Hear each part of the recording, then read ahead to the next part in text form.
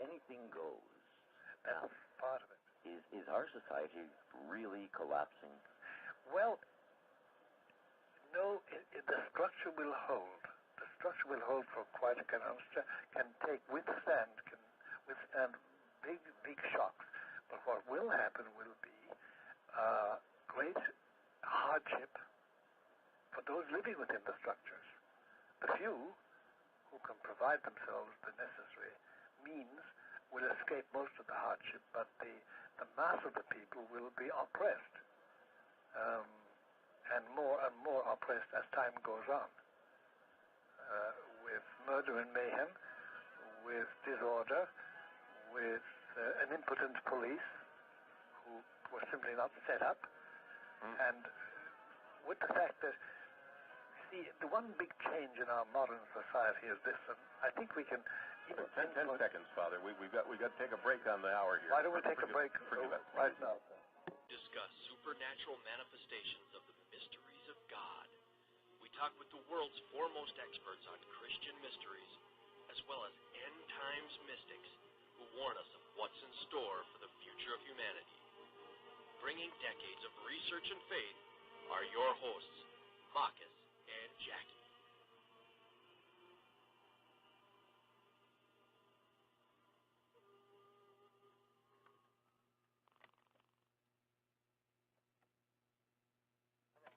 Malachi, founder and president of Biblical Foundations International.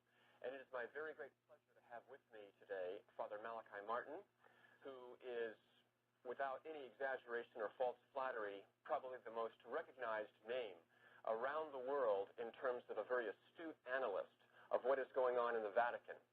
And we are discussing today the controversy that has arisen all over the world, both among Catholics and non-Catholics, in the light of the recent statement that Pope John Paul II made to the Pontifical Academy of the Sciences recently, in which he stated ostensibly that evolution was more than a hypothesis. And this has reopened this whole raging controversy that we've had now between creation and evolution, between science and Scripture.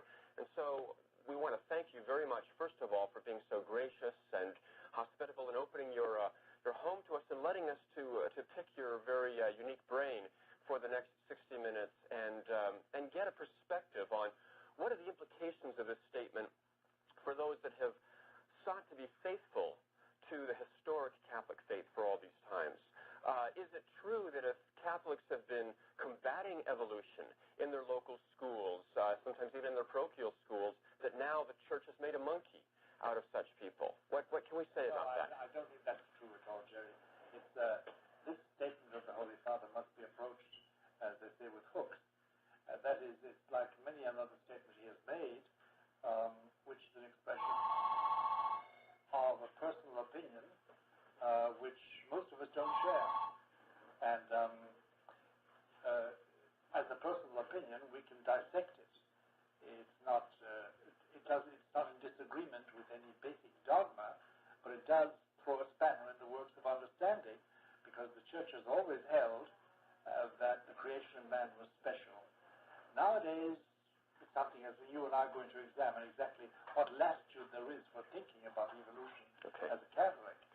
But so the first time, by the way, we should say this, Jerry, too, that what happened in reality is that the Pontifical Academy of Sciences asked the Holy Father to make a statement about evolution. And he asked them to write one, and he would make it his own, which is what occurred. The Pope hasn't got a lot of time nowadays to devote to what is a minor question, evolution, as regards the miseries afflicting the Church. So he did make it his own by saying that now it should be treated as a serious hypothesis. I think we could start at that point. Okay, good. It's one of his statements which is by no means summons our faith in his infallibility, or his wisdom, or his stature as Pope. It was not an ex cathedra pronouncement intended to dogmatically define a matter of faith and morals. Really, we must talk about this statement of his as the statement of an intellectual, because that's where we are at this moment with this whole doctrine. I know one of the other sources of confusion about the significance of this statement is that apparently the original was in French, which is rather unusual. I've read the transcripts that have been excerpted in the New York Times and in Time magazine and so forth, and when the Pope said that evolution was more than a hypothesis, some have argued that there was an ambiguity in the French that perhaps laid itself open to a more liberal interpretation because, and I have not seen the French, so I'm only speculating myself, but if indeed the French said something like l'évolution c'est plus qu'une hypothèse, or une hypothèse, I can't remember if it's masculine or feminine, but which is it? Une. If they said c'est plus qu'une hypothèse, then it would the indefinite article is ambiguous. It could mean it's more than a hypothesis, an indefinite article, or it could have been the ordinal number. There is more than one hypothesis.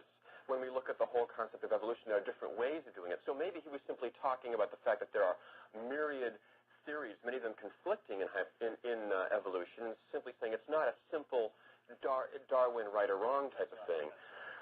Nonetheless, however much premeditation went into the deliberate ambiguity, perhaps it was a deliberate ambiguity on the part of the Academy of the Sciences, we certainly live in an age in which a lot of recent statements in the last 30 years have been carefully crafted as political compromise documents to admit of a more liberal or a more traditional interpretation. There is certainly an interpretation of his statement that would, it seems to me, contradict the more strongly cautionary note we find in earlier magisterial statements. One I was thinking of in particular was the statement of the great Pope St. Pius X at the turn of the century, his condemnation of modernism in Pascendi Dominici Gregis, in which, in describing the modernist mindset, he says in section 26, quote, first of all, they lay down the general principle that in a living religion, everything is subject to change and must in fact be changed. In this way, they pass to what is practically their principal doctrine, namely evolution.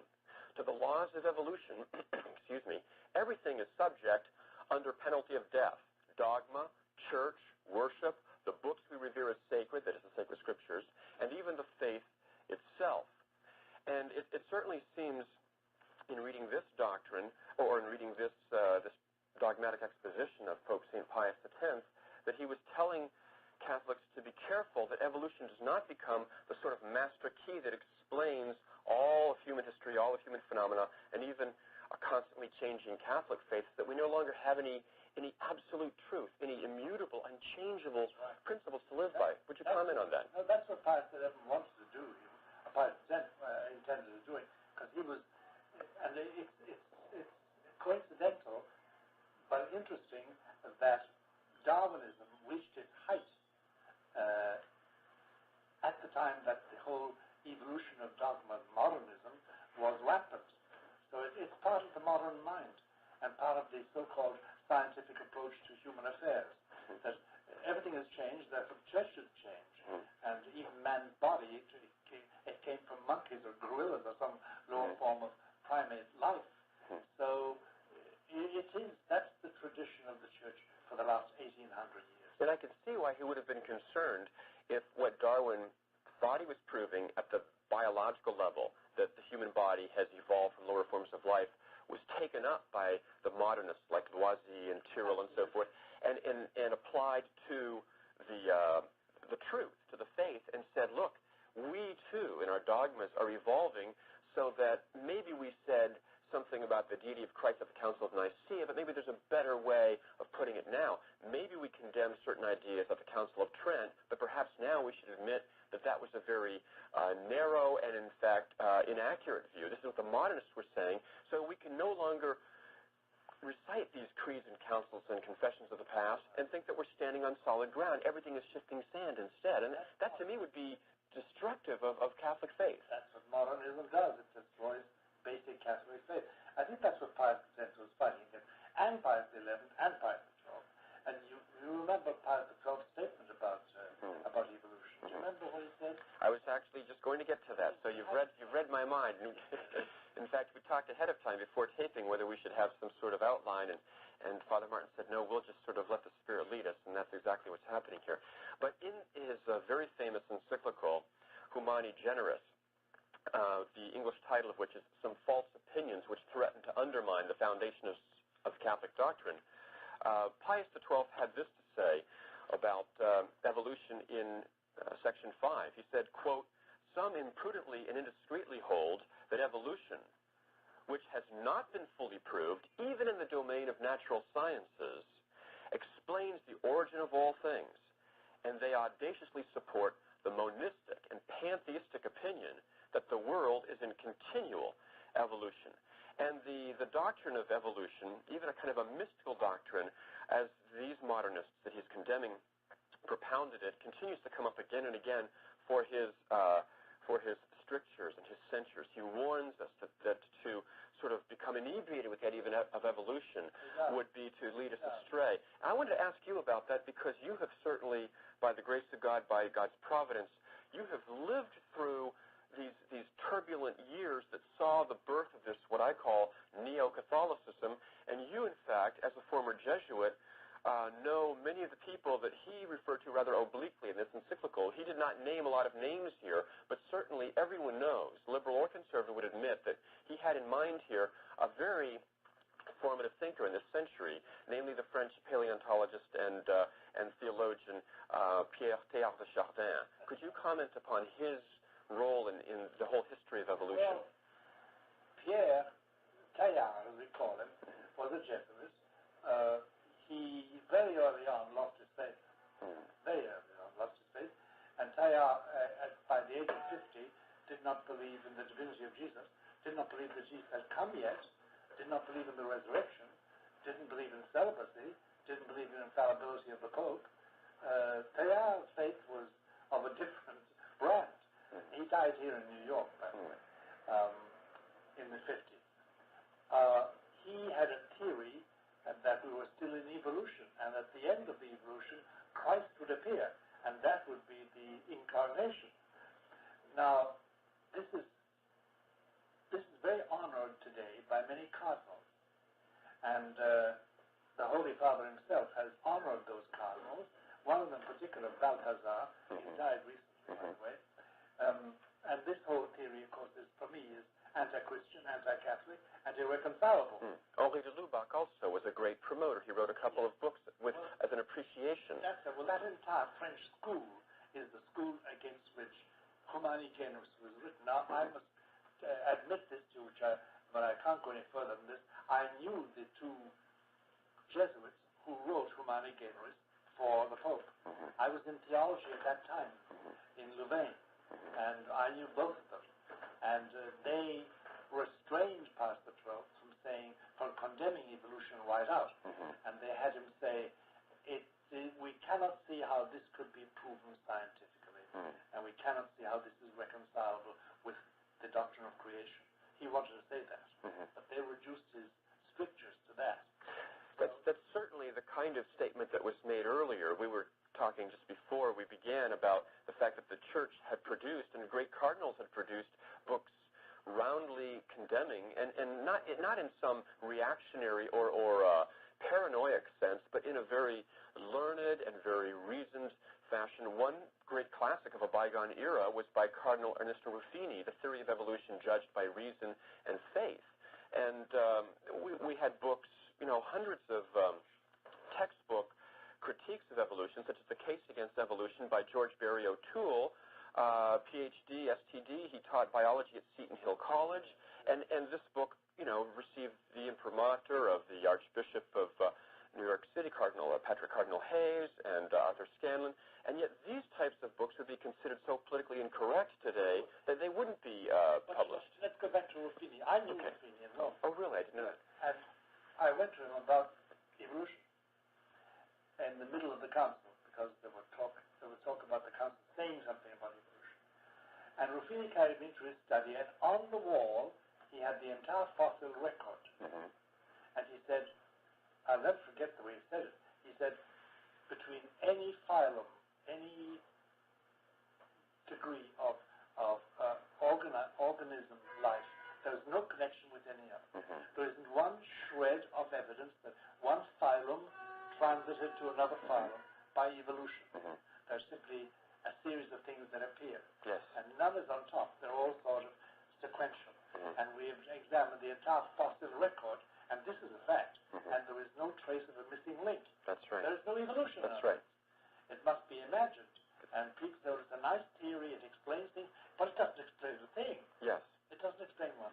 Yes. I remember Ruffini bringing that up, but he wasn't simply a theologian living in an ivory tower. He had studied the fossil record from beginning to end. Yes. And you see, Jerry, we must tell our listeners that the fossil record is now complete. There is no other fossil record.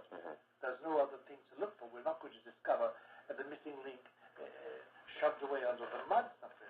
No, we've gone through the entire fossil record, all the strata, and there is not one fact that supports evolution. The theories you can have. That's why, you see, when the Holy Father did throw his weight behind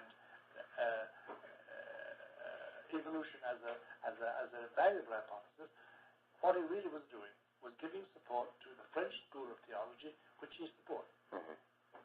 He's a very strong supporter of that, and always has been.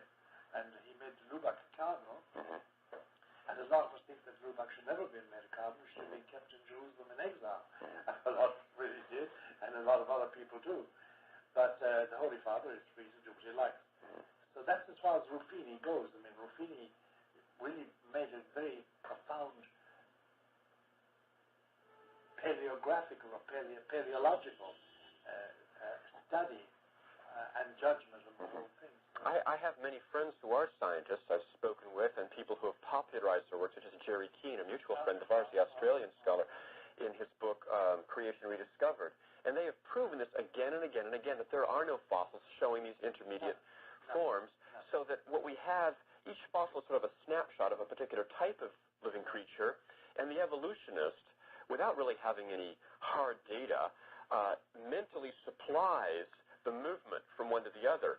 An analogy I use sometimes to make this clear to people who maybe don't have a scientific background or can't follow it is, suppose I were to take a golf ball and I were to place it in this corner of your apartment and take a snapshot of it, a Polaroid of it, and then I were to put it over here and take a snapshot of it, and then put it over here and take a snapshot of it, and over there and take a snapshot of it. And then we were to simply allow someone to dig up these Polaroid snapshots years and years later, and they would say, well, look, here's a snapshot of the ball and in location A, and then a second one in location B, and then in location D.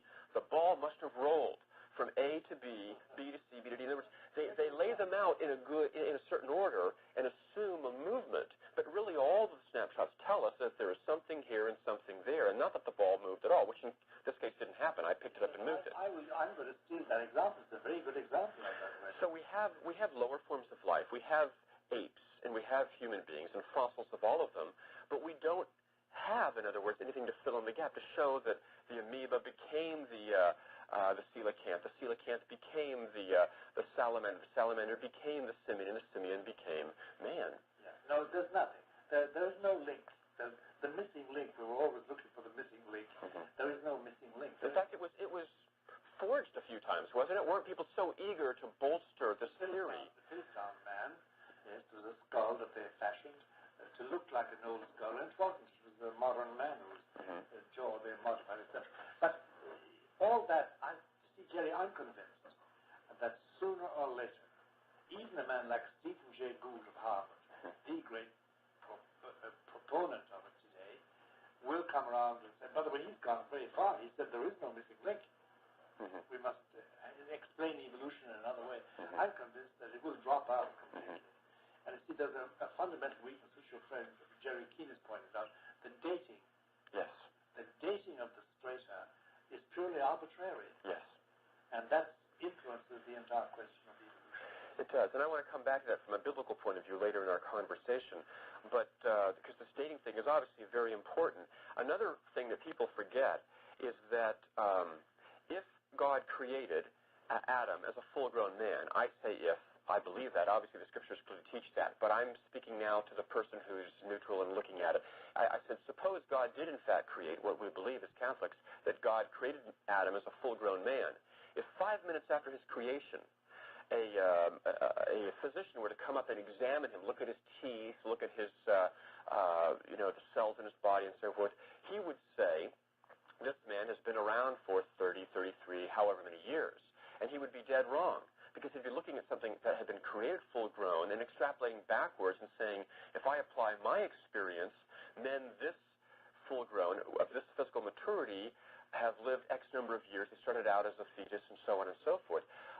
If a tree were created full-grown, likewise, you could count the rings and say it's been growing for this many hundreds of years, but it wouldn't have, in fact. And the same thing would be true of the universe and of the earth. God would have created it already with certain features built in, and it would be erroneous. What is completely reliable in science at every subsequent age, that if we find something in a certain condition, it has gotten that way over X number of years, would not apply to the very beginning.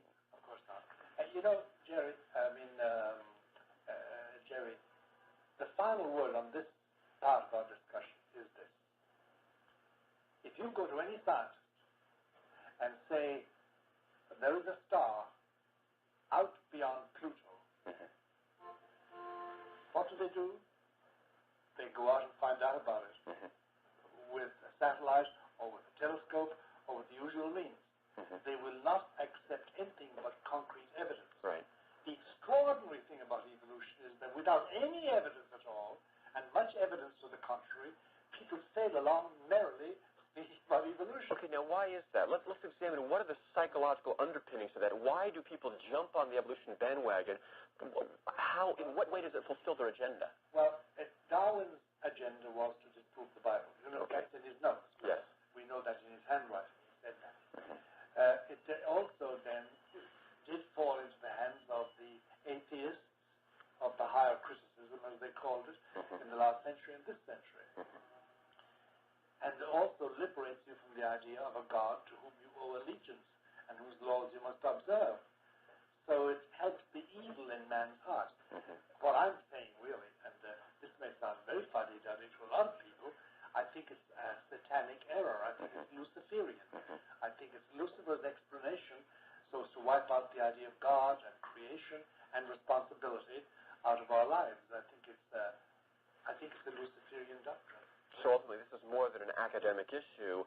It's not happening in some neutral laboratory. In other words, this is one chapter, one skirmish, one battle in this massive spiritual war that Almighty God has told us back in Genesis 3:15 would constantly be going on between Our Lady and the serpent, between her seed, which we hope to be by God's grace, and his seed. There will be this inevitable clash between two dominant worldviews, that God is, and that he can vouchsafe us a revelation which is understandable and believable, and we can build our lives upon it, and the other view, the view of Satan, that has God really spoken, as he said to Eve, and do we have any true revelation from God, or do we need to simply come up with our own humanistic construct?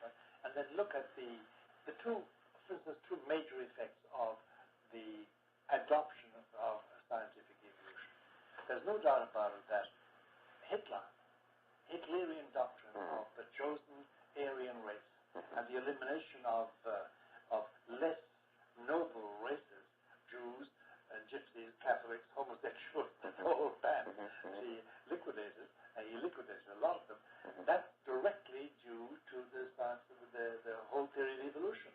Simply nature, survival of the fittest, and you eliminate what's weak. Yes. That's number one, horrible result, and everybody condemns the Nazi doctrine, but they don't realize that the basis of it scientifically was Darwinian evolution. So in other words, let me interrupt you just before, hold your next thought. You're saying that going into Hitler's program were certain philosophical sources. Not only we know that Hegel's view of history was very much a part of his solution, we know that the Nietzschean idea of Superman, but you're saying Darwinism also feeds that kind of racism. If nature can eliminate, why shouldn't we eliminate it? Or look at it this way also. The idea, and this is what I think Pope Pius XII made so clear in Humani Generis when he said we need to remember that whatever evolutionists and scientists seek to develop in terms of understanding where the human body came from, we can never lose track of the very clear biblical truth that we are all descended from one man, all from the loins of Adam, one original human couple. It seems to me that the doctrine of one fountainhead for all of the human race is the greatest bulwark against the racism that might say, we are inferior to you, or you are superior to than your blood. Exactly. I would not mix my race with yours. Ultimately, we're all brothers. Blood is the same thing. That's number one bad effect, and people should learn, from the results. The second bad one is ongoing, Jerry, and you know it is. It's the cult of death. And the cult of death today is either euthanasia, or it's abortion, or it's sterilization. As you know, there are extensive plans now to sterilize third world countries, and American companies and Canadian companies are manufacturing the famous anti-tetanus shot given to women in the villages, and it's really destroying their fertility. Because the men in charge of this believe there is such a thing as useless eaters. Too many little babies and too many old people like you and me, or like me anyway, and they want to eliminate them. That's pure and simple Darwinism. It's again survival of the fittest. Eliminate, like rats, turning on a rat that's broken its leg, but where they kill it then and there. It's Darwinism again, the natural selection and the throwing away of the useless members. And there's no room for the charity of Jesus, or for salvation of souls, or the perfection of man, no matter what his condition is physically. So it's Darwinism again. So when we look at the abomination of abortion in our country and all around the world, you're saying there's a philosophical link there, because the children are the weakest, the most defenseless. They're only blobs. They're only that's the lowest part of the evolution. We can do away with it now. If it's grown up, then that's something else. So it is again one of the horrible effects of Darwinism, but people would not make that connection at all. So, but I think that the bottom line at this part of the discussion is that scientists who insist on you proving something, you say, Our Lady appeared in Fatima, can you prove it to me? Can you show me photographs? Can you tell me what she said? They want proof. In the question of evolution, they will wipe out all need of concrete proof. And they will assert evolution to be a fact. So the Holy Father, in saying that it's a serious hypothesis, has really put his foot in it papally, because he has given rise to the possible idea that perhaps it is true, whereas factually it cannot be true. Yes. Factually, no matter how you explain the change of forms and how they all arose, it cannot be true. I'd like to talk about that for a few moments from the biblical point of view. That's what I did my doctoral work in. I know that was actually your training, too. Your very first book, actually, was The Scribal Character of the Dead Sea Scrolls. And I have not actually spoken with you about this in advance, in detail, so I don't know whether we would completely see eye to eye on all of these things. I know I have a reputation for being extremely, extremely conservative in the biblical. I despair of the fact that when I teach Scripture at Our Lady of Guadalupe Seminary for the Priestly Fraternity of St. Peter in Scranton, Pennsylvania, I'm perceived far and wide in the Catholic world as being extremely, quote, right-wing, because I have very traditional views of things. Well, Jerry, stay right there. Okay. Don't shake. Thank you. You're Catholic. I appreciate the imprimatur, because it's a lonely business to try to defend what the Church has always taught about Scripture. You and I discussed on the phone, by the way, this latest book by Marvin O'Connell. Yes. With an Irish name like that, how dare you write a book which is pure modernism, yes, and would support evolution and implies evolution is okay. Anyway, I'm interrupting. Yes. No, that's okay. I want this to be a dialogue. This is a post-Vatican II videotape, so we should engage in that good Catholic enterprise of dialogue. Yes. Dialogue is everything. But when I look at the opening chapters of sacred Scripture, let's look at the most embattled part of Scripture today, the part that is most fiercely attacked by those critics that Marvin O'Connell speaks of in his book, Critics on Trial, Genesis 1 through 11. I think everyone, liberal and conservative, would have to agree that if we read Genesis 1 through 11 as straightforward history, if we do, then it is certainly extremely difficult, if not impossible, to see how a straightforward reading of those chapters could make allowance for, provide the opportunity for this evolution. And there is no doubt that the internal evidence of those chapters indicates it was intended to be taken as straightforward history. In other words, the writers of the Old Testament were not engaging in the writing of myth. And if we take the traditional view that Moses wrote, or even if we don't, there are no indications, literary thumbprints or clues in those opening chapters that he was saying these things did not occur. They're happening at a higher kind of fable or myth or saga level. And for example, all the classical literary characteristics of a myth are missing. Everyone agrees that Genesis 12 through 50, in which we're reading about Abraham and Isaac and Jacob and Joseph, the patriarchs, is intended to be straightforward history. But the very same prosaic Hebrew that we find in those later chapters is found in the earlier chapters. The whole book of Genesis is tied together by the refrain, this Toledoth refrain, these are the generations of, and it occurs throughout the first 11 chapters as well as the later ones. In fact, two liberals started out to disprove this unity of the book of Genesis. They wrote a book, Kickawada and Quinn, originally published by Abingdon Press, which is a liberal Methodist publishing house that's been picked up by Ignatius Press, because contrary to their original expectations, they discovered in doing computer analysis of all the language that Genesis 1 through 11 had to be written by the same hand as the later chapters. And they argue that it has the same sort of historical texture to it that the later ones do.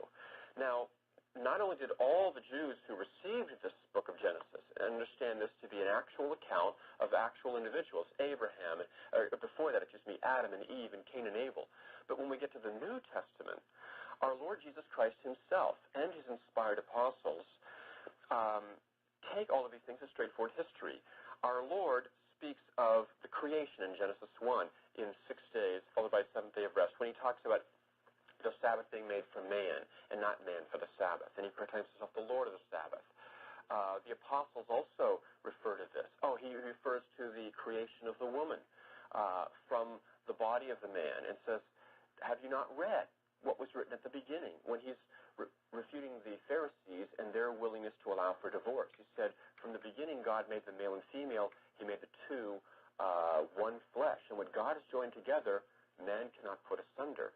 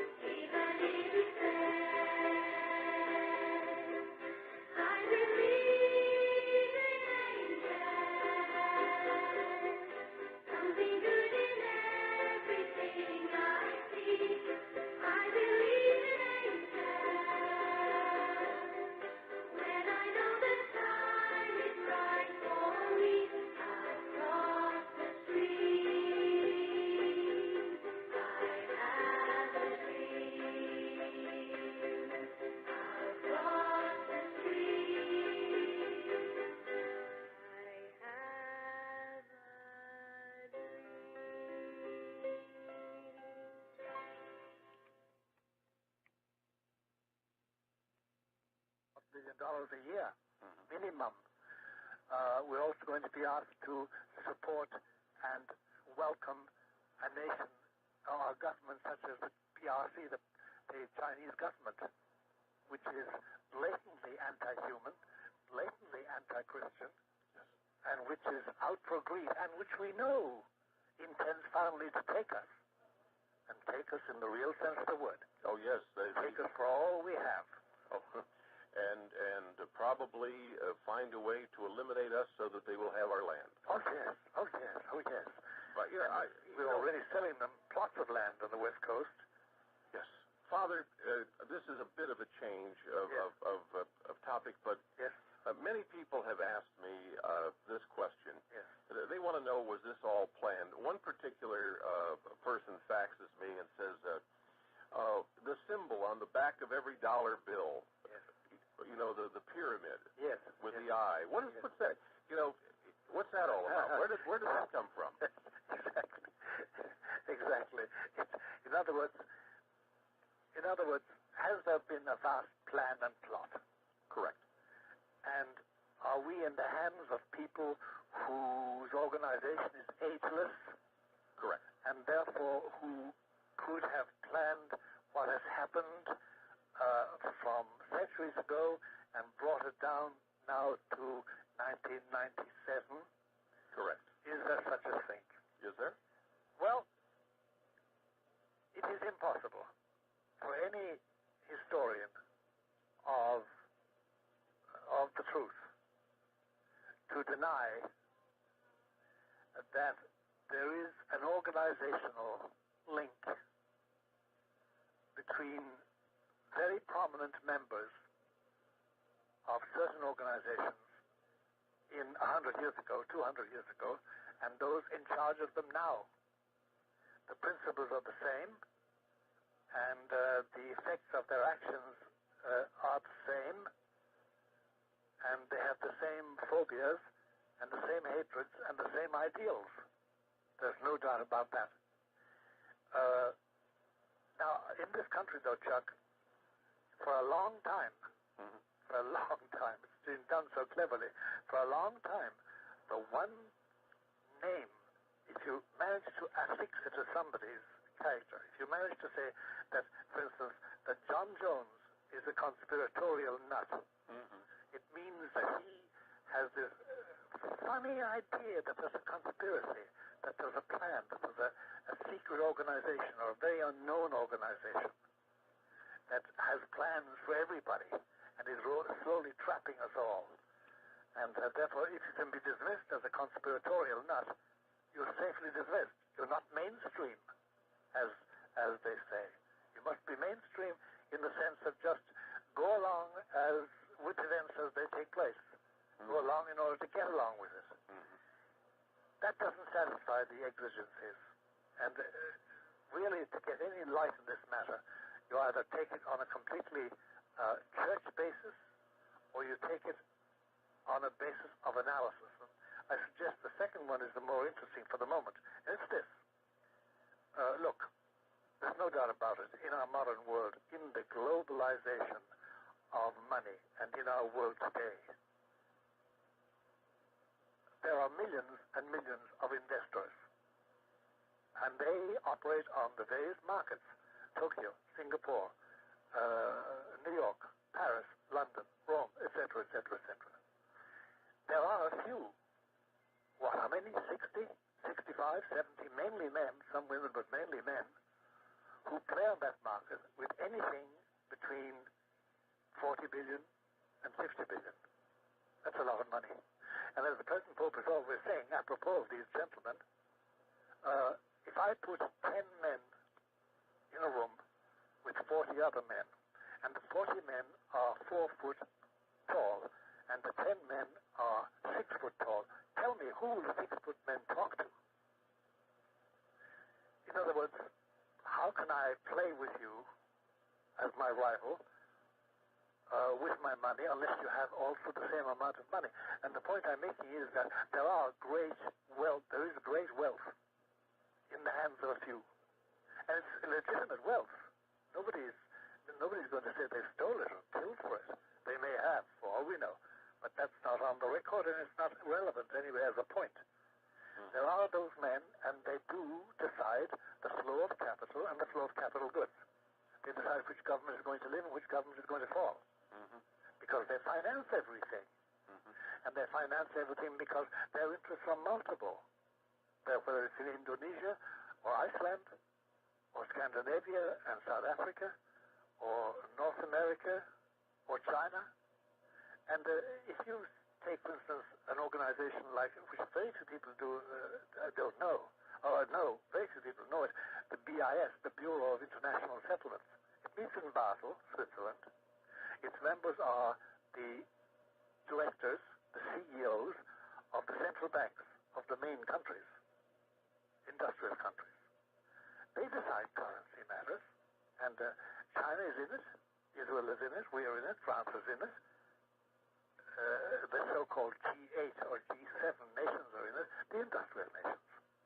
And they will, by the way, Mr. Greenspan just joined us all over again formally in the late 1996 because it's getting to be very active now that the European Union is approaching.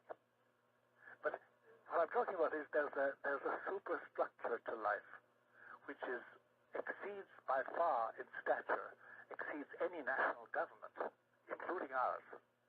You know, Father, a different light on this issue, supported by many scholars, say that the New World Order has been an ancient plan and plot brought forth by the principle of evil. Do you agree? I do, I agree, but then that's the religious analysis. I was just giving the structural, the outer structural one. And while we do contend with China, and we do contend with the Europeans, the money men are all at one. They inhabit a world in which there's no disturbance. They're merely dealing with money. Now, as regards the religious analysis of it, there is no doubt in my mind at all that there is an inherited organizational plan which you can trace piece by piece, action by action, in European nations and in our nation, whereby formal religion, the influence of formal religion,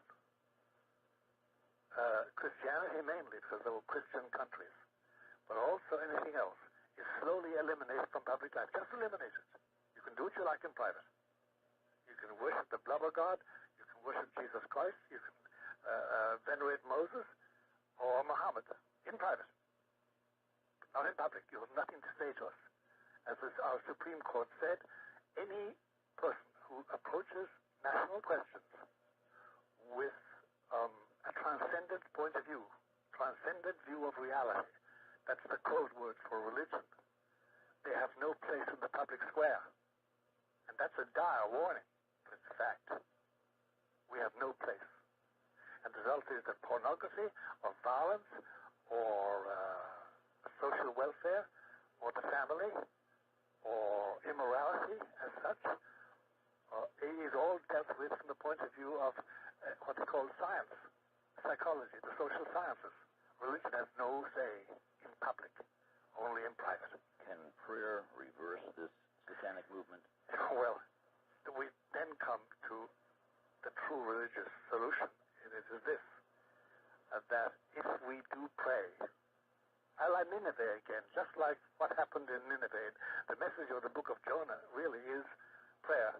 Get down on your knees, get down on your hunkers and pray, and obtain the grace of God. Because, by the way, in our day, we've had signal examples of it. For instance, after the war, you know, Austria was occupied by the Soviet army. And the Soviets, Stalin, and the Soviet army refused to budge. There was no getting them out. So what the Austrian Catholics did, because it's predominantly a Catholic country, although its Catholicism is very weak nowadays, but at that time, they formed a company of 8 million people. And those 8 million every day said a certain type of Roman Catholic prayer that the Soviets would leave. And, you know, Chuck, all of a sudden, one morning, unannounced, without telling London or Paris or Washington, army decamped and left. No reason given at all. And we have always considered that an answer to prayer. Always. So prayer does do it, but tell me, how are you going to get even the normal bunch of diplomats and politicians to pray? Really to pray? And to fast? And beseech God in His mercy to give us light? No, Chuck, it won't go that way, if I can just branch off that side road for the moment. Mm-hmm. What will happen will be the usual human story. That calamity after calamity will overtake us. And in the end, in desperation, a handful will turn to God. And then we start all over again. Converting to God, reforming our lives, those who have persisted, those who have survived, because there are calamities coming at us. And we start the human story all over again, if that's in God's plan. And I think it is. The end of the world is not exactly around the corner, and the rapture is not going to take place all of a sudden. You were talking in our earlier conversation about a sign in the sky. Is Hale-Bopp that sign? No. You see, there is going to be a sign. And, Chuck, it may sound foolish to some people for me to call out, as we say in America, on a limb in this matter. But I'm going to call out on a limb in this matter. All right. And make a direct prediction in two stages. First of all, I'm talking about something that is seen by everybody on the face of the earth, wherever they are. It is an event, a happening in the skies, so that everybody will see it in his or her area, the same sign. I'll talk about what the nature of the sign could be for the moment, but they will see it. And everybody will know that it's not natural. It's not aurora borealis. It's not a strange comet. It's not a dark body that crept in the shadow of a Hale-Bopp and suddenly is lightsome and will be seen. No. It's something that we will know in our hearts, in our souls. We will know this is a superior power, and it is God, and it's not a UFO, and it's not something from the green men in Mars, or whatever, or from another galaxy. We'll know that, because our souls, which are made by God, will tell us, no, this is He. This is the one who made you. That's number one. That's sort of a sign. Mm-hmm. And it will be very disruptive and very frightening for a lot of people, and they will seek where to hide their faces. But nothing more than that will happen for the moment. Those who have faith will be confirmed in their faith, religious faith. Mm-hmm. Those who haven't got faith won't be necessarily converted to any faith. But they will know. They will know for sure. As much as they feel their own bodies to be alive, they will know this is the supreme power. Now, if, by the way, and this is not the Hale-Bopp, if before the end of this spring, end of May, say beginning of June, there is an extraordinary event in the sky of that nature, then we haven't got long to go before, as the good old American phrase has it, all hell breaks loose. If there's nothing eventual, no event of significance of the kind I've said, then it's not yet, but it's going to come. And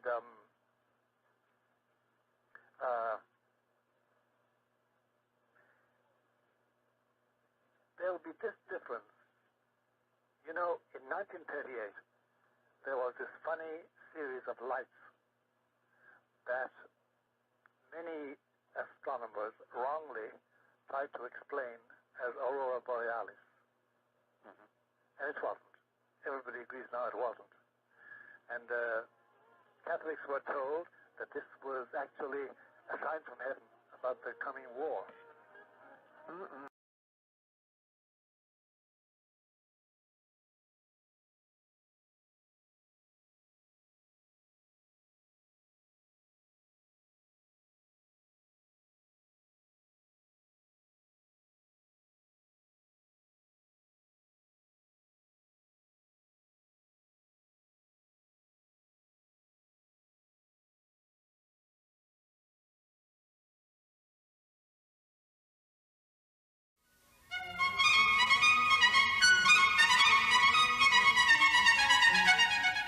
This is a repeat of the Firing Line program originally telecast on December 23rd, 1973.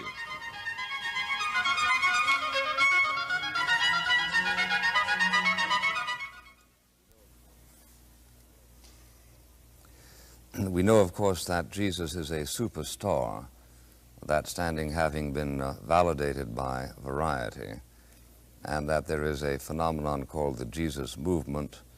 Indeed, it is occasionally recalled that there is in America and elsewhere a Christian religion in which some are passionately inscribed, with which others are lackadaisically affiliated.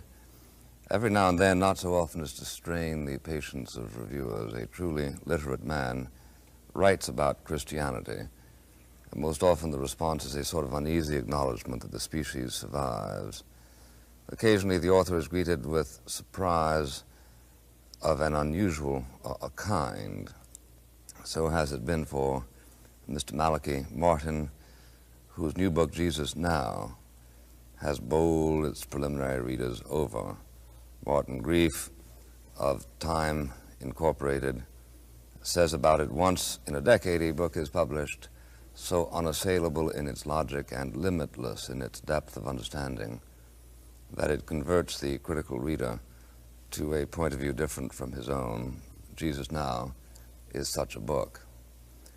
Mr. Martin used to be Father Martin S.J. He left the Catholic priesthood in 1964, though not, but this I say without documentation, Catholicism. He is an American who was born in Ireland, studied theology at Louvain, Belgium, and was professor at the Pontifical Biblical Institute in Rome. He has 3 doctorates, has studied at Oxford and Hebrew University, is fluent in 8 languages, and was closely associated with the principal figures involved in Vatican II, including, and that is the title of his first book, 3 Popes and a Cardinal. Before his current book, Jesus Now, he wrote several others, most conspicuously The Encounter.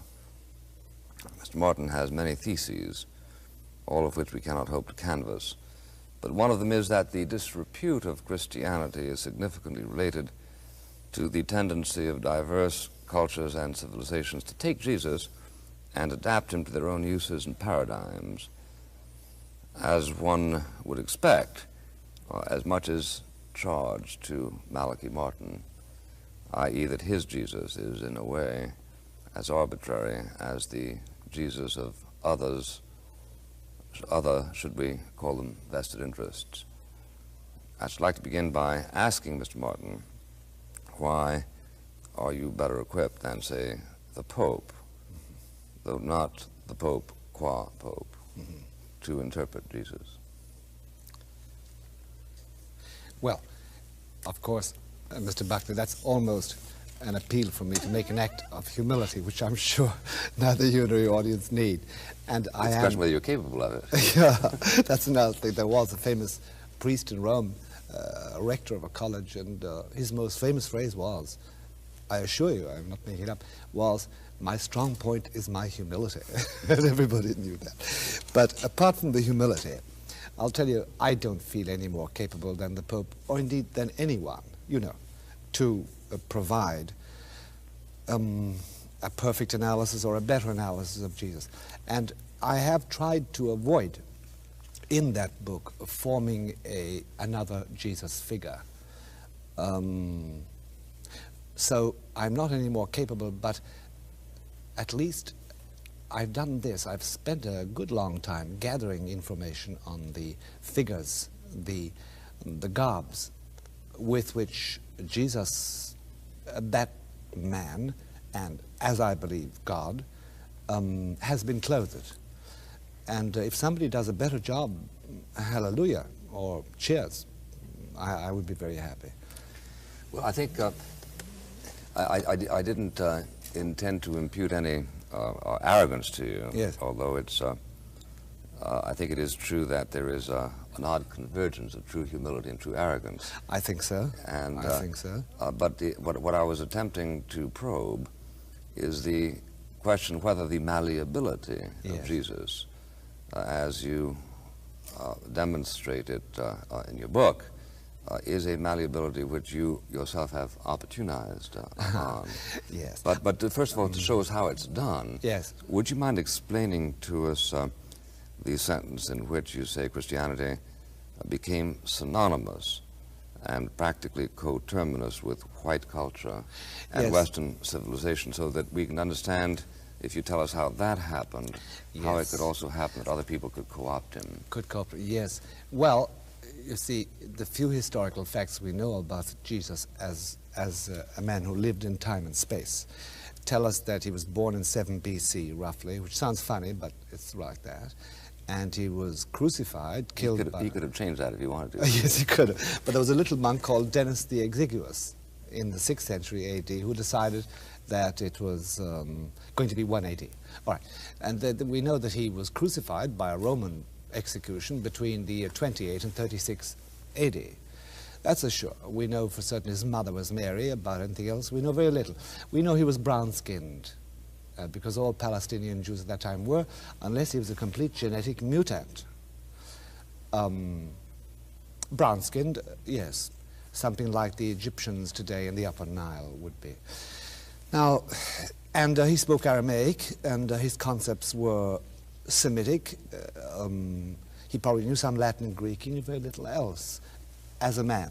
What he knew as a man who happened to be God, or who was God, not by happenstance, is something else, but taking the human form of it. Well, he dies, and he appears again, and then he disappears, becomes invisible. His followers go abroad, by necessity, really. Palestine got very hot for them.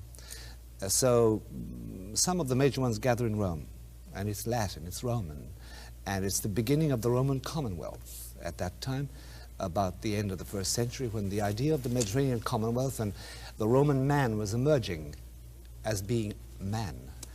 And it was a fusion of the old Greek ideal put into the solidity of Rome. Law and architecture aligned to the Greek idea of beauty. That man was capable of perfection, was capable at least. 400 years later, we find the Bishop of Rome, the Episcopos, as they called him, wearing the sandals of Caesar, with the blessing of Constantine, who went over to the Bosphorus. Well, then, of course, we find that Jesus has already got a Roman face in the icons.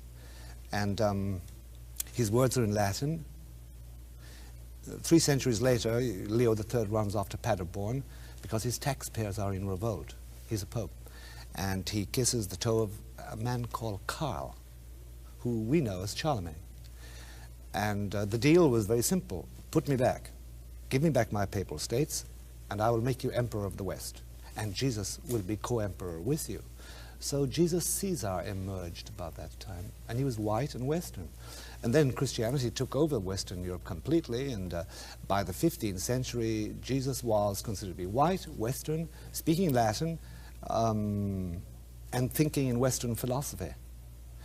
So it became coterminous, and everywhere they went, whether it was South America or India or Straits of Malacca or Africa, the Jesus they brought and the description of Jesus' thoughts and his will and the means of living the life of Jesus, called grace, the sacraments, were all couched in the words and concepts developed in the West between 5 and 1300. So that made Jesus coterminous and identical with... How do you account for the fact that the alleged exact replica of Jesus' mother, which is venerated in Mexico, is of a lady very nearly black, or for that matter, in Montserrat? That's right. The equivalent in Spain. That's right.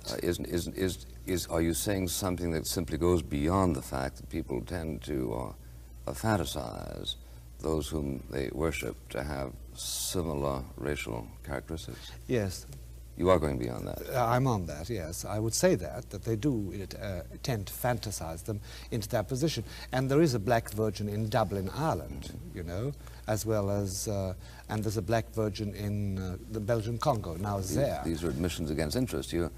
You started to say that by the 15th century, yes, the Jesus that was exported by the missionaries, yes, was a distinctively Western white Jesus. I'm yes, asking you, yes, how is it under the circumstances that Jesus' mother, as venerated in Mexico City, is not white, but very Indian? That would be, in this optic, a local variation, but certainly none of the missionaries would say, and the official church wouldn't say she was, as she is portrayed in Mexico, black, nor Jesus. Well, I've never heard any pronouncements on the subject, but I have certainly never, any resentment by Spanish bishops was highly palpable during the 16th and 17th centuries, and part of the 18th centuries when they were totally dominant in this hemisphere. But I have never read about any resistance to the acculturation. No, you're right, there wasn't, and in South America the acculturation went much further. Why? How come? Because South America, somehow or other, it assumed Christians into the articulation of the land. And as in Ireland, a lot of the superstitions and legends prior to Christianity were taken over by Christianity and channeled for its use. Baptized. Yes, and for popular use only. Officially, the church always made a distinction, and while they will allow the head of a cocker spaniel to be nailed to the cross on the feast of Easter, in the villages, they will not do it in the cathedral, nor will it be consecrated in the theology books. Well, what I'm trying it's the official church on the one hand, and then popular devotion. And we both know that popular devotion in the church has been allowed to have its excesses.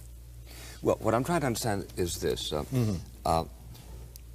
We are familiar with the charge that Christianity is substantially discredited in virtue of its having served as the rubric within the protection of which much that we know of as Western imperialism went forward. Yes. But you and I and others also know that it is a common reaction to resent those gods which are the gods of one's oppressor. What I do not know, and I do not find clear in your book, is wherein was the effort made to engraft into historical Jesus a series of attitudes which are distinctive to Western folkways, mores. Well, did they go around saying that Jesus was a capitalist? Or no, did they but go they did present Jesus as a Western monk at times, and they presented him as a Western theologian and philosopher, and they presented him as But a this Western... was a time-place situation rather than something that got into his philosophy, right? Or yes, theology. Although it was, if after all the bishop who comes to convert me and the pope he talks about are presented in an imperial stance, and they represented Jesus. When they speak, it is Jesus speaking, and that is the way it was presented.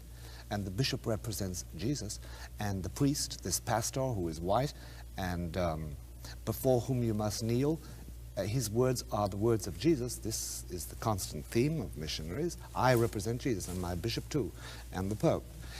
And the stance of all these peoples is a white Western one, necessarily, and not necessarily bad. Then I identified that necessarily with Jesus, if I'm a believing, accepting acolyte. But was it not accepted that even then that Jesus spoke in broad categories, so that when he said render to Caesar that which is Caesar's, he was referring to a genus rather than to a person? He didn't say render to Ferdinand and Isabella. No, he said render. It was a genus. It was a genus. Yes. Now, under the circumstances, in what sense was it prejudicial to the plausibility of the missionaries' message that the people who brought them that message in fact introduced into their lives a Jesus who, as a matter of fact, remains in Latin America as a symbol of, as a being of considerable force, 150 years after they kicked out the Spaniards? Sure. Well, I'll tell you, I don't think it did all that amount of damage at that time. I think the difficulty is that today, when the system which gave birth to those figures no longer has the same financial, political, economic predominance. Power is a difficult word to use. And when a different form of socio-political outlook is taking over these countries, as in South America, what do you find, Mr. Buckley? You find that on the one hand you have the superstructure of the hierarchy, you know, cardinals, bishops, and the ordinary good parish priest, and then you have a crowd of, you have a whole set of parish priests, Dominicans, Jesuits, who not only differ with the bishops, and I'm not criticizing them in describing them, but they shoulder guns, and they fight with the rebels in Guatemala. And they're up in arms against what the Brazilian government is doing to the dissatisfied members of the... So, and they say, no, Jesus is not like that. And some of them will even use Mao Zedong's phrase, revolution comes out of the muzzle of a gun. So, but in between them stands the figure of Jesus, one of them saying he represents us, law and order, the government, the hierarchy. The other saying, no, he doesn't. Well, so the ancient figure and the new figure is presented, both falsifications. But what I'm asking, though, has there been a substantial historical mutilation of Jesus?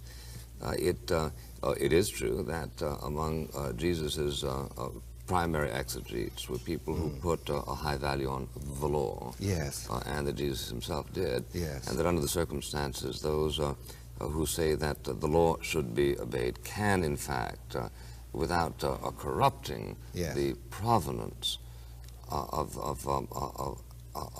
this commandment, find some sort of biblical sanction, can't they? Yes, they can. But as I understand you to have drawn conclusions about Jesus that suggest that there has been a very narrow parochial co-option, or is it co-optation? I think it's co-option. It's just as good anyway. Of him. Yes, I think so. But again, I think, Mr. Buckley, it's really in the stretch of history. At that time, no. I think if I may use an analogy with you, like when I was a child, my mother would tell me, and the parish priest would tell me, that Jesus, when he was young, didn't do that sort of thing. He didn't steal apples. He didn't beat his sister. He didn't tell lies. And they didn't know what Jesus did. They were quite right. He didn't commit sins. We know from theology. But they went even further in their analogies, and it suited me. And many a sermon I heard, for instance, this is only an analogy now. Yeah. A sermon I heard about the Sacred Heart, that devotion to Jesus, to his Sacred Heart. Now, I know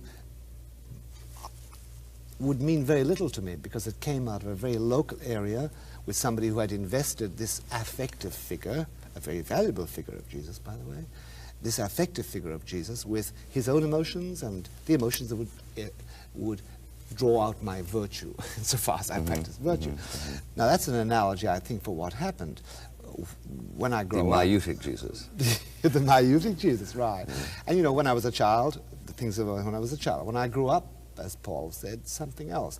And I think there is another dimension added to nations today. And somehow or other, the figure of Jesus presented, and the figures presented, don't meet that dimension. And that at one time Jesus as a monk presented to people when monks were the educators and the source of stability, even agricultural stability in a place like France. Very good. Yeah. But today, to present him in various guises, especially in the guises chosen by certain Christian churches, doesn't fit. There is another dimension. Now, you spoke about mutilations a moment ago. There are Jesus figures which are mutilations. And, of course, if they're mutilations, then they don't even agree with They're profane. Well, they don't, I mean, if I say Jesus has... What would be an example? Jesus Black. Yeah. Or Jesus the Mystic Gun. Or Jesus or Yogi. Jesus White. Or Jesus Femina. Yeah. Or Jesus Gay. I mean, you know, those seem to be gross mutilations of historical fact. A lot of them, or Mary Baker Eddy's Jesus. No resemblance whatever. Or the Mormon Jesus. And if I'm a Mormon, if it helps me, fine. If I can tickle the belly of an alligator and it helps me, do it if you find a complacent alligator. But don't let me say I am kissing my beloved. And similarly with the Mormon Jesus. So there are mutilations and deformations, provided they're not put forward for everybody and as a solution for the world, and they normally are, they're all right. But there is another dimension abroad, and I'm more concerned with the larger conglomerates. My own church, the Roman Catholic Church, in which I was born, in which I will die, the Greek and Russian Orthodox, the Anglican, the Episcopalian, insofar as it's holding together, because it's rather disintegrating. After all, when the Bishop of New York can say that you needn't believe in God and be a good Episcopalian bishop, that is something, you know. But, and so on and so forth. And they still officially present figure of Jesus, which really don't hit the need that people have, and don't, I think, and here you have me spiked really, don't, because it's a personal opinion, don't meet what Jesus, in my humble opinion, what Jesus is effecting in your humble and unmistakable. But my strong point is humility, to quote a greater man. Well, yes. But you make a strong point in your book, yes, that the deterioration of Christianity, yes, in the last 50 years, yes, is something without historical parallel. And yes, in fact, you say that it is only people of your age, of our age and older, yes, who will ever have known the difference between the way it was and the way it now is, yes, and that people of the age of most of the people in this room will never know it the way it was. I ask you two questions. yes. First of all, the more difficult one, yes, to be followed by the question, how do you know? But the first question I want to ask is, what were the distinctive historical and cultural impulses of the present age that should have done to Christianity that which was not done to it under really rather extraordinary and irresistible impulses in other ages? Mm-hmm. I heard it said by a rabbi a few years ago that he ceased to believe in God because of Dachau. And for all of the distinctive horror of Dachau, it seems to me that there are historical antecedents, sure, which sure, must have seemed as shocking then as Dachau seems sure, now. Sure. I'm asking you, what is it that all of a sudden yes, precipitated a flight from Christianity? Yes. Look, would it be too parochial of me if I talked about the Catholic Church as an example? Not at all, not at all. I could parallel it, but I don't want to sort of. No. Well, I'll tell you, when I was young, now being full of humility and over 80, but when I was young, the church in which I was reared, I could describe it graphically and simply as this. We were the people, all right? Like James Joyce. That's right. And we lived, it was muscular Christianity. And the parish was the focal point, the hearth, all right? The parish priest was there. And he had some sort of, you know, normal infallibility, whatever that means. And then we had the bishop, and the people obeyed the priests, and the priests obeyed the bishop. And the bishop then was under a man called the cardinal, or the primate, and he was in constant communication with him. So the paradigm ran, and they obeyed the cardinal, the primate, and he was in strict communication with the other cardinals who were under the pope. And an invisible cement linked priests, people and priests amongst themselves and their various archdeacons and parish priests and assistants, to the bishops, and the bishops under their cardinal, and the cardinals together, and the cardinals the ministries in Rome, in the Vatican, which was, after all, the seat of Jesus, in this optic, and there was the Pope, the successor of Peter, and the vicar, the representative of Jesus. A pretty stable social schematic. Oh yes, it had vast socio-political implications. Now, I find in 1973, end of 1973, that cement to at least under a statistical analysis, and I know lies, damn lies in statistics, for fear you might quote it at me, but under statistical analysis, that cement is gone. And how, well, if you take vital points... But surely not more than, say, 800 years ago when there were two contending popes. Well, 800 years ago when there were two contending popes, the practice of both the contenders was very, very strict. They were both contending, they both claimed they loved God more, and they were both contending to be more strict. But today, for instance, the basic things on which the church has gone on record through the Pope, contraception, 88%, Roman figure given, divorce, 64%. This is worldwide on an average. 64% means what? 64% divorce. Of what? Of Catholics, Roman Catholics. Divorce. Abortion. That figure surprises me. Yes. Are you certain of it? Well, I haven't got the documentation here, but I will give it I to you. didn't expect you to bring it. No, it's very high. Abortion, where it's allowed, Roman Catholics take it. Homosexuality, the attitude to homosexuality, both amongst priests and people, has changed completely from what it was, certainly when I was young. Open-ended marriages, as they call them, are becoming more and more or less looked upon. Premarital sex is looked upon as something vastly more acceptable than sex, as they call it. I dislike the word because I think it's so truncated. Sex with a married person, what is called theologically adultery. But premarital sex with somebody who's not married is considered to be vastly more acceptable, which is a huge step for Catholics to take. And if I've read some of the reports the bishops of Latin America have turned in, and the archbishops and the English bishops, and on this point in their confidential reports, that is sent to Rome, not published, the statistics are horrendous. Then the reception of communion, the number of confessions, the number of people who do it regularly, the number of the baptized in a place like France or Italy. There are whole areas in France in which there is no one baptized at all. Now, this, and then even amongst those who are baptized and who are reared in the church and who have children who are baptized and, you know, go to Mass now and then, and perhaps they skimp on confessions and Holy Communion, but the normal good Catholic. There is no longer, except the very conservative, and they're in a minority, as far as I can discern statistically, the cement, the immediate obeisance to the priest, and of the priest to the bishops, and the bishops to the Pope. I don't find it. Well, when you consider that there were scandals of such extraordinary proportion hundreds of years ago, you had adulterous popes and yes, illegitimate children of bishops and all that kind of stuff.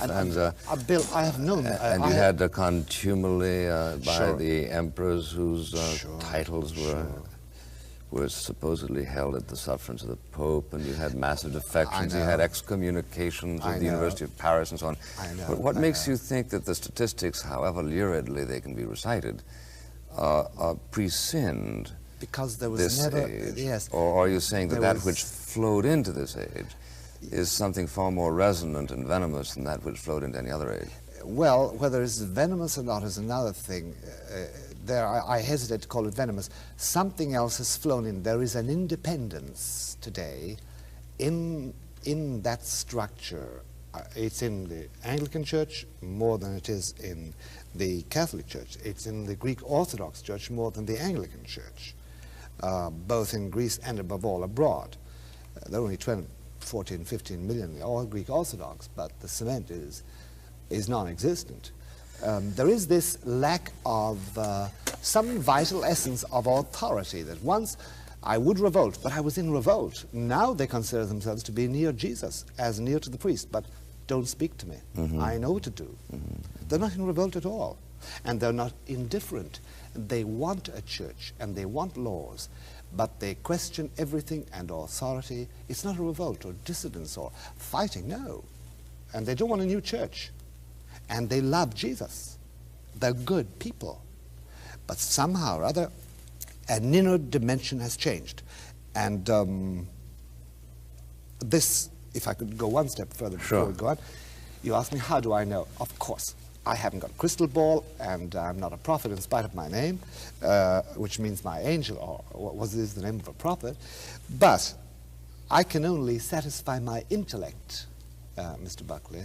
I can only give a ratio sufficiens, or sufficient reason, by saying, if I presume that Jesus has decided that he who was the author of the cement, he gave the priest the unction, he gave the bishops the power and the unction, he gave the Pope the authority, and I'm not talking about the ipse dixit, or you do this, tell them this, but the power in spirit, so that when he spoke, the Holy Spirit touched my heart and I obeyed. If I presume Jesus is the author of that, And all of a sudden, within 25 years, to give it a cliche date which I know can be attacked, but say between 1945 and 1973, I find that mystic essence, that metaphysical, more than metaphysical cement, has evaporated. I must presuppose the author has withdrawn it. Not that the human species has become stone-hearted? Oh, no, no, no. I think we have millions of much better people than ever today. And there is born a new thing in the hearts of people. There is, I think, under the pressure of life today and the intercommunication and the action of Jesus, who works with compassion. I do sound like a Bible preacher, but really I believe this. There is born a new interest in the self, in what I am. And if you look at, for instance, as indications of that, if you look at the books that really are bought, I'm okay, you're okay. How to Be Your Own Best Friend or Psychologist, The Primal Scream, even Jonathan Livingston Seagull. What's the central essence? You, yourself. You can fly. Shouldn't this new species be especially nubile to Christian impregnation? Yes, but I was going to say, unfortunately, as it happens, they will not accept the Jesus figures which before were presented and accepted. Well, but you just said, I thought we agreed that they had not been so mutilated as to distract from their integrity. I know, and I agree, but they won't accept them anyway. Why? Invincible ignorance? No. I think that because they were created by a structure, the church, and I admire that structure. I'm not condemning it. I'm not saying the structure like as if it's a bad thing. They were created by a structure which was originally supposed to cater uniquely for spirit, which didn't, and the author of that structure, Jesus, is liquidating that structure, not wiping it out. He's transforming it. In the hearts of people today is born a new thing, and it won't accept those figures that incarnated the attitudes of the old. I think it's the action of Jesus. To what extent should Christian loyalty attach to the structure? As long as that structure is viable. In other words, you ask me a very basic question: what does a good Catholic or what a good Christian do? Do you say to the Pope and the bishops, go away, you no longer belong to Jesus? No, I don't think so. You have your conscience, first of all. But there is also the necessity to work for helping that structure to change and to adapt. Instead of battering the Pope, say, because he says there is no contraception, start working to find out what is the basic issue of contraception and abortion too. When abortion is forbidden, instead of rising up in arms and say, well, we should be allowed abortion at least for rape cases or at least for mongoloid or defective babies or something. Let's try and see, can we do something about that entire affair within the church and help to transform it, always saying our prayers and receiving the sacraments, because we have no means of grace or direction from Jesus unless we get his grace. I'm speaking very parochially as a Catholic. Well, you're also speaking very transcendently. If you don't mind my asking, yes. don't mind my asking you something, even though it involves me slightly. Yes. I saw this morning a statement that you made 2 years ago on the Today Show. Yes. In which you were remarking that people no longer appeal to that which is right as distinguished from that which is wrong. When they plead a case, they appeal to the constitutionality of this. Right. Right. And you said, if you take the TV personalities, for instance, take somebody like William Buckley. Now, you said William Buckley is about the only one who appears to approach his subjects with ethical principles or presuppositions. And yet, if you examine it carefully, he tackles his subject with ethical glove and a mental rapier. Yet that glove is spiked with barbs of cynicism, and the rapier means love. So even that is merely a semblance of an ethical approach.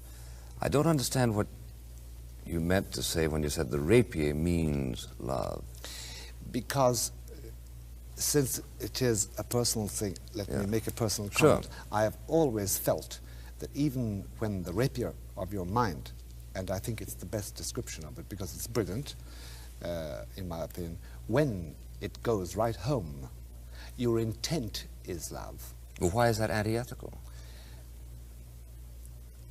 As far as I remember the context, I was making a distinction between acting, it's not anti-ethical, acting purely out of ethics, which I think kills, and having your action vivified by love. It makes a distinction. Well, is it your feeling that we have so far lost basic ethical presuppositions that, for instance, when we see, say, Richard Nixon say something, we question whether he uses the truth or doesn't use the truth, merely with reference to whether the truth serves him or doesn't serve him, without any assumption, any general public assumption, that he would use the truth because it is the truth? We assume that, I think, yes. I think so. And also behind my mind, there is this feeling that today, for us, guilt has become largely legal. And truth is something... Because the divine sanction is gone. Yes. Or because simply we have had it dinned into us by people that we live by a rule of law. And without law, we have nothing. And which is true. We have very little without law, but we just can't exist by the law. And by simply ethic as such. This is good, this is bad. Because finally, I know when my passion comes for gold, for woman, for power, I will say, why isn't it good? And the only answer will be, because there is a God who says so, and whose authority you accept. But the sheer ethic by itself, no. By itself, without love, without this thrust of love, even though it hurts. Perhaps that's why Pascal said, Il n'y a que la vérité et l'amour qui blesse. Only truth and love hurt. Oh, I didn't know love was in there. Yes, in the original quotation. Somebody cut it down to Il n'y a que la vérité qui blesse. And he must have been strictly somebody who liked ethic, as distinct from love. Before turning to the panel, can I ask you just one quick concrete question? There's been a lot of news. Yes. It's been in the newspapers for the last few days about this scientific examination of the Shroud of Turin. Yes. My question to you is, what, if anything, of a theological nature could be proved if it was established that that was in fact Christ's shroud? Well, of a theological nature, the only thing that could be proved would be things which help theology, like, as you know, the man's hands were crossed over his crotch like that. And the blood on each hand coming out falls at a certain angle.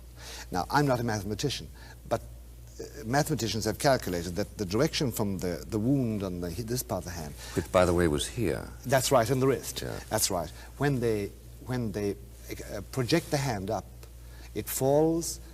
Then they measure the angles, and they can get the height of the cross or something out of it. And it's just a historical facts aiding identification. There's nothing which changes theology except that it does bolster the historical facts that make theology possible, if it were proven to be his shroud. Well, is that, I'm asking you now as a scholar, is that in substantial dispute? Obviously the resurrection is, but Yes. is the crucifixion in substantial dispute? Yes, there are people who would say that he wasn't crucified at all, that that was a part of a story added on because the Messiah had to die. So if it was proven to be the shroud of Jesus, it certainly is the shroud of a man who died through crucifixion. Well, but if it's proved to be the shroud of a man who died through crucifixion, it would not therefore be proved to be the shroud of Jesus. No, no. What is it about it that could conceivably be miraculous? Well, they don't know negative yet. image? They don't know yet how you produce a negative image with what is blood, because they have tested it, and it is blood. And how do you produce a negative image? Now, if that's a miracle, it will help popular devotion, Mr. Buckley, I think. But it won't either change or affect theology very deeply. It won't bring Brand Blanchard to his knees. Oh, Blanchard will find some other reason. He didn't bring the French Academy to his knees in the 1890s, and I think Brand and his brother Paul can find adequate reason for dissenting. Ms. Ronnie Stewart is a graduate assistant at the History Department of the University of Miami. Ms. Stewart. Yes, I've been thinking about how the early church fathers, in order to propagate the Christian religion, had people's not proving religion by reason as much as by saying, well, you just have to take that leap of faith. And of course that would continue with St. Thomas Aquinas. And I think that's the problem today right now, is that people want more concrete proof, and you seem to strongly believe in your faith, and when you're saying Jesus now, why? Well, I'll tell you, if I could disagree with you, humbly, I think people don't want proof today. When you sit down with them, and after you get over the trivia, and above all when they find out that you haven't got an axe to grind, and you're not trying to make them either a Catholic or a Shaker or a Holy Roller or something, and you're not sectarian, you know what it always boils down to? They want to feel their inner self. And I mean that not psychologically, it's not psychic gears. It's the ineffable part of us that we recognize only momentarily. And they want to talk about that, and they want to find a meaning for it. And if you say, well, if you were to say, which in the context would be blasphemous almost humanly, they would feel it. Well, let me give you a reason for it. They'd sit back and say, oh no, this is a much more fundamental thing. And but don't you feel that in order to get to that feeling of faith, you have to attack the mind first? I mean, since we're all almost brought up all through school and that it's a very good thing to have good reasons. And if you have somebody like Blanchard or Paul Blanchard, a good adversary, fight with a man like that, and to thrash him intellectually is marvelous. He's asking for it, and he will do it to you if you don't do it to him. And there's only the mental noses are blooded. And if somebody really wants to fight on that arena, good. But if it's not a question of fighting, but finding out, why have I this yearning? And my children, what am I to say to them about goodness? What's bad mean? And why shouldn't I be unfaithful to my wife now and then? It won't hurt her, and besides, she's very broad-minded. You know, and what's purity? And, why must I really believe America with a patriotic thing called patriotism? Why can't I just say, well, if I have to fight the government indefinitely, I'll fight? What is that part of me which transcends anything which is measurable, which no psychologist can claim because they're in the dimensional and the measurable? What part of me? That question, dear, nobody uses their reason at all. They put their hand to it beneath the face of God. Well, even by naming it, aren't you measuring it? I mean, why does it have to come down to an answer that it is God? Well, that's a very, very big problem. And, of course, we all use a myth, you know. Even when I say to somebody, I love you, I'm using myth. And without myth, we would use computer language. I'm a readout. But I'm human. As Tertullian said, everything human is not alien to me, or nothing human is alien to me. And what's wrong with myth? Provided I don't believe in myth which destroys human life or obfuscates the face of God. I love myth, and by the way, so do you, and so do we all. Otherwise, you wouldn't be dressed as you are, for instance. Professor, I don't understand that part. Professor James, that's one of the mysteries of the Church. Professor James Hutchinson of the Department of Philosophy and Religion at the Florida International University. Mr. Hutchinson. Well, to follow up on that same question, then, yes. What is the relationship of the within or the inner feeling that's beyond measure and beyond quantification, yes, to the outside world, which is basically secular? How can they be gotten together? Well, I'll tell you. I think that's a whole Megillah. But if I could put it very briefly, Doctor, I would say this to you. And again, it may sound parochial, but it's the only answer I have coming to me. I believe that Jesus, being in time and space once, and having put off time and space, has affected both matter and spirit, the two components of our human universe, matter and spirit.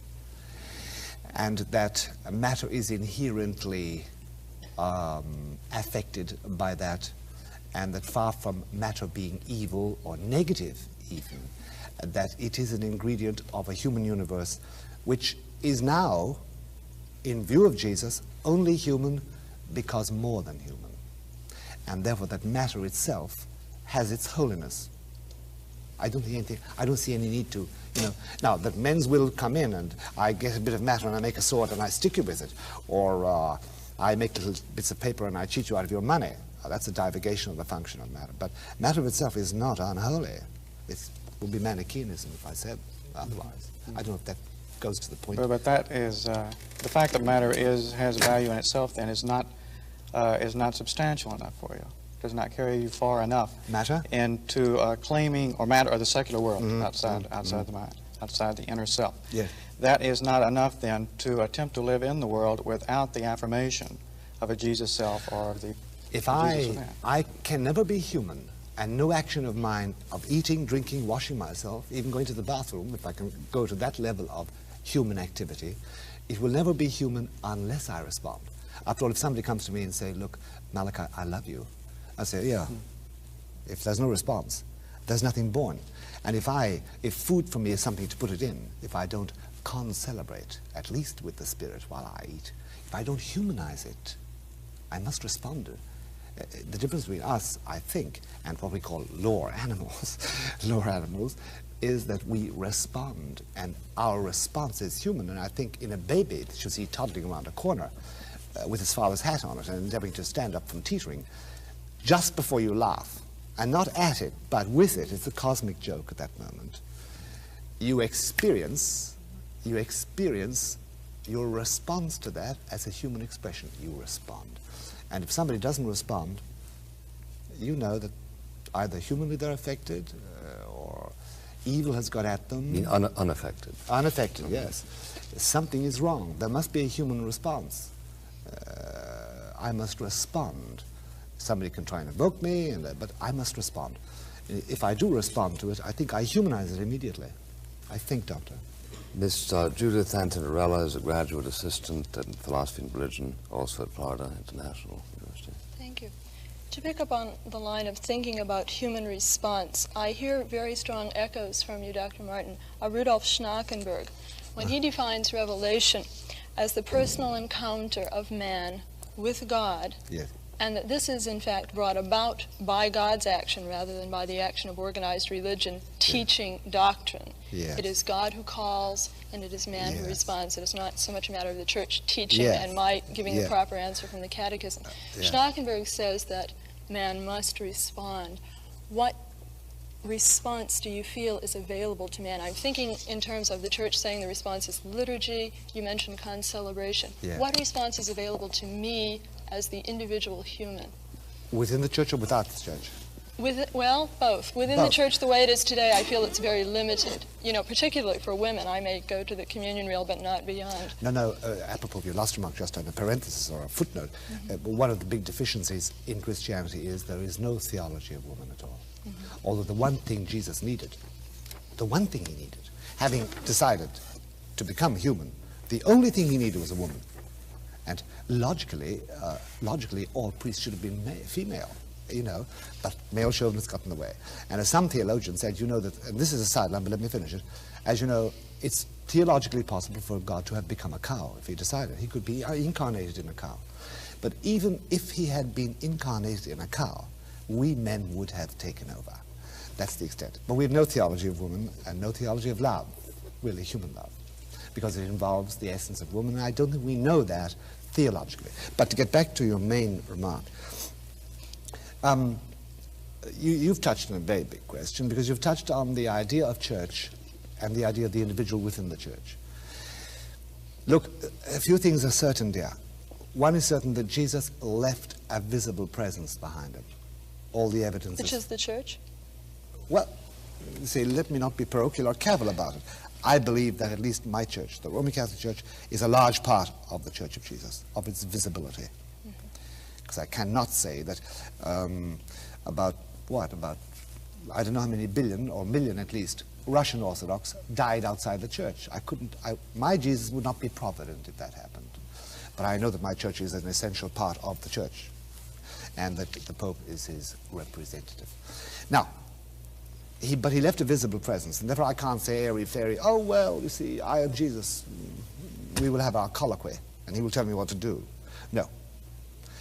On the other hand, there is this peculiar phenomenon, or happening today, that something seems to have drained away from the liturgy. And personally, I find the liturgy most uninspiring, especially since I saw them composing it in Rome, and I saw young men from Washington and from Warsaw and from Dublin sitting around a table saying, well, you know, what should we make the people do now? Or we'll make them stand up at this point. That's not a living liturgy. But it's what we have, you know, what we got to have, we've got to make do. And we're hopping up and down like marionettes at Mass and being distracted when you want to pray. Well, you've suggested that what we should do now with regard to the church is change the structure.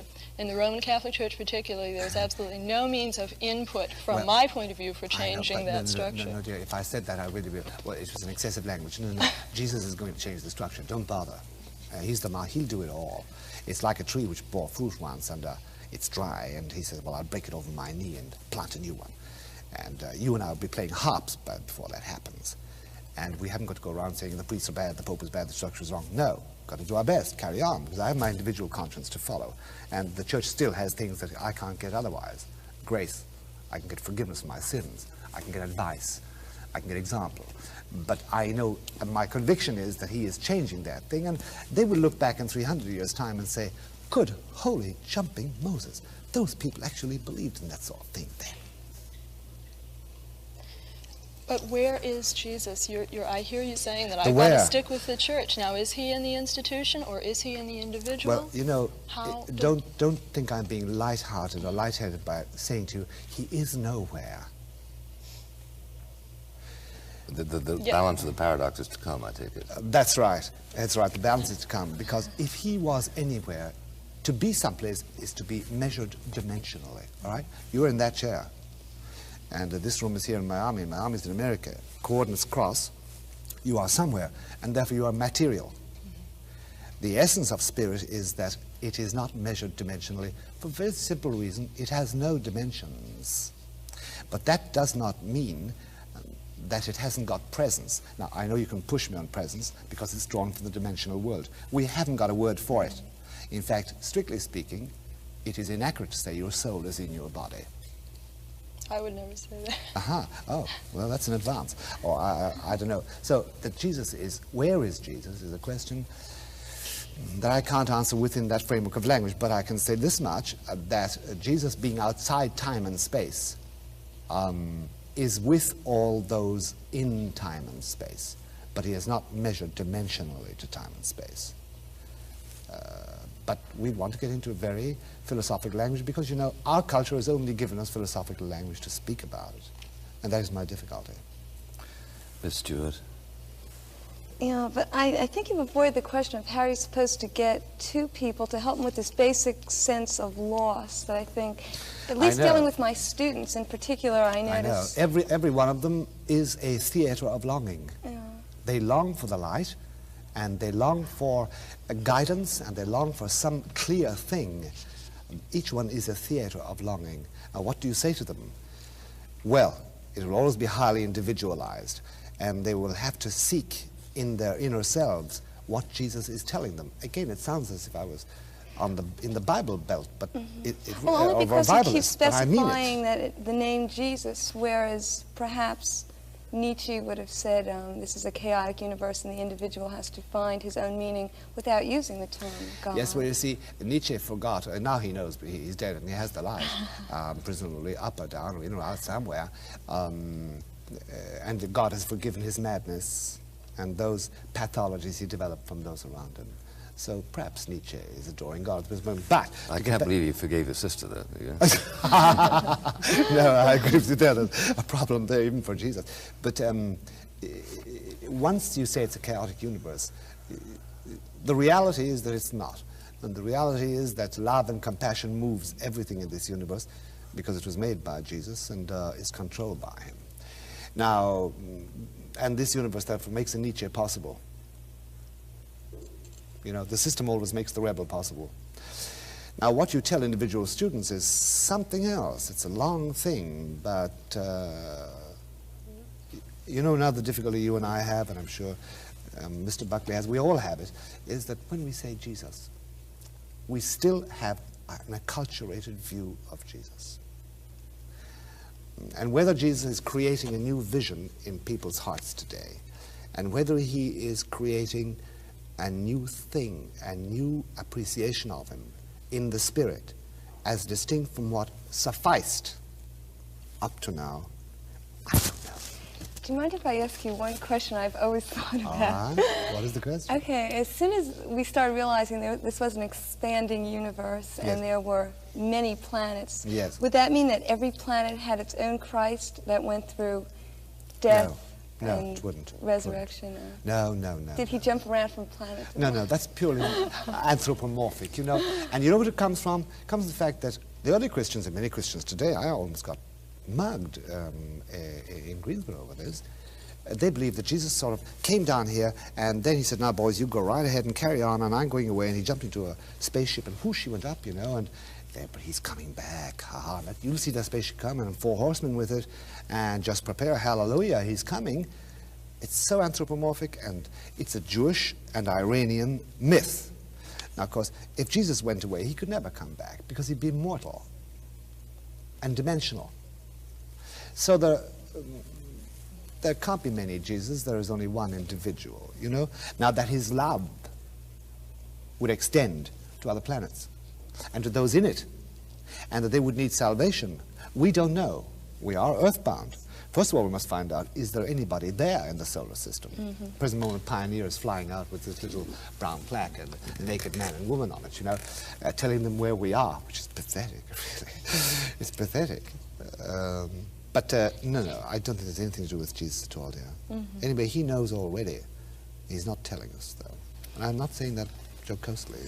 Do you find that the whole concept of the expanding planet is one of the great natural obstacles to religious devotion? I do, in this sense, Bill. I find it an obstacle because it is part of the whole evolutionary myth. And while everybody speaks about the evolution of man, they still have to find just what went from what to what. And the idea, as you find in a normal writer like Warren Weaver or Harlow Shapley, Harlow Shapley says, quotes Job as saying to God, God says to Job, where were you when I was laying the foundation of the world? And Harlow Shapley comes in and says, Job was present, his atoms were present. You know, that idea that we were all atoms once in helium and hydrogen. But that's another myth which we can't deal with today. Thank you, Malachi Martin. I'm very grateful to you for this discussion of your book. Thank you very much. I'm very grateful. Thank you, ladies and here. gentlemen. Thank you, members of the panel.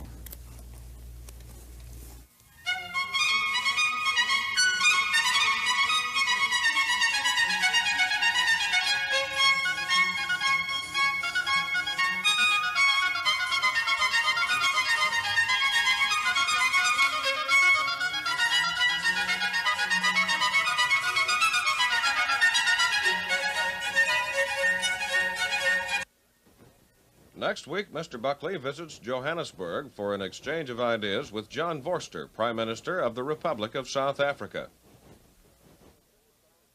For a printed bound copy of this program, send 25 cents in coin to Firing Line, Post Office Box 5966, Columbia, South Carolina 29250.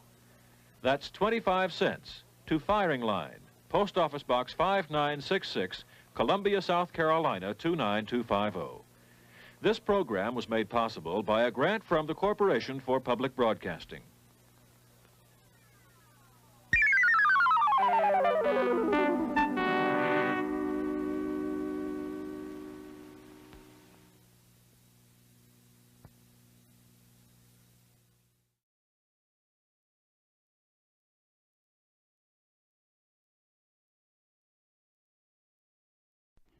By now, every lover of the printed word must know the truth of what we've been promising on this program for many months. The long-awaited book, The New Castle, has finally been published in its entirety by E.P. Dutton after its partial serialization in the Intellectual Digest. And it contains, as we promised, some of the most beautiful writing since Henry Adams. This golden prose tempts the reader to consider that our social and political and personal agonies may be purely apocalyptic, that we shall look back on these sufferings as part of a qualitative change in the human condition. At the very least, The New Castle offers the sophisticated reader a new way of looking at the history of ideas. Since we in this program were favored with a very satisfying preview of the finished work months before publication, we can devote this post-publication discussion to the literary curiosity that arises in the afterglow. How did Malachi Martin develop such a beautiful style? From what poets did he learn how to write? Was it Blake? A bit of Whitman, perhaps? Or the unknown Semitic poet who gave us the book of Job? And how does Malachi Martin regard some of the other prophets who many of us see as working furrows parallel to his? R.D. Laing and Carl Jung, for example, maybe even Norman O'Brien, and in some ways, dare I say it, even Herbert Marcuse. And what is Dr. Martin Malachi working on now? Indeed, how can you follow through on such a major statement as the New Castle? How does a writer catch his breath after such an ascent? But before we engage the author of the New Castle in these leisurely post-publication notions, let me brief those who have come in late on this development. Malachi Martin earned 3 doctorates. He converses in 8 languages. He has studied at Oxford and the Hebrew University. He was Jesuit professor at the Pontifical Biblical Institute in Rome. He served as Pope John XXIII's emissary to Mao Zedong. He wrote his first book under a pseudonym. He left the Jesuit order. He made the bestseller lists with his 5th book, Jesus Now. And then he created tremendous excitement with short, condensed segments of the New Castle, which appeared in Intellectual Digest. The finished book, with a foreword by Martin Goldman, editor of the now lamented ID, has gone through 3 printings before publication, and it's being widely enjoyed even by people who disagree with its major premises. Enjoyed because of its magnificent descriptions of some of the great capitals that man has built to enshrine his ideals: Mecca, Jerusalem, Constantinople, Rome, Angkor Wat, Peking, Wittenberg.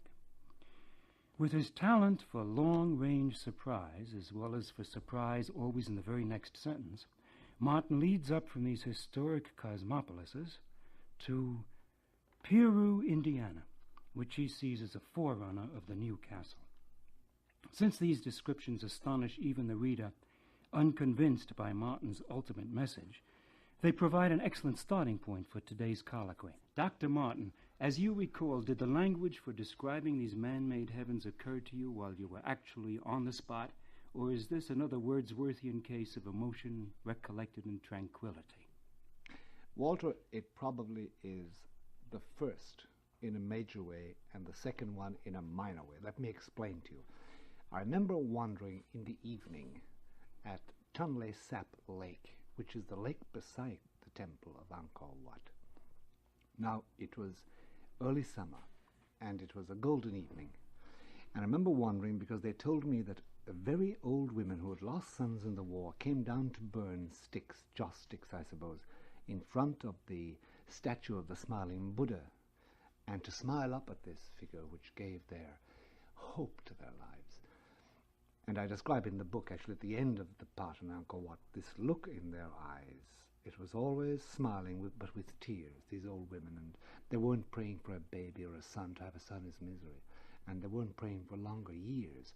They were just praying for happiness to the Buddha. But standing there were 2 people with me who spoke English. One was a Frenchman and one was a Cambodian.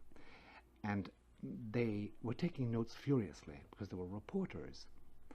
Now, what happened to me there, Walter, was very, very singular. I'm beginning to believe something about what they say about the left and the right hemisphere because of the brain. You know this theory they have? Now, I say that really jocosely because what happened was, and what always happens on such occasions with me, is that I get a peculiarly forceful jumble of images, words, sentences, whole paragraphs. I see them in front of me like a photograph. And I reproduce those later, months later, on paper. And I get an experience of emotions without the psychophysical part of it. It isn't anywhere in my body or in my imagination. It is somewhere else. It's a sudden experience of a totality. And I see little bits of it like you'd see a puzzle, a jigsaw puzzle half done. And then I went back in the evening, I started to fill in that jigsaw puzzle. And I saw that entire chapter in front of me before I went to bed at night. And months later, when I wrote down and finished that particular part, I knew I was reproducing. And time again, my editor would say to me, look, I don't like this word. And I say, no, that is the wrong word. Or she'd say, look, this sentence is in the wrong place. I'd look at it for a long time and say, yes, this is in the wrong place. It wasn't there. Now, side by side with that, there are those parts which are recollections in tranquility. And some of those are more on the historical, strictly historical record part, which I try to interweave into the account of it all.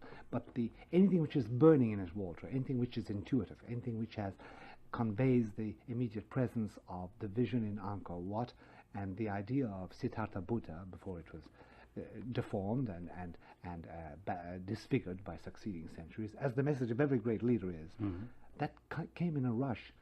And if I were to believe in angels, or were to believe in communication with a superior power, and I am a believer, I would believe it is the touch of beauty and goodness leaning down and saying, let's give this human a morsel.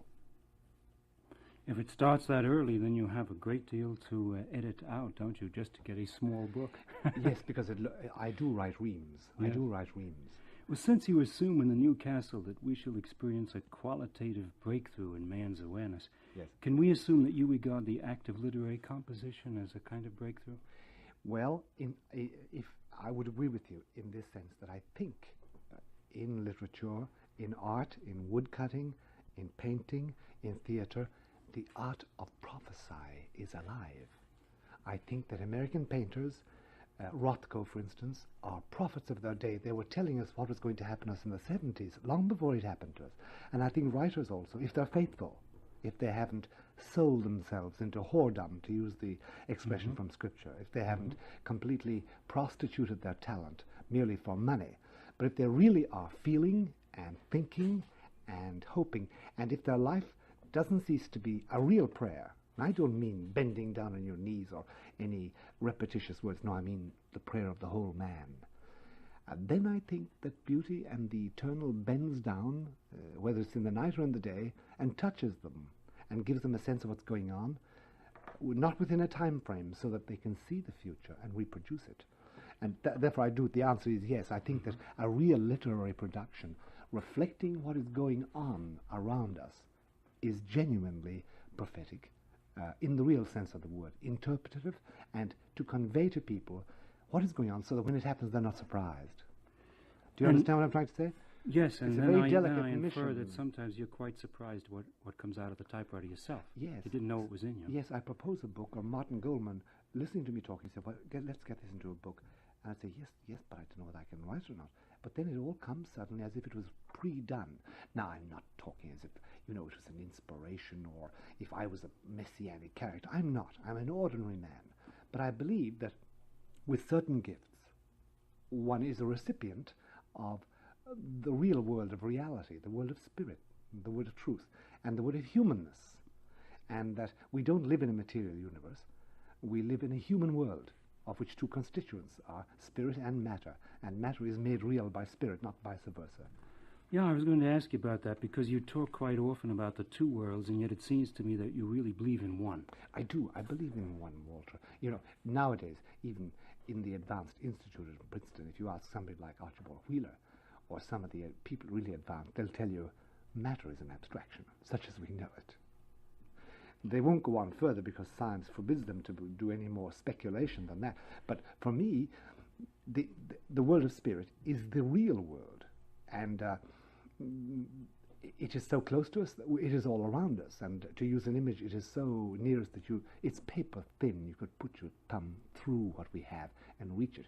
We have this barrier created by the abstraction called matter, and we have got to cope with matter. After all, I perspire, I've got to wash, I've got to eat, I've got to marry and settle down. We are my children. I've got to, I've got to earn my daily bread, my parnasa. I've got to make sure I have enough money in the bank and observe the law and not run into the middle of the street and be knocked down by an automobile. We've got to take care of these things, but that's not the full reality. The whole reality is this thing called spirit. And I think the best example of spirit, Walter, in our day is that lonely man, Solzhenitsyn. Look, the biggest totalitarian hegemony in human history is in Soviet Russia. This man was unquenchable. He was only exilable. Mm-hmm. Period. They could not crush him. They couldn't kill him. All they could do was exile him with courtesy. Why? Just spirit. They could not do anything about it. And they can do anything they want to, so to speak. This man knows. And he is a lesson and a reproach for all the churches. None of them exercised, for that brief instant of Solzhenitsyn's career that we all know about, that moral power and moral force when he made them bow to his words. And think of it. A bald-headed, sick man. Unhappy comparison, now but true. Yes, now that's what I consider the force of spirit, the force of the moral power, moral authority. Now, I think that's speaking to every man. I think a literary writer who is faithful to his craft is an interpreter of that. I think somebody who produces the pictorial in wood, in oil, in metal, is the same thing. He is also listening more carefully. That is his endowment, even though he lives by it, or whether he lives by it or not. We've lost that today because the vocabulary, the human vocabulary, has been shot to bits. Yes. Well, pushing you a little further, which writers do you feel have helped you mold your style, which, you know, the critics are quite happy about? For once they're unanimous about something. Is it purely a coincidence that I think of Henry Adams? No. Henry Adams was one of the chief positive molders in my life. Yes. So, and when you mentioned his name to me about 3 or 4 months ago, I didn't say anything because I thought it was a sheer accident or, an accidental comparison. But I'd read anything I could lay my hands on in that man. And I've taken whole paragraphs and learned them by heart.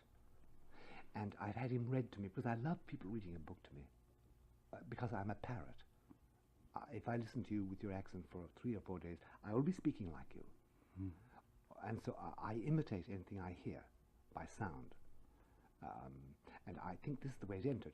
One other character had an influence on me, and you may be surprised at this, but he had an influence which I call negative but good, and that's James Joyce.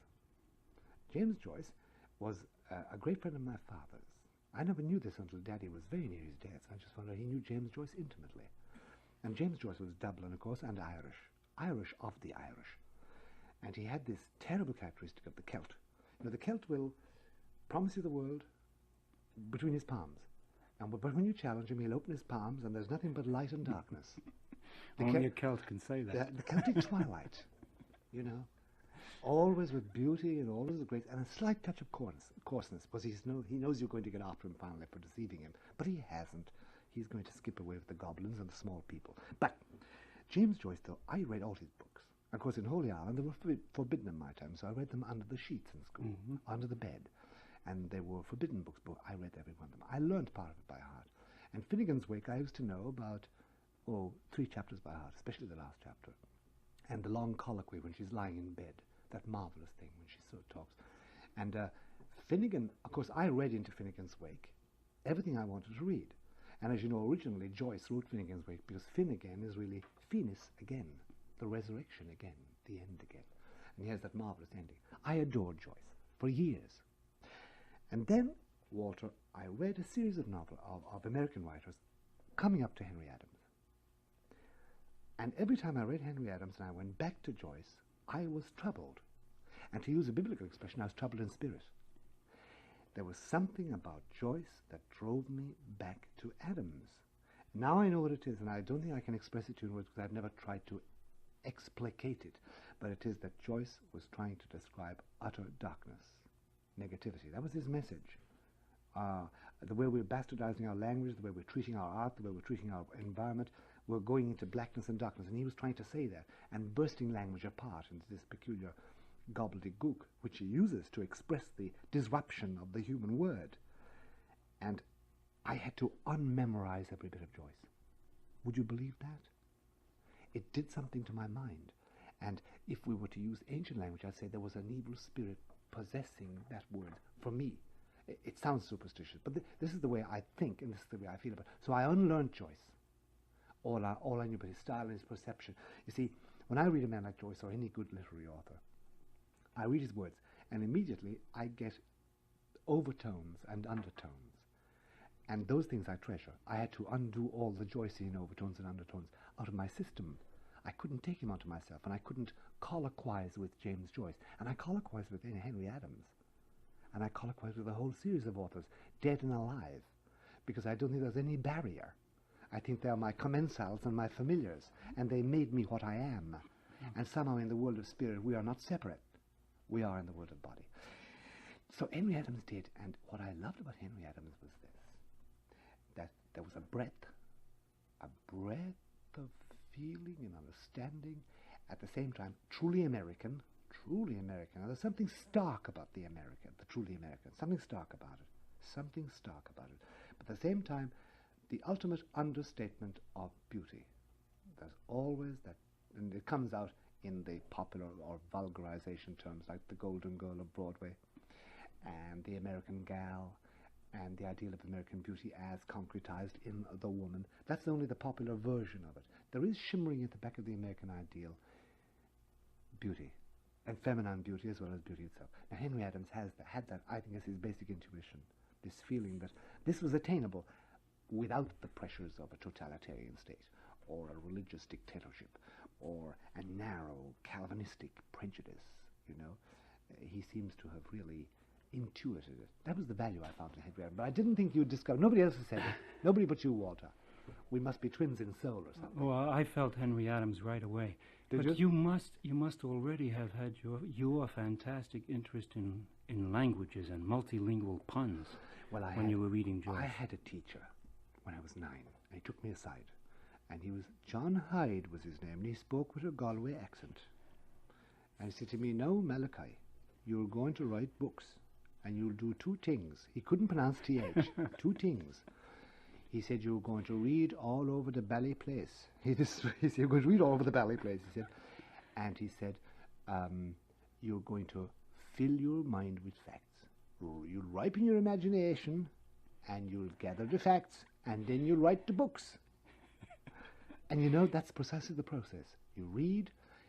John also meant you looked at pictures, you looked into cathedrals and buildings, and you, for instance, stained glass. There was a stained glass factory in Dublin. I studied the whole thing just to see how they got those marvellous colours. Any manifestation of beauty. We had woodcutters in Ireland, and we had ceramic workers. I went everywhere as a young boy, and I learned how to do it, and I'm very handy. And I just see the art, see how this beautiful thing arose out of mud, or how out of just this piping and glass this man made this glorious sea of colours. Similarly with books, load myself with facts and temper my imagination and exaggerate in the beginning. And I had a very florid style in the beginning. It was rhetorical and it was bombastic, and I got red pencil and blue pencil all over. But I was trying out my From teeth. John Hyde. From John Hyde. He did this too. That was the man who started me off on that. Then There are some marvellous teachers in Ireland. I think of Beckett and Joyce and Wilde. There's a marvellous tradition there. Donlevy. Yes, Walter, there's a marvellous tradition there. Do you know why? They're so feckless, in the good sense. They really don't care about the tomorrow. You'd be surprised. And there's a whole stream still in Ireland like that. That's where they'll always be poor. And they'll make a mess of every rebellion and revolution. And they're the best spies on themselves. The Irish, they never succeeded in anything, except in the spirit. They have led in this. If you take the big names like Joyce, Bernard Shaw, these big names that came out, always with this peculiar power of fantasy, you know? And that's the tradition I was born into. And half my family, one side, the Costellos, they were really Spanish sheep stealers who landed in Kerry in the 17th century and became more Irish than the Irish themselves. They wrote poetry and they went mad. And they loved many women. And they built beautiful towns and villages in Ireland and churches. And we had the Fitzmaurices, who were businessmen, strict businessmen. And there were Normans. And then I had the Martins, who were primarily poets and writers. And that was in my blood and in my family. And I had several aunts who never married at all. They died at about the age of 150, and they wrote poetry in the boulevards in Paris. That was back in the 19th century. That's the tradition I grew up in. Well, your publisher says that you were born American and educated in Ireland. That's a phrase I've always used. I was born an American because I was born as an Irish citizen. But I know in my soul I was an American. I know that. Because, see, Walter, I was born into muscular Christianity. And I never rejected it. I'm a believer, and I'll die a believer. Some of the nonsense I've thrown over like a lot of other people, of course. But when I say born American, I was made for this land and this people. I don't mean the physical land merely. I was just made for this land where it is possible to dream of a situation where a human environment would permit anybody of any color or of any language or of any faith to blossom humanly. Give me another polity in which that has even been attempted. Never. You were the man to appreciate Peru, Indiana. Oh, I did. I went to Peru, Indiana, and I wandered around the streets. And you know, it was lit up like ancient Baghdad when the Sultan was celebrating his birthday. This drab, dreary, blockhouse little town with nothing more ancient than Anthony Wayne's goggles and Tom Mix's stagecoach. That place was lit up for me. Its most ancient tomb is Chief, I forget his name, Chief of the Miami Indians, buried at the intersection of State 106 and something else. I adore the place. I walked around like in a trance. Because some or other, Walter, I'd much rather walk around and feel. It's not a physical word, it's a human word. Feel the spirit every place and feel what's in men's minds. And except on rare occasions, I haven't found one human being in America that doesn't correspond with me, doesn't respond to me, say, oh yes, gee, that's good. If I could only have that. And it's in Peru, Indiana, and it's in every place else too. I said earlier that I think of R.D. Laing and Carl Jung and Norman Brown as striving in their own ways for a similar kind of breakthrough. For example, I think we could say that you also seek the reunification of the personality, the union of the psyche, the way they do. No doubt about it. No doubt about it, Walter. You see, you mentioned that when you were talking. It's very interesting. You said, and even Herbert Marcuse. Yeah. May I talk to that point a moment, why Walter? not? I'll tell you why I hoping do. to bait you into Look. it. You can always bait an Irishman into an argument, don't you know? I think that every one of these people have perceived something. Herbert Marcuse, B.F. Skinner, the people whose names would make you horrified, and the people's names which wouldn't do, like Carl Jung. They've all seen, they've been given some side, they've seen some side of the reality. You have just said it. We have been split up by them all, because they've all differed, and sometimes they've clashed in words, terminologically, in their terminology, and in their theories. But if there's any dream for man possible, and if there's any value in me beyond my body, and if there's any reason for human life beyond eating and sleeping and dying with a groan, if there's something else, if really to be human is worth it all, then they all have seen some side of the truth and of the eternal. And somehow or other, the vision will bring them together. And you know, when any great man dies, I always make my friends laugh, because they say, oh, well, so-and-so has died. And I say, yes, now he has the light. And I'm not talking about pie in the sky when we die. I'm talking in a much more rarefied sense. When Nikita Khrushchev died, whom I visited twice, I said the same thing, and they roared laughing, but I really meant it. Because I think they all see the truth. Due to their prejudices, their rearing, their education, of course, they twist it one way or the other, and they fight with each other. But in reality, they're looking at the same thing, and in the end, some vision will unite it for us all, I think. Yes, when when Marcuse wants to eroticize work, he's coming to the problem from another direction. He is, and I'm sure in the depth of the night, or in the evening, if he smokes a pipe looking at Big Sur, or wherever he dwells, something touches him and tells him, look, I am beauty. You've recently become a columnist for the National Review. That's right, Walter. Your very first column showed that Mr. William Buckley can appreciate literary verve quite unlike his own. What else are you working on now? Well, actually, I'm going to use that column. Do you know, most religious columns, if you look at Time Magazine, if you look at Newsweek, if you look at the Daily News, if you look at New York Times, look at any major paper, any syndicated column on religion, you know what it is? Statistics. Computerized. They'll say, well, the Mormons are now 3.5 million, they've just built a temple has this inside, and blah, blah, blah, patati, patata. But religion is not that. So Bill Buckley said, and it's very wise of him, look, he said, can you achieve a column which is genuinely about religion, not about the computerized data about religion?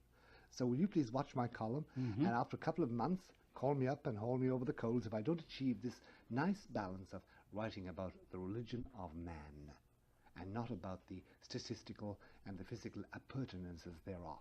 It's so important because people want it. Walter, all over this country. I've been over 4 times in the last 1 year. People are saying, look, I'm fed up with this, I'm fed up with that. But they all want instruction. They all want, show us the light. They all know there's goodness there. They all know there's truth there. It's distorted here, it's distorted there for Jews, for Catholics, for Mormons, for Methodists.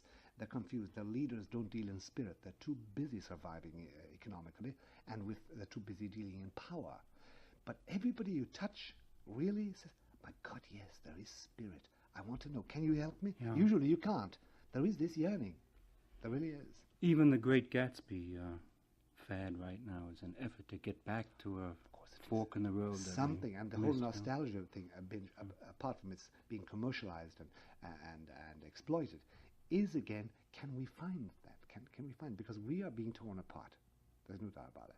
Somebody said a few days ago in my hearing, it's true that the water is just at our chins, and it's a water of panic. Yeah. We'll get through it, no doubt, but we are in deep water. You're the most optimistic of us. Well, thank you, Dr. Martin, for giving us these inside views of the world of the New Castle. Excuse me. I want to remind our audience that we've been talking with Malachi Martin about his new book, The New Castle. The New Castle is published by E.P. Dutton.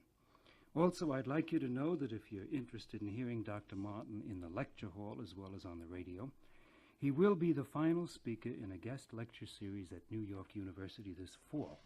This series is called Writers on the Future of America. It will begin on Monday night, October 7th, and will conclude with Malachi Martin as the speaker on November 18th. So, for his book, The New Castle, you think of E.P. Dutton and Company, and for one of his appearances as a speaker, you might call New York University, 598-2373, for more information. This is Walter James Miller, hoping to meet you, too, in the New Castle.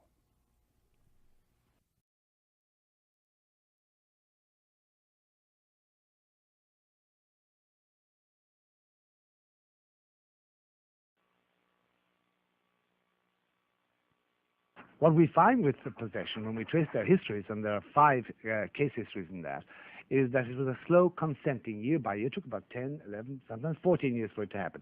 When they ended up, they were completely possessed. Some people have a very funny idea about possession, Milt and Jerry. They think the possession is the entry of some serpent into the body of the person, you know, and The Exorcist, the film, created a disservice. Now, you must remember about the book and the film, The Exorcist, it's a total fiction. The author never met an exorcist. He was never present at an exorcism. And well, Blatty says he based it on a case of exorcism, which... No, he says it was suggested by it. He just published an article 3 weeks ago in the L.A. Times, in which he said it. It was suggested by it, but he never met the exorcist or anything like that. It was, off the top of his head, based on the idea. But well, you say the devil doesn't enter into a body, but in these cases of exorcism, and there are 5 real cases of exorcism that you have investigated closely, I gather you were present in some of these scenes of exorcism. Yes. Certainly the total representation is of a body or a soul possessed by some alien evil spirit, which is ultimately expunged, is in fact... But the possession is not, it's the physical contortions they go through are results of it, which I'll explain in a moment to you. What happens is a lock on the will, much the same as Hitler had over his minions, much the same as Charlie Manson attained over his family. And I'm not saying either were possessed. I had 9 months to find out whether they were possessed, to examine them. But the real possession arrives at the point that the will is locked. Now, if I have a lock on your will totally, I control your thoughts, your memories, your imagination, your body. I can do what I like with you. Some people going down the road to full possession, at a certain moment, stop. And they want to get out of it. They can't. What they do is they throw themselves into the contortions a baby does. If a baby is not cleaned or is hungry, it screams, it pulls, it kicks. Finally, it'll bang its head against the ground. And I remember my own father, he had a stroke which paralyzed him completely. He couldn't talk. But when he wanted to direct attention, he burned matches with his right hand. And he made sounds. He moved his hand. It means help me. And that's the state in which we find these people. And therefore, now we don't take it that is possession. We send them to 3 doctors. And they examine you, you apply, or you're brought for exorcism.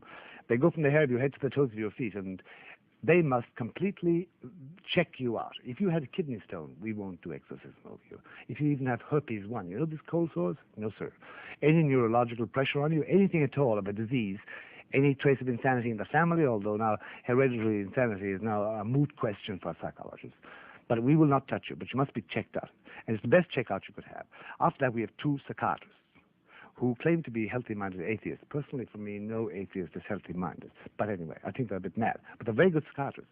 And they always set about gleefully to prove that you're insane, or that you have some neurosis or psychosis, that you have some syndrome. I gather you're not talking about all the standard diagnostic procedures used before agents of the church finally are willing to acknowledge that they've got a case of possession which requires the right of exorcism. This is what we do. This is exactly, thank you, Milt, for the correct, that's exactly what we do before it. It all takes about Must the two psychiatrists be atheists? Is that no, but they required in happen the to be. manual? We chose them for that reason, so they wouldn't be prejudiced. And they must come back ruefully and say, look, he's all yours. We can find nothing in him to treat.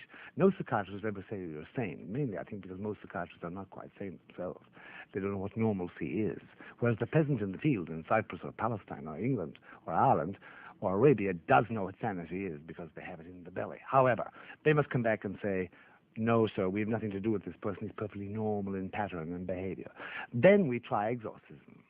Only at that point, because we must exclude anything psychological, anything psychic, anything psychiatric, anything medical or physical.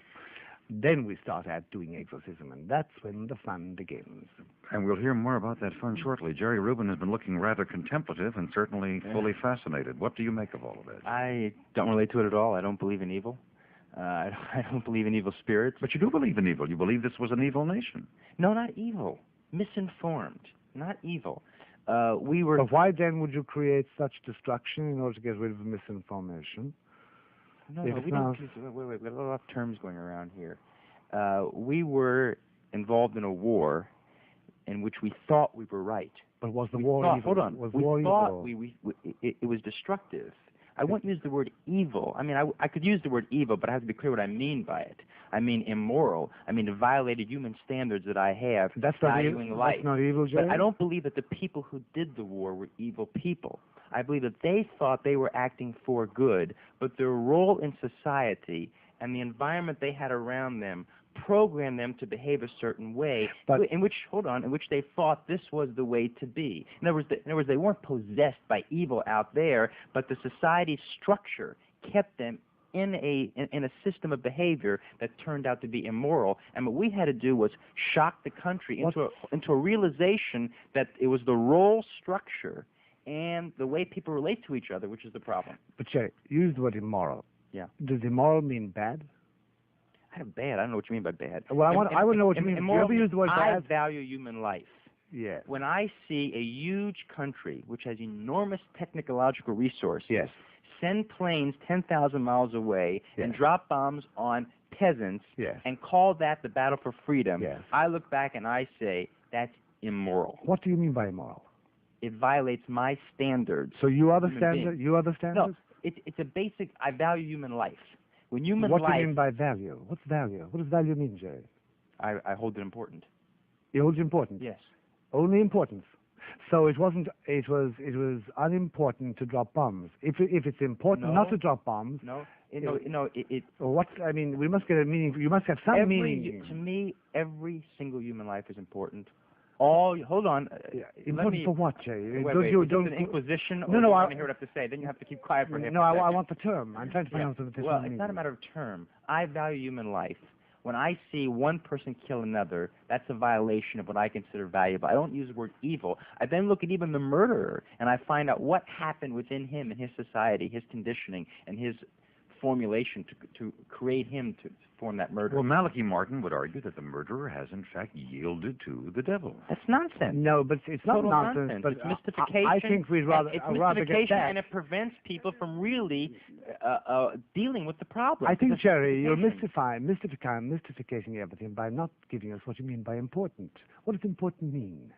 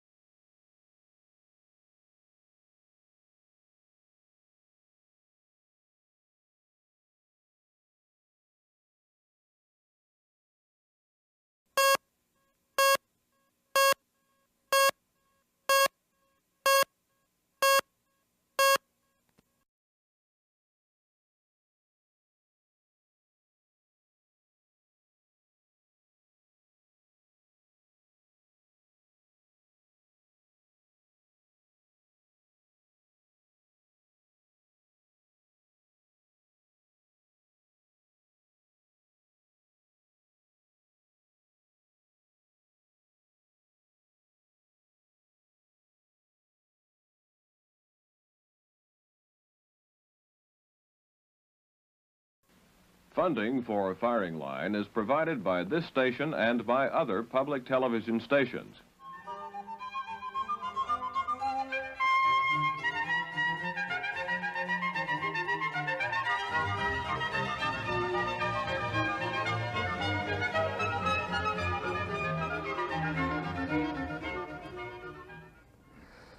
There is a new pope, and at least for a little while, everyone, Catholics of course, but also Protestants, Jews, believers, non-believers, will speculate on the question, what will he do? For the most part, a good pope is defined as someone who does what the critic would do if he were pope.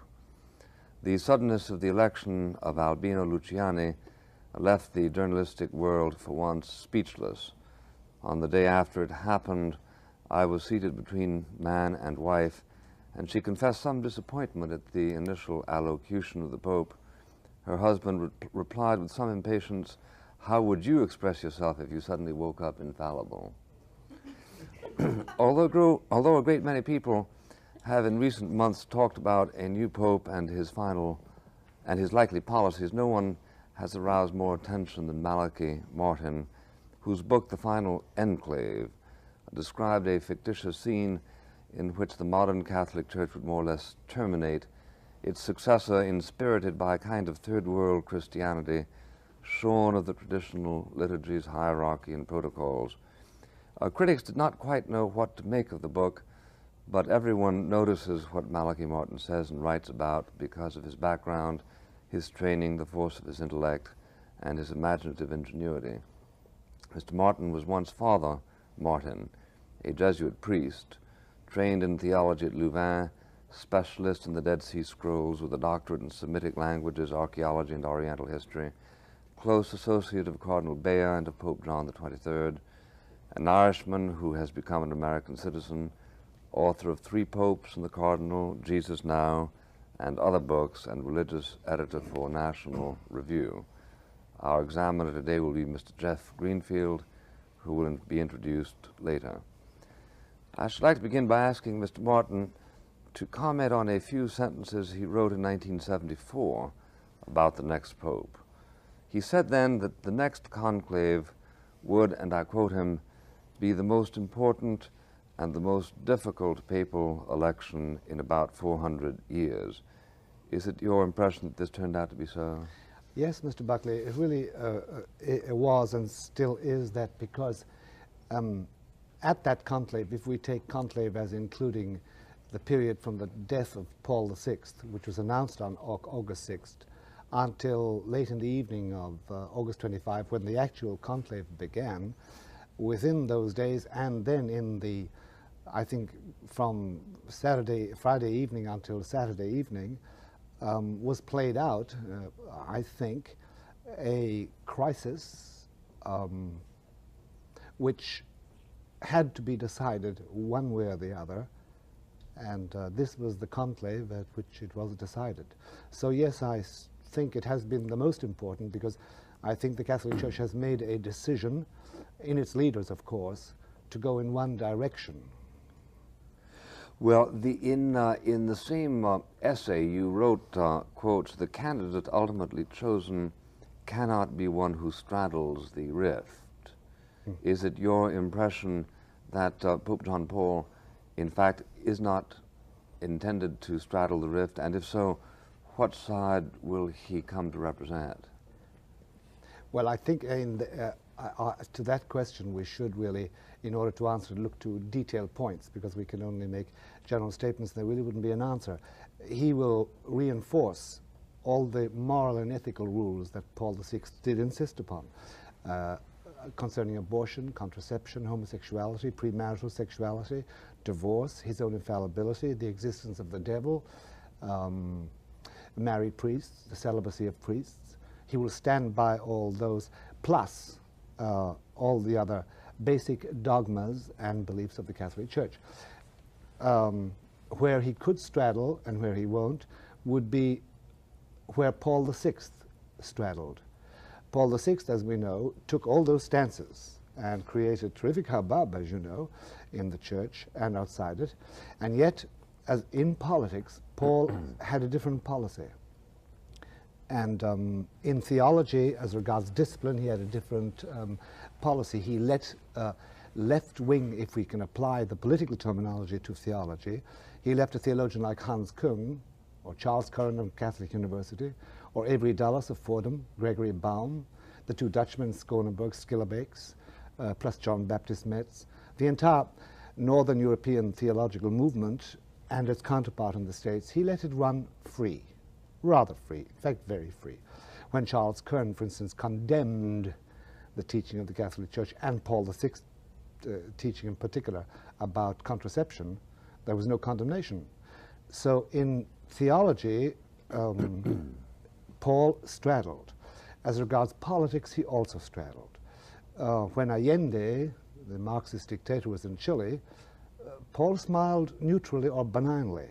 For Pinochet, the back of his hand. When the missionaries, white Portuguese missionaries, wanted to withdraw from the former Portuguese colony of Angola, I think it was, in protest against colonialism, Paul allowed them. Now they can't even get back there, or with difficulty. But he had a left-wing touch, and Paul was doing this deliberately from a rather cold-blooded, rational policy, because he was persuaded from the year 1967 that, come what may, we couldn't stop the advent of communist parties, legally or by violence, both in most of the main countries in Western Europe, Italy, France, Spain, Portugal, Holland, and in every country from Mexico down to Patagonia, down to the tip of Latin America. And hence his idea was, let's survive by making friends. And he pushed this policy further by straddling on the question of diplomatic relations. For instance, in Hungary, he consented to conditions for the church there which are intolerable, really. Every bishop has literally a KGB man sitting at his chancery, and you give you a card, and he computerizes that with Moscow. For 7.5 million Catholics, Paul agreed to 5 seminarians a year, 1 boys' school, 1 girls' school, and so on. Limitations beyond belief. With no right-wing government, political right-wing government, would Paul have any such truck. So he straddled the fence there. And then when his own editor in October 77, yes, last October, wrote in Paul's own paper, we must now teach our children what is good in Marxism. Well, Virgilio Levi is still the vice editor of the Osservatore Romano. So Paul straddled the fence. And incidentally, just to round off these remarks about Paul, that's why he left the church with no effective leadership, and why over 60% are confused between this very vibrant left wing, in this country rather headed by Cardinal John Dearden, and the right-wing traditionalist of Lefebvre. Now then, Paul went after Lefebvre, as they say in my native country, with a hacksaw. It's an expression to mean that he really went after him. He harassed him, he suspended him, he was brought to Rome and treated as a madman by the 3 cardinals that Paul appointed. He intervened with the Argentine government when Lefebvre went there to stop any big public meeting. So Paul sort of tried to straddle between the two, because he and Villot, the Cardinal Secretary of State, had accepted as axiomatic that they had to build bridges to the third world mentality in Latin America and in Europe. Now, Luciani, Albino Luciani, was elected. First of all, may we back up a little? Sure. About a conclave. I'm enjoying this. Well, I may be talking too long. Not at all, not at all. Most Irishmen are inclined to talk too long. But in a conclave, the first thing elected is a policy. That's the first thing. And after that, then they say, well, Cardinal Buckley, please stand up. You know this policy, will you accept it? And His Eminence may say, yeah, accepto, I accept it, or non accepto, anyway, I don't want to be Pope, or I accepto juxta modum, I accept it with my own suggestions. And that's number one. Number two, they never go into conclave without having picked the candidate. In conclave, the function of conclave nowadays since about the 75th conclave, is to assemble a consensus around the chosen candidate. And normally it's like a board of directors where there are 4 or 5 or 6 prime movers that choose the man they know. And then they all come in from the hinterland and they say, well, it's Cardinal Poggio, it's Cardinal Buckley, it's Cardinal Martin, whoever it is, and he's the candidate and here's the policy. And that policy is based on an assessment of the church in the various parts of the world where the church is important, and on the economic and political projections for those parts of the world. Now, this time, Paul VI's death was announced on August 6th. And Wyszynski, Stefan Wyszynski, this Pole, whom the Romans have always referred to contemptuously as our Holy Father of Central Europe, he sort of steamrolls over everybody, having dealt with Gomulka and Gierig, and the Stalinist period in Poland. He's a strong man. He and Wojtyła of Krakow and a man called Höfner, Joseph Höfner, a strong, arrogant German cardinal. I'm sure his arrogance stems from his desire for the kingdom of God, but that's his reputation.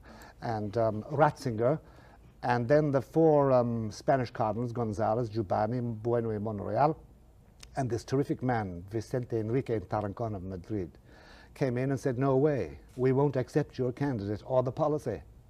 And Wyszynski said in his very Polish German, wir werden hier bis Weihnachten warten, bis dass wir den richtigen Kardinal haben. That sounds very hortatory. Yes, yeah. We'll wait here even until Christmas.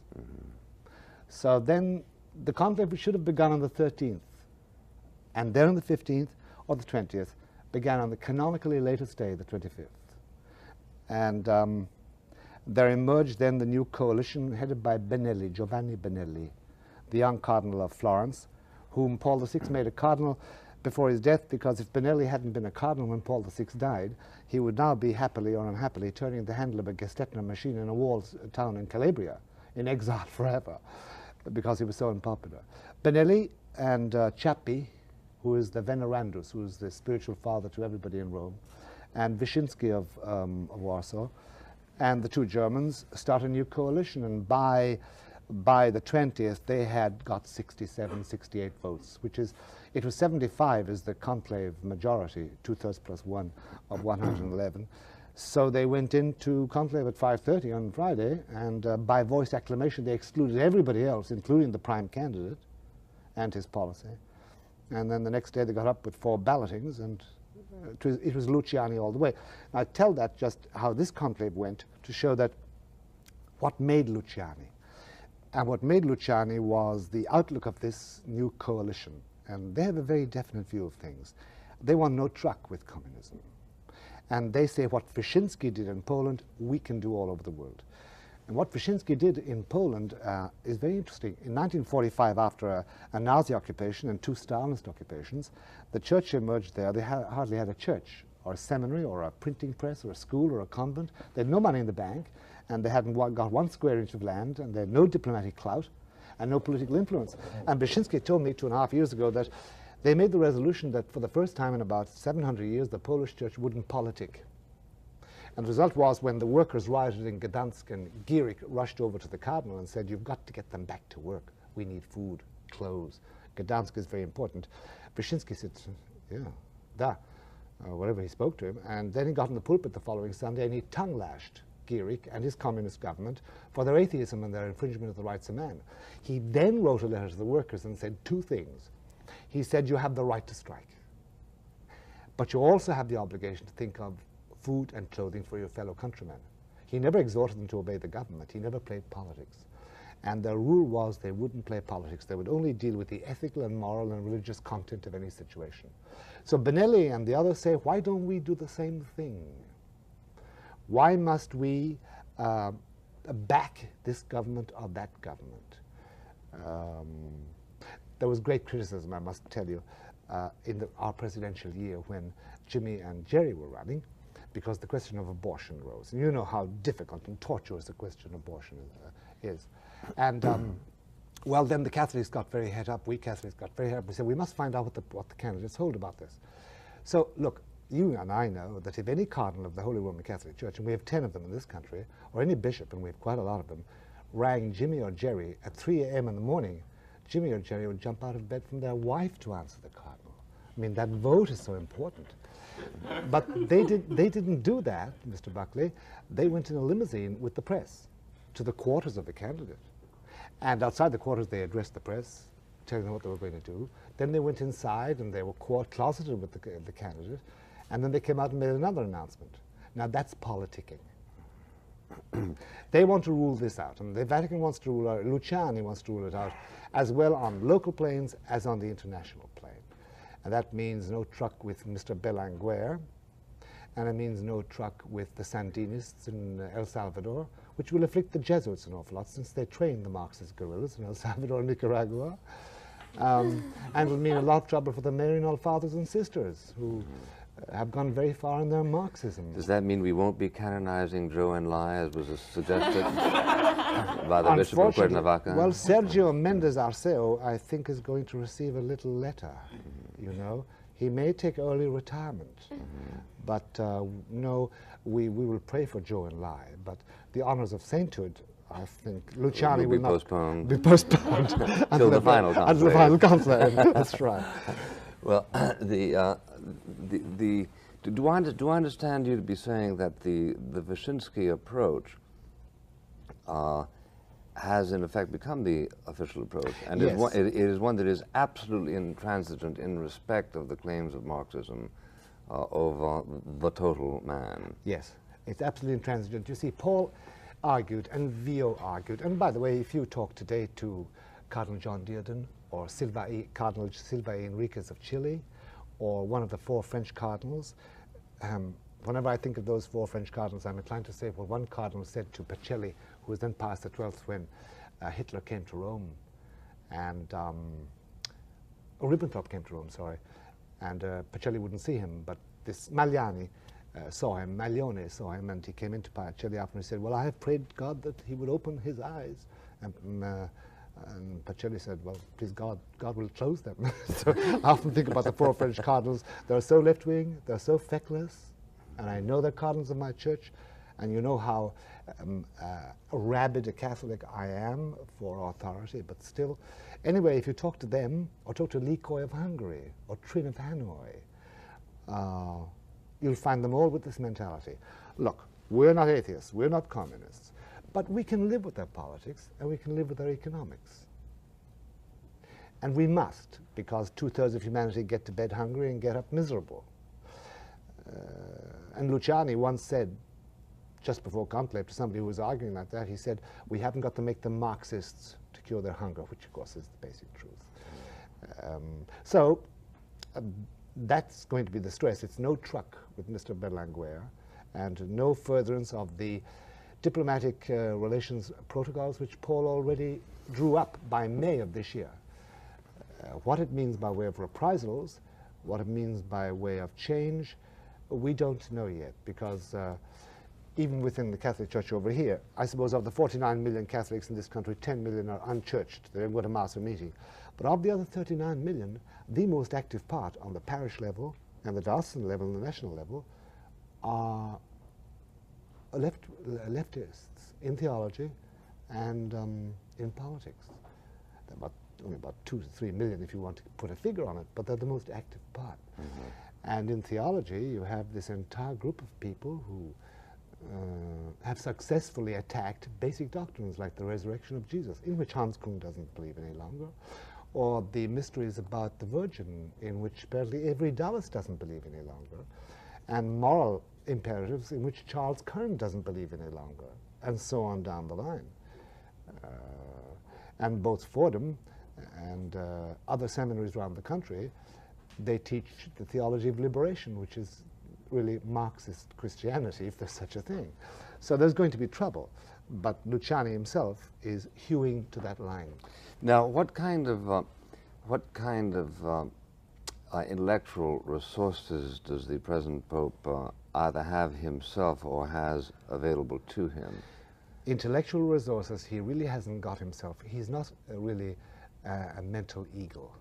As we used to say long ago in Oxford, an intellectual greyhound. That he's not. He's practically monoglot. By the way, like practically all great men I've ever known, he speaks a little bit of bad German, bitte und danke und wo wohnen Sie, and he speaks some very Italian and French. His English is very poverty-stricken. He speaks good Northern Italian and most mellifluous Latin. He's not bad for monoglot. No, it's not bad. It's not bad, actually, but he's been speaking since he was about 12 years old, since he entered early.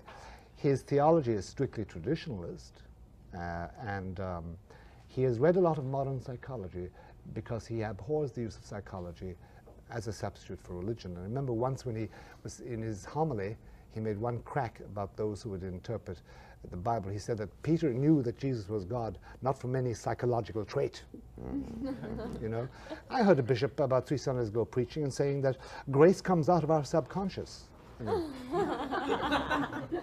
Freud must really turn happily in his grave at that moment. You know?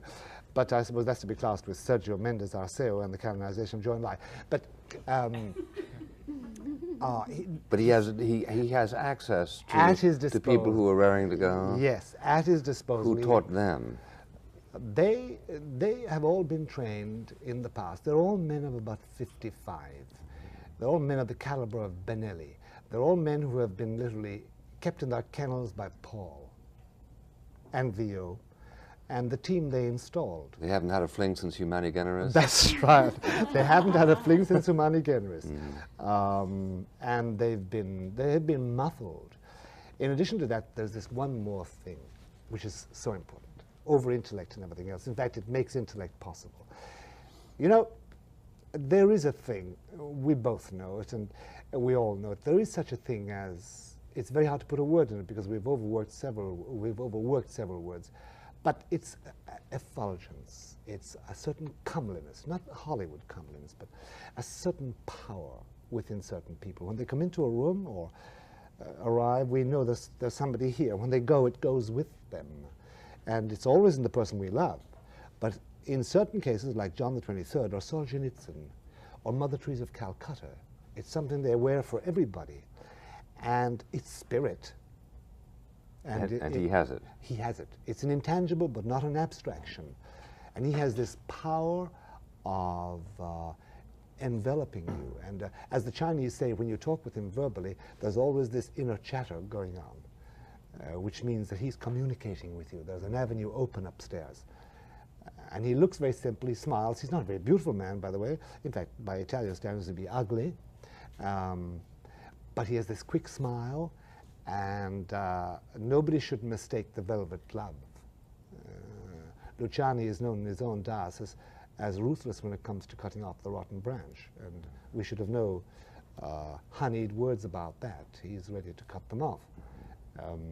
So that's his chief power. And can he pull it off? Well, as a Catholic, he can, if Jesus wants it like that, if that's what Jesus wants for his church right now, if he wants a leader who can exercise that power over people. And number two, if Luciani's will adheres closely enough, he will do what the Lord finally wants. But I've always thought in a man's life there's a measure between what God wills to happen and what God is willing would happen. I don't know how Molina or Banez would put that back in the 16th century. But I think that's the case with Luciani. And there's also a case of what poor Paul VI said a year before he died, that the smokehouse of Satan has entered this church. We have corruption. We have cardinals who are Freemasons. Not that all Freemasons are bad. I have a whole list of Scottish uncles, Covenanters, who are all Freemasons and wear their little aprons with hammers and everything else. But as a social club, I'm speaking about something more sinister than that. A lot of people have sold out. There are amongst the cardinals those who don't believe much. And 1/3 of the clergy in Spain and Italy belong to Marxist organizations. Competent sociologists assure me that 2/3 of the clergy in Latin America do so. We know several bishops who do. And we have a big problem. Well, aren't there men of manifest goodwill and of a certain intellect who believe that just as Christ baptized paganism, so Christianity can baptize Marxism? You and I believe it's ontologically impossible. That's but right. If one were to take Marxism and remove from it that that which most significantly characterizes it, you would have a kind of a dissipated concern for the working people and so That's on. Right. That could be used in highly adulterated form. That's true. You run into the problem that Chesterton identified when he said that do not go about as a demagogue asking a triangle to break out of the prison of its three sides. That's right. Otherwise, That's its right. life will come to a lamentable end, and Marxism, of course, will come. But of course, Marxism has come to a lamentable end in the Soviet Union. It has, of course. It's now, so why is it that the term Marxism is popular among Catholic clergy in Latin America, except insofar as it suggests an alternative to a social order that they see as malfunctioning? That's right. Not only malfunctioning, but utterly corrupt, really, to put them. And they have a problem, and it is the present Pope's big problem, because if we face the facts, as he does now in these days, because he's getting everything put in front of him, the fact is that there is no sign at all in Western Europe or in America, North America, in America, there is no sign of a solution to the misery of millions. No real sign. In fact, if we were frank, we would say we have neither the time, it's too late, or the money, we're very poor today, or the will. The effort it would require. Now, the Church itself, the Vatican, and one must respect confidentiality in this matter. I suppose, conservatively speaking, the Vatican has a portfolio investment of about 32 billion. Its collateral is over 1 trillion. It has certainly the biggest real estate operation. There's no doubt about that. International real estate operation. And it has it has a huge intelligence operation. If you want to know, literally, the gypsum production in Upper Silesia, if they produce it there, the Vatican knew it on August 25. It has a tremendous power, and its prestige is huge. It has 93 of its own ambassadors out there in 93 countries. It has ambassadors from over 101. It has huge power. Now, it's embedded in the West. Western democracy, Western capitalism. What is Luciani to do? What's Gianpaolo, as the Italians call him, to do? Is he to impoverish the church and distribute it all? It has been calculated that if you did that this year on January 1, next year it would be just as bad. It wouldn't relieve the misery. Therefore, is he to pull it right up and turn around and go the third world way and say we reject the West, as Paul VI was doing, and we will allow Catholics to vote the communist vote at the polls and give them that edge they need in France and the edge they need in Italy and in Spain and Portugal and Mexico and the other countries? What is he to do? Every pope since Leo XIII, and by the way, he was the first man to call for a living wage, people forget that, you know, has spoken about this, said the haves are diminishing, the have-nots are increasing, and it is the seedbed for communism. You must do something about it. So they've spoken and spoken and spoken. Nothing has happened. It's only got worse. Now, so Gianpaolo has to do something on the international plane, and it must be something new, and it must galvanize. Because I'm a Westerner, as you know, and I'm a European. I'm an American. Every part of me comes from the West. And yet I know there's nothing new in the West. Perhaps in dance in America there is. Even there, one could doubt. But there's nothing new in technology except the technology to kill. We're going to have we have nothing new coming out. What's new in the West is the virtual disappearance of poverty. Yes, that's right. That's extremely important datum. It is. But it's not going to help us as regards the third world. It is if we can export the techniques and the ethos. Do you think, do you think we can? Well, certainly not by encouraging the economic heresy of Marxism. That's right. That's right. So what is he to do? John Paul has this difficulty. Can he take up? Benelli and Wyszynski say we must turn it back towards Europe again. This is the heartland. Start here and build out to the world outside and form a new ethos. That's his biggest problem, and that's, I think, the problem of Catholics today. We also have this problem as Catholics, I think. At least I have, and I think any thinking Catholic has, and the men around Luciani has this problem. Look, most practicing Episcopalians I know are willing to say, all right, this is the body and blood of Jesus. I don't understand it, neither do you. And surely, yes, the Pope in Rome has an importance beyond all other bishops. We could cavil about what orders he gives, etc. And in the Greek Orthodox, it's the same. The Greek Orthodox Church is the same thing. There's a tremendous amount of welling goodwill out there. In fact, they feel excluded by it. What are we going to do about that? Because ecumenism has gone down the road of the World Council of Churches with Mr. Potter buying arms for the Marxist rebels in Angola and Rhodesia. It has nothing to do with religion at all. What are we to do about that? Can Giampaolo again illumine something and light them up, like John the 23rd did, and then died too fast for human calculation anyway? Or are we going to, I don't know, it depends on him. Do you know of any institution today with the wealth and the prestige and the possible sources of spirit that could galvanize something, really? Well, you ask an extremely interesting question. In order to galvanize the spirit, is it necessary to make huge and revolutionary economic strides? You speak as though it were. Well, otherwise, what are we if we don't? What's going to happen in Latin America, where they are hungry, and where their lifespan is 45, 50, and where they have no hope for a better future at all? They really haven't. In Brazil, Peru, Chile, Argentina, Bolivia, Colombia. Well, I know what some people would say right away. You begin by doing is controlling population.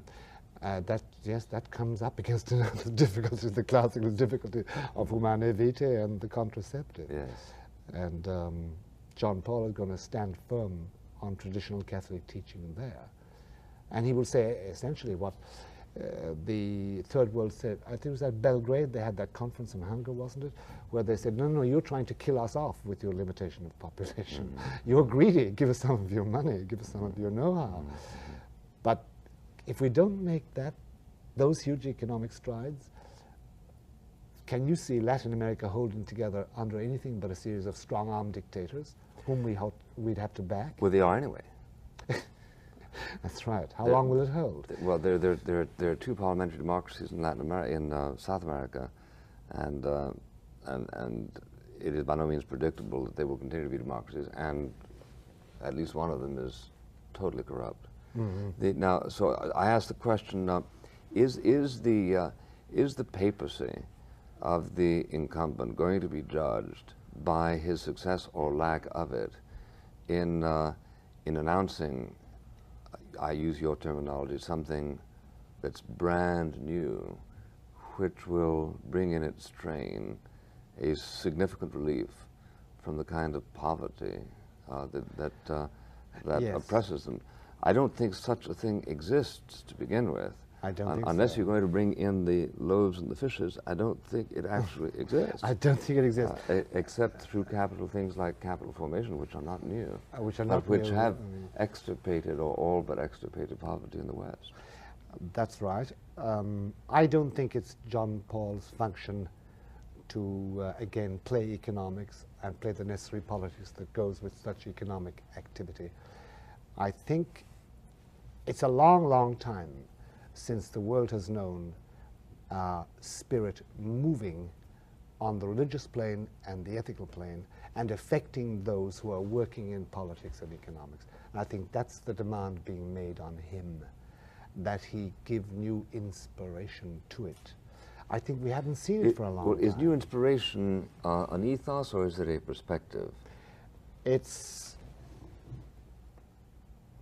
a perspective, but it's also this intangible force of personality, not as his individual personality, but this office, that he can have that effect of this intangible thing called spirit. It sounds fuzzy, but it's real. A leader who can have that power of spirit. I don't think Paul VI did that. I think he was an inner-directed man, very affectionate and of unswerving loyalty and automatic compassion, but he had no power to radiate, he couldn't radiate the certainty of his own faith to the crowd, nor inspire those that came to him, or start movements that were based on that. I think John Paul is supposed to do that. Otherwise, I think his papacy, otherwise a success, would be a failure, according to those who elected him. What pope of recent history had those powers? John the 23rd had. He could galvanize people who didn't share his faith, but did share his humanity, and who were touched by his compassion, and were touched by this man's spirit. John was untutored, and he died before he had even started, really. He started in 1962, and he died in June 1, 1963. In that short time, he started something new. He opened people's eyes, and he attracted attention. He could start them doing something. After that, it was taken over and molded by Paul VI and his administration in a very rationalized and politicized way. I think it's a long time, Mr. Buckley, since we saw somebody acting like that, a leader, really moving people's spirit, because I say it as a believer, there is this powerful thing called spirit, which the only thing which the Russians fear, really, because they know that they can't kill it. And if that can be once communicated, and the Pope today, Luciani or John, is fighting against the middle-level bureaucracy of the Vatican, which has as his law self-perpetuation, and he's got to take all that and cleanse it and vivify it, and then he's got to start something through his cardinals and bishops, and that's spirit. Now, the will of the conclave was that was his mandate, and presumably that is the will of the Lord Jesus, communicated to them in the normal way, not by tapping their shoulder or by dreams, but by the way that the Lord directs these men, whom finally he brings to the brink of authority, with nothing above them but the good God himself, to choose a pope. So I presume that is the success or failure of John Paul will be on that. He will forbid contraception and divorce and abortion, but I don't think those are main issues. Well, it's interesting that when you cataloged the list of dogmatical reaffirmations that you anticipate, yes, so many of them touched on sex. Well, because, yes, why? Yes. A, why, and B, is this really so desirable an emphasis?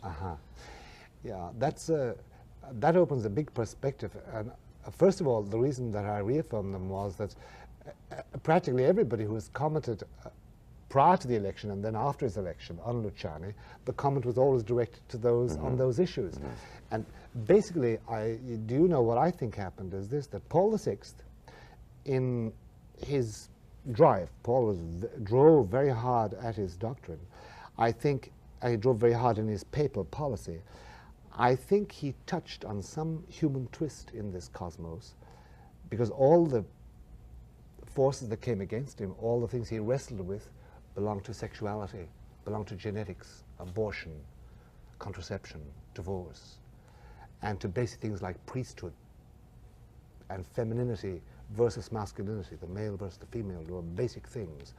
And there was no sex part of it in our Hollywood sense of the word. It was really the basic forces, and he had to reaffirm the devil again, the existence of a personal it, the devil, and his own infallibility. So I think it is the nature of the age that pushed these things up. Now, personally, I think that any good pastor would realign his values and say, these are not the important things. They're important, but they're not the important things. The important thing is love and compassion and wisdom and understanding and unity and a lack of vengeance. Charity. And I think his message, his first quiet, private message to Lefebvre was marvelous. We all belong to the same house. Let's talk. And apparently, to one of the bickering Germans, he has already said, look, stop the bickering. You have wisdom and we want it, but don't endeavor to drive a hole in my wall. You're talking about Giampaolo? Yeah, Giampaolo said this to one of the German progressives. So I think he'll try and quieten them all and say, shh, we have something else facing us all, which is far worse than anything you people fear. So I agree with you. The emphasis is wrong on those things, but that's the way it hit Paul. He was caught in that vortex. Is it your opinion that a part of the covenant that you began by describing between the Pope and those who elected him, the Pope, was the reaffirmation of Humana Vitae, or Yes. are you simply relying on his having expressed his loyalty to it? No, it's part of his mandate that he would reaffirm that Humana Vitae. And everything Paul did reaffirm along that line. When Paul had set up a commission to study contraception, as you know, there was a majority report which recommended not abolishing the rule against contraception. A relaxation of it, yeah. Yes, and mitigation of further search in this matter. And at that time, Cardinal Sunens, who later has been acting very naughtily, if I could say that with great respect, he's been very naughty about things, Cardinal Sunens of Belgium. He ordained me, actually, so I know him very well. But they did say, look, abortion and contraception are going to fade out as problems, because the time will come when you'll have to get permission to be conceived. And even when you have permission to be conceived, your father and mother would have to do something special in order to conceive, whereas now you've got to do something special in order not to conceive. It's a different technological approach to it. But he didn't come out and say we should permit contraception. It's been reported in the paper. He never said that. He spoke for some mitigation and further examination of what conception meant. You're talking about during the days before Humana Vitae? That's right, before Paul made his own decision. So, no, as he did it as part of his mandate, he's supposed to reaffirm all those things and bring back, reaffirm what Paul did, but stop straddling the fence that Paul straddled. So that's part of his mandate. But I think he's going to get off that. He's not going to remain on that. And nobody's going to be condemned because they infringe those things. Well, what about the manifest desire on the part of so many Catholics, many of them are informed, for a reinterpretation of Humana Vitae as indispensable not only to re-securing the loyalty of many Catholics who now consider themselves in a perpetual state of sin.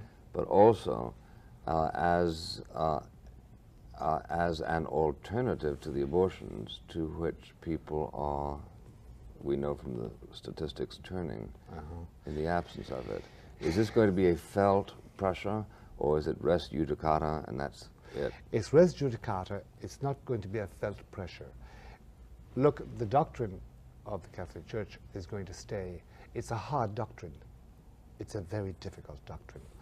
But it does go against one or two impulses we all take for granted today, that I have a right to sexual pleasure without any responsibility. It's taken for granted today. So why interfere with me with your laws, with your contraceptive laws? And it's taken for granted that a woman has a right to her body, which nobody denies, but she hasn't got the right to the body of a baby, or as they call it, a fetus, which is a more impersonal way of speaking about the baby you're going to cut out. But the law is very hard. The law of Christianity and the law of Jesus, which says that you don't need sexual pleasure by itself. You don't need it. And if circumstances are such that you can't have it without committing sin, then you can't have it.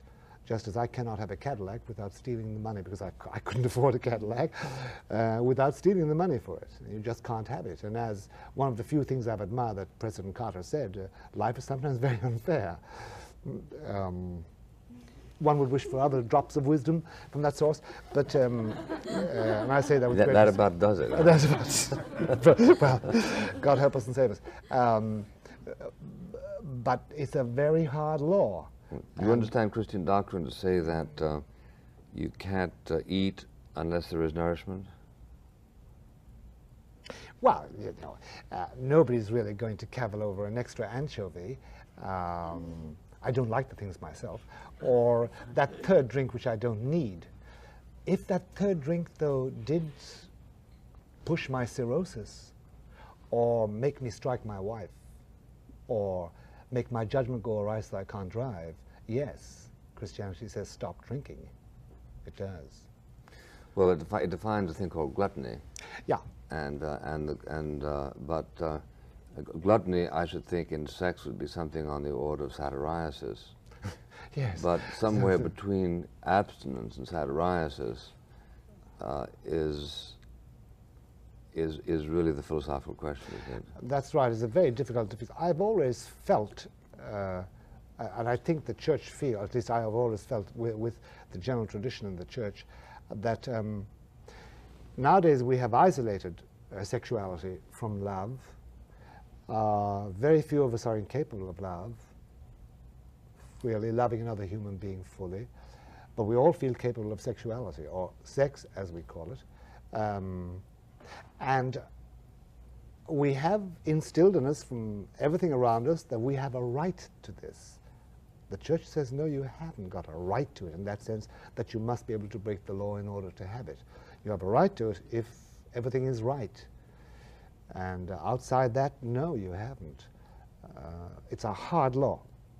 And I was talking with a friend of mine, a lady who was an Episcopalian. She's quite advanced in years. She's over 85, but she was telling me, look, when I saw all those cardinals, all those men, those hoary old men, and not one woman amongst them, I felt excluded. Why doesn't your church have a female cardinal? And I had to say to her, look, it's a hard doctrine. It's a hard doctrine, but it's not born of human wisdom. And there is a craze today, there is a persuasion today that everything must be democratic, and that women must be able to do everything with men, the same as men, must be equal to men, although it beats me why any woman would want to be equal to a man, I being a man. They being far stronger and being of eternity. Whereas we touch on human things and we make them, we men. But the doctrine is very hard, and Luciani and his church will keep on saying that, not emphasizing it, but they're going to keep on saying it. The world will not accept it, and as you know, we're diminishing in our effective numbers, and we'll go on diminishing. And we're in autumn, at the head of a very long winter. But who knows? Who knows? Mr. Jeff Greenfield is a freelance journalist and author. Mr. Greenfield. Thank you.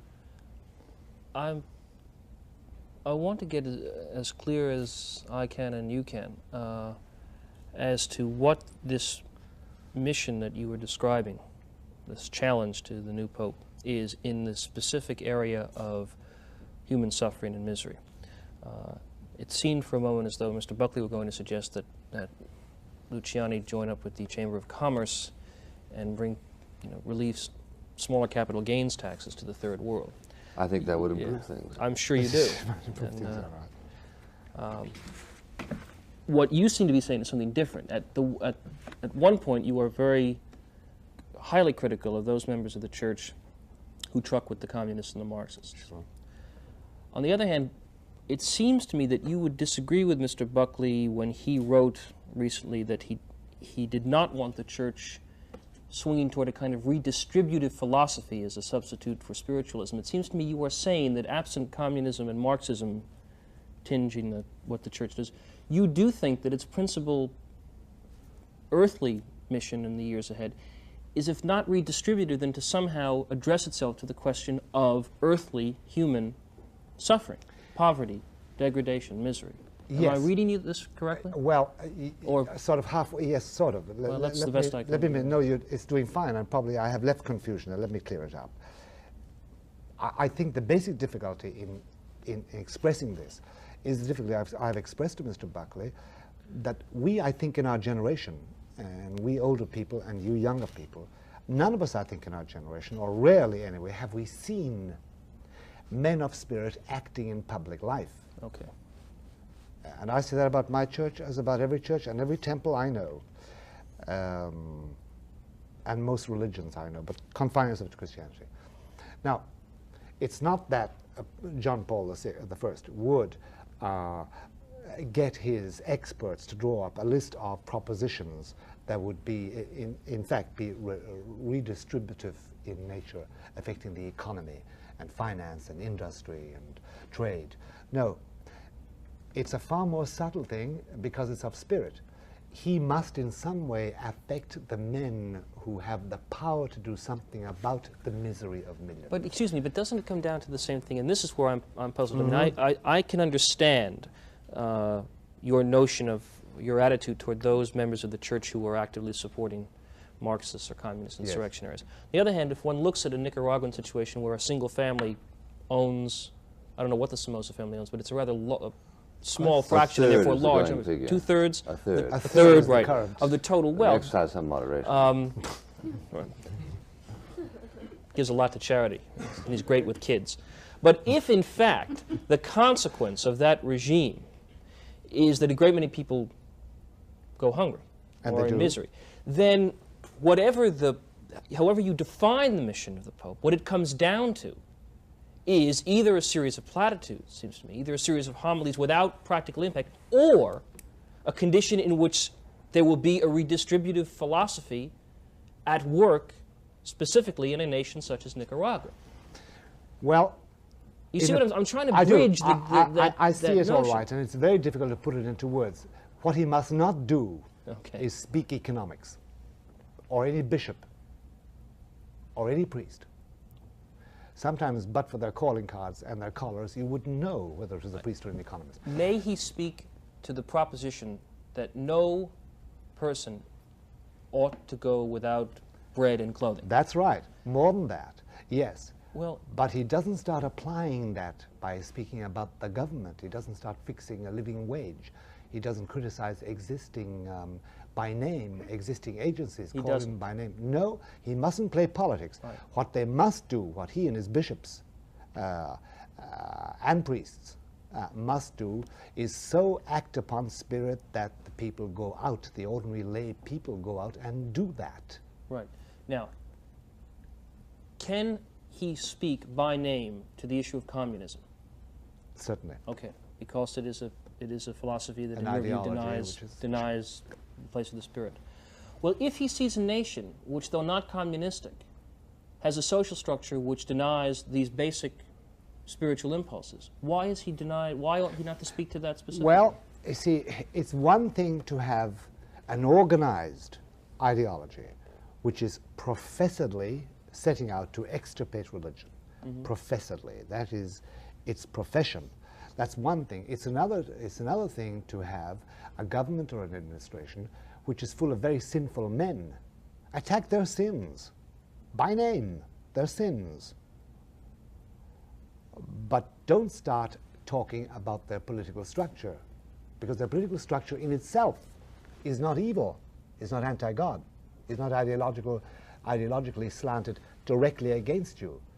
And you can do a lot of damage to them, to their consciences, in the good sense of the word damage, if you do that effectively. But the Church hasn't done that. Just to pursue this one step further, because as an outsider, it's sometimes difficult to get the handle on how the logic progresses.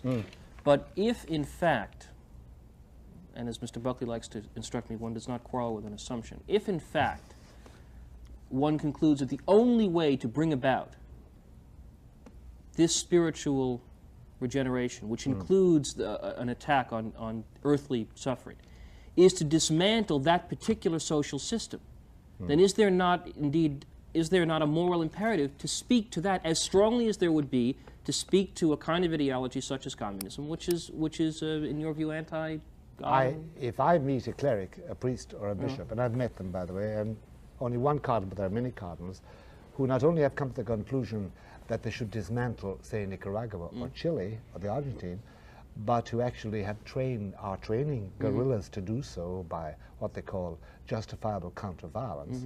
I know he's acting outside his priestly mandate. Well, one wasn't speaking to that, but there are some who believe that, for instance, nonviolent resistance is a profoundly spiritual movement, or at least can be under the right circumstances, no? There are, yes, that although so much of this nonviolent resistance becomes so violent. But sometimes it Gandhi was followed by millions of bodies, you know. He really was. And Martin Luther King wasn't. Well, that's something else. I think it turned out to be quite violent. It's awfully hard to have nonviolent resistance without some violence. Yeah, I think that was a remarkable, well, okay. It was a remarkable achievement. I'm not running that down. And it dismantled the whole social structure of sorts, or at least helped. Yeah, well, to make that judgment, to dismantle a social structure which is not anti-God, anti-religion, to make that judgment, we must dismantle it. I don't think that's the function of any. Can I ask Mr. Buckley a question? I'm shifting ground here, and it has to do with the use of with the whole question of the vernacular and the abolition of Latin in the Mass, because I want to, and Mr. Martin also, this is to you, but I'd like to start with Mr. Buckley. Is it the fact, do you think part of the reason why it was a mistake, let's say, is that the very fact that one is dealing in a language that one is unfamiliar with helps add a sense of majesty and mystery to the proceedings? In other words, in the way that, for instance, an Orthodox Jewish ceremony, which is done wholly in Hebrew, sounds to this apostate Jew much more solemn than a Reformed Jewish ceremony, which sometimes sounds like a country club gathering. Is that the mechanism? Is that what's at work there, do you think? I think it's partly at work, yes. I think that the use of the word mystery applied to religion has an affinity for other forms that are mysterious. I don't believe that things ought to be intentionally inscrutable. It would be preposterous, for instance, to have a language used in a liturgy, the meaning of which was not communicated. And that, of course, never happened in the church. But the notion that the vernacular would actually increase the fervor of the participation strikes me as one of those sociological assumptions that turned out not to be proved. Mm-hmm. But was that the basis of your objection? Well, that was a basis. The other was what I thought to be the hubristic approach to tradition, which I thought was defied by the massiveness with which that change was brought about, and the impatience with any dissent whatever, unless it came in the form of 14-year-olds creating disharmonies on banjos. That's right. And by the way, let's also add in that Paul VI and his administration, in abolishing the Latin, violated a decree of the Council on the 8th of December 1965, forbidding Latin to be abolished. Mm-hmm. That's serious. Now, that's very serious on Paul's part. What do you think was behind that? This is something different, it seems to me, from his... We have 30 seconds. From his third world accommodation. Why do you think that particular issue was so firmly struck by Paul? Well, one of his motives, there were various motives, we haven't got the time in 20 seconds to cover it. One of his motives was that Paul was convinced the church was going to break up into localities. And the only way to really assure its continuity would be that if each locality was more or less able to carry on in its own language. Thank you very much, Dr. Malachi Martin, author of The Final Conclave. Mr. Jeff Greenfield, ladies and gentlemen.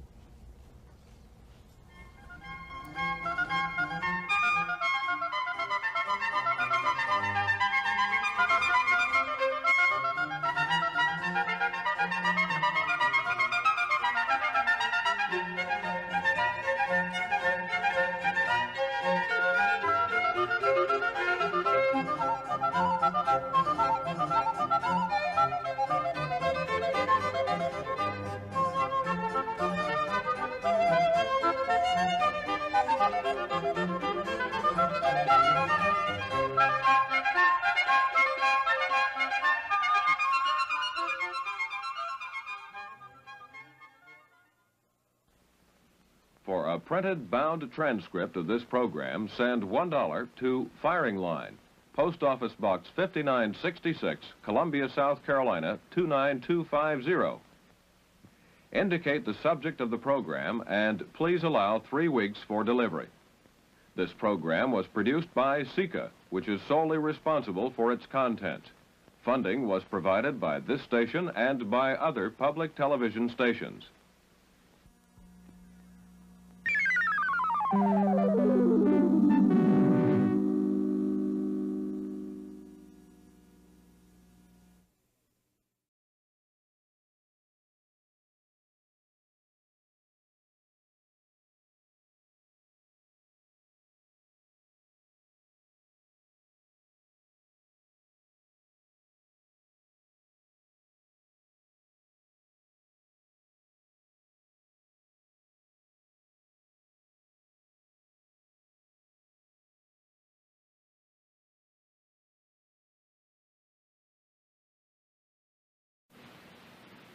Funding for Firing Line is provided by this station and by other public television stations.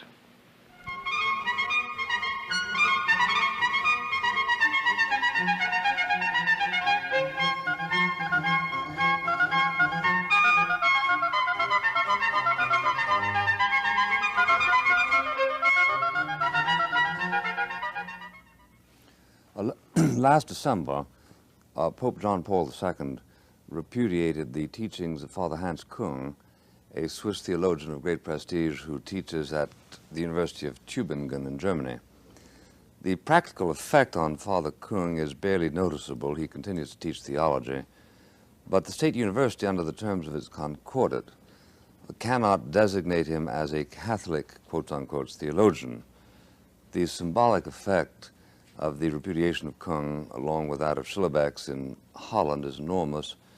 It suggests a reorientation under the present Pope of the Vatican's attitude towards orthodoxy. If Küng was not teaching Catholic theology in 1979, why was he tolerated in 1977 or 1967 for that matter?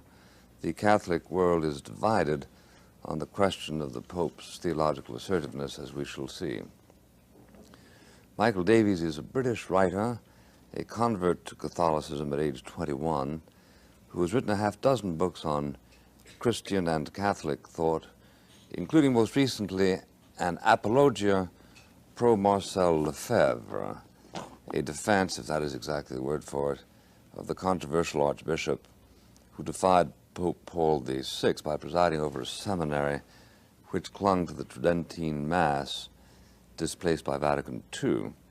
Mr. Davies is a graduate of St. Mary's College in London and served in the British Army. His first book was Cranmer's Godly Order, and his upcoming book is called Pope Paul's New Mass. Father Joseph Champlin works at the Chancery at Syracuse, New York. He graduated from Phillips Academy at Andover, studied at Yale and Notre Dame, and was ordained after completing studies at St. Andrew's and St. Bernard's seminaries. He's written a dozen books. He writes a syndicated column, does a daily broadcast, and has served on the Bishop's Committee on the Liturgy and lectured on the liturgy at the Princeton Theological School. Our examiner, Dr. Malachi Martin, will be introduced in due course. I'd like to begin by asking Mr. Davies whether the action of Pope Paul John is an implied rebuke to the inaction of Pope Paul. Well, I suppose but it is an implied rebuke because there are many demands that Pope Paul VI should condemn Hans Küng.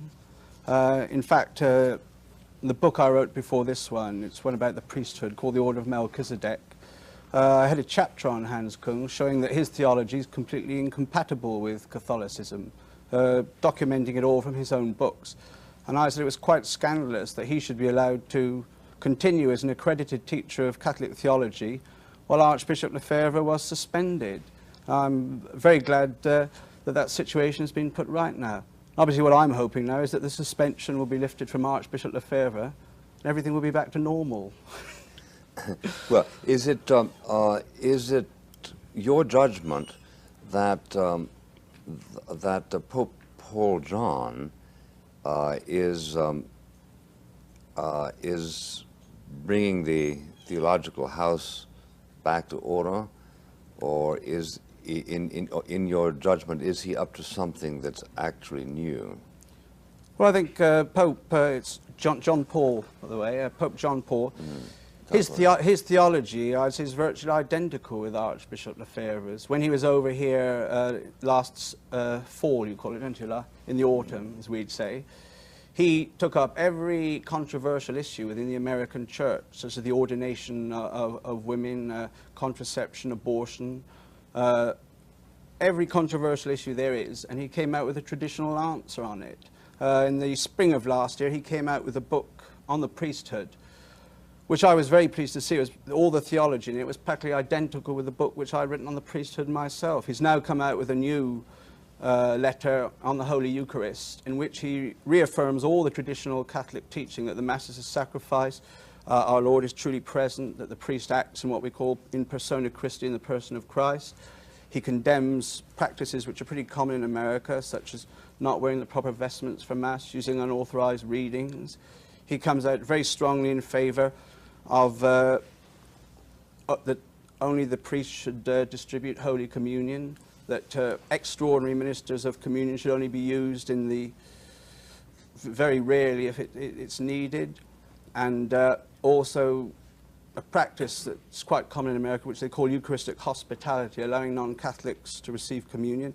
He said that the norms, the Vatican has norms for that, they should be adhered to rigidly. So, and I think most traditionalists are very encouraged by that. But where we would have our problem is the traditionalists like myself, our conflict with the Vatican is over matters like the form of the Mass. Well, let's save that for a moment. I'd like to ask Father Chaplain whether the recitation you've just heard kind of lengthy. Is one with which you are at odds, and do you think that the silencing of Kung is a word that's used, but it's used incorrectly because he's not silent, but the disciplinary measures taken there are justified objectively?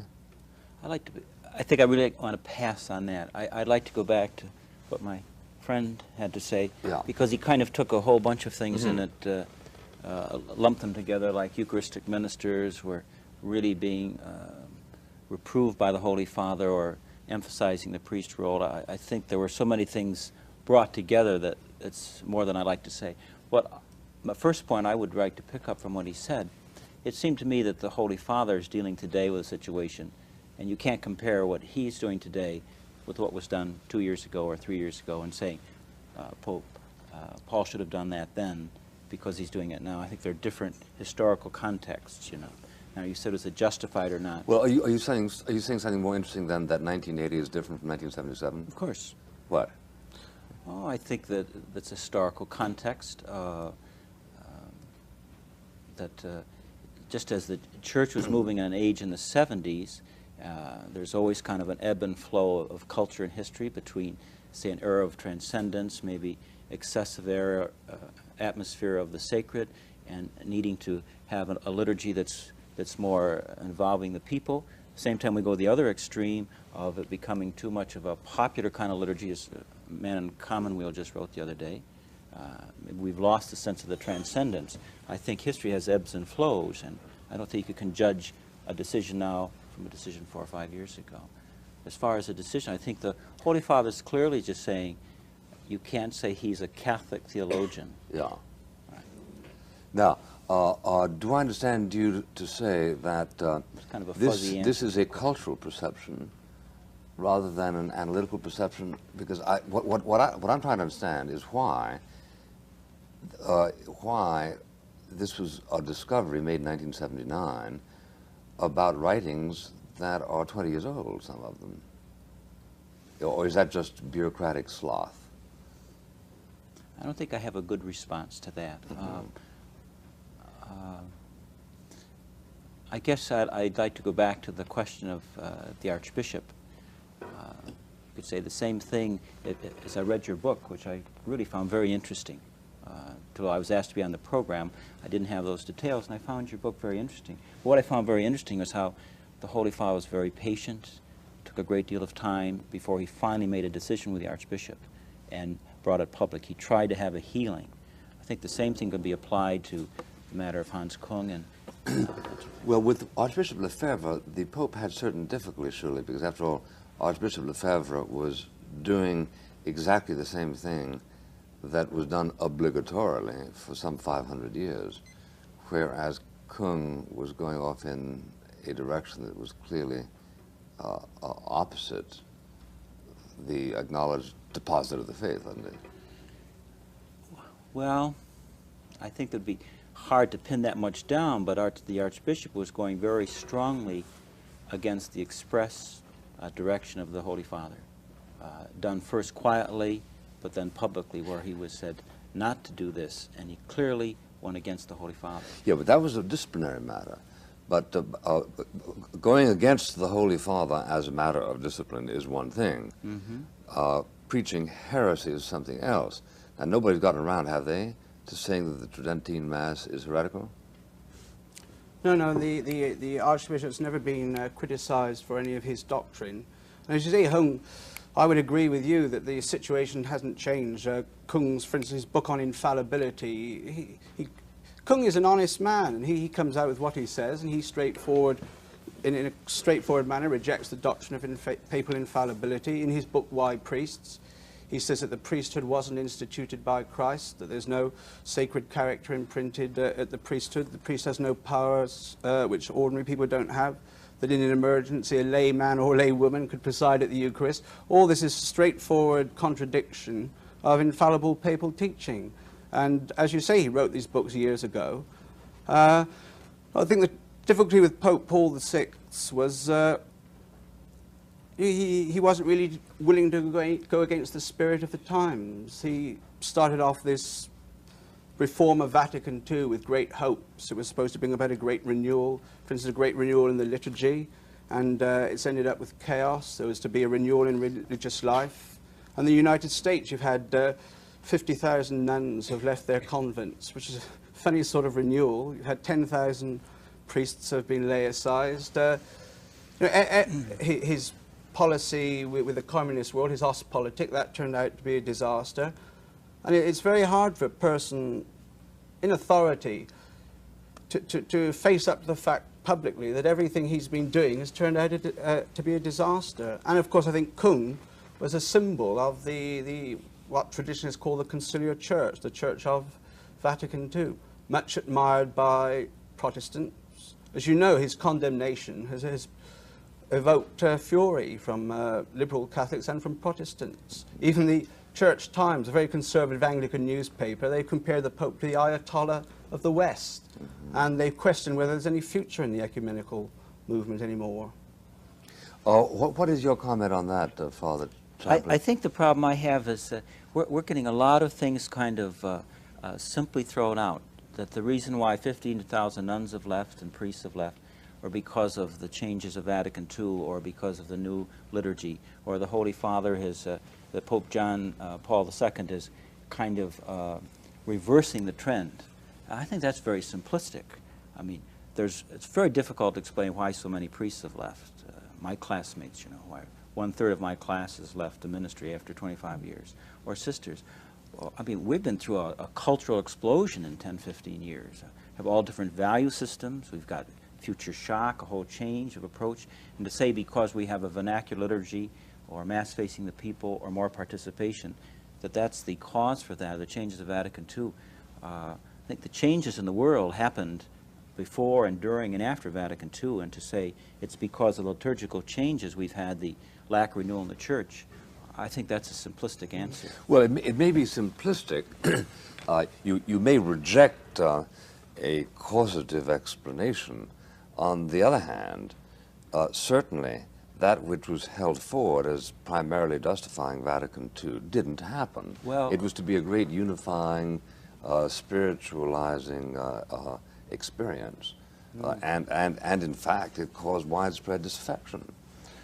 Well, the council caused widespread disaffection. Well, no, I should say was followed by. We've got this post hoc propter hoc again, problem. I don't think you can say that. The council basically called for a spiritual renewal, and also an attempt to make the Church adapted to the shifting conditions of the time. Well, why don't we be very concrete? I am a practicing Roman Catholic who finds attendance at the new Mass an aesthetic ordeal.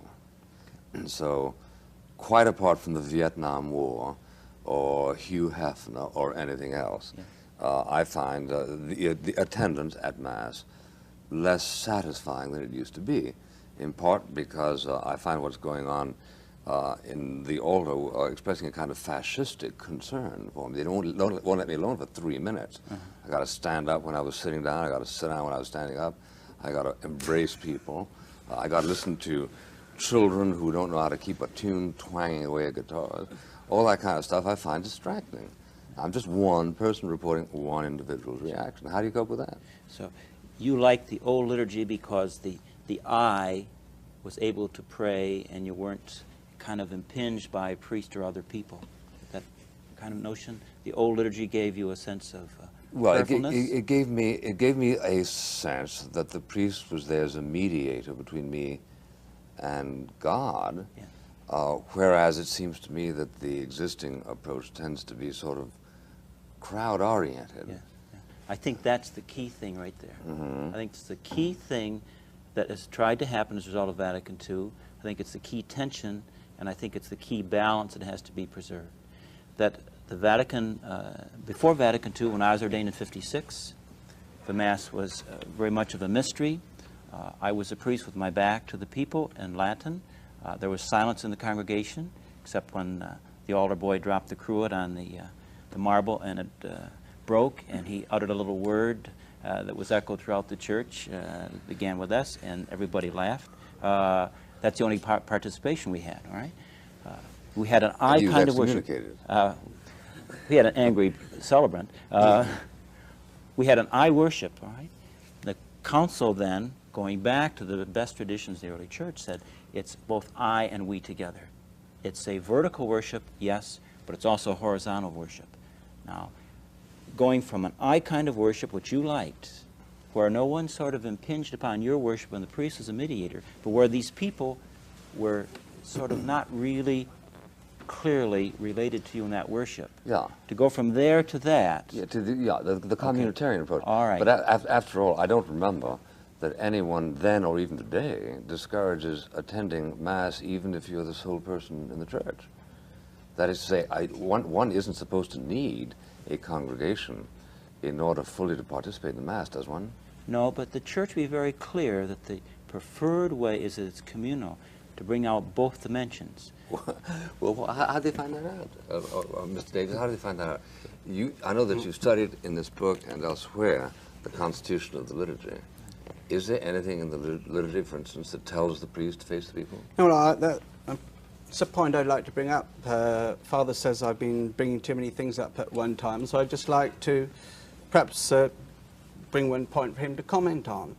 Now, Father is talking here as if the way Mass is celebrated in churches in America today has got something to do with Vatican II, but it's got absolutely nothing to do with the liturgy constitution whatsoever. There's a very well-known priest, you must have heard of Father Louis Bouillet, haven't you? Yes. Well, he wrote a book just after Vatican II called The Liturgy Revived, saying this was the culmination of the whole liturgical movement, what a great renewal and revival was going to come. A few years later, he wrote a book called The Decomposition of Catholicism, in which he said the reform as we now have it is a betrayal of Vatican II and the whole liturgical movement. Now, to come to the specific example I'd like Father to comment on, he said we're going back to the sound practices of the early church, such as Mass facing the people. Well, Mass has never been celebrated facing the people at any time at all in the history of the church until the Protestant Reformation. So this isn't and it wasn't mentioned, there's not one word about it anywhere in Vatican II. There's no suggestion that Mass should be celebrated facing the people.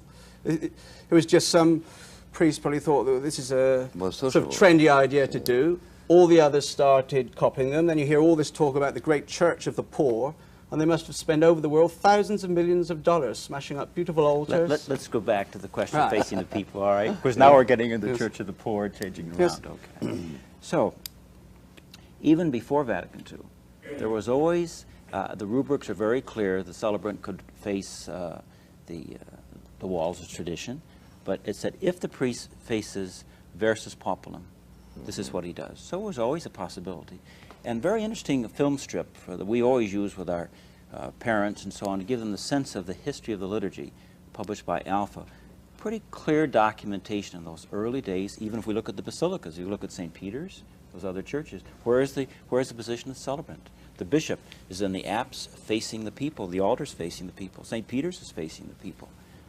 Pretty rich tradition. No, sorry, Father, but you're very confused there. You see, Mass has always been celebrated facing the east in the churches in the Oriental churches and in the Western churches. There are a few basilicas like St. Peter's in Rome where the apse happens to be at the west end, so the altar was positioned so that the priests could celebrate Mass facing the east.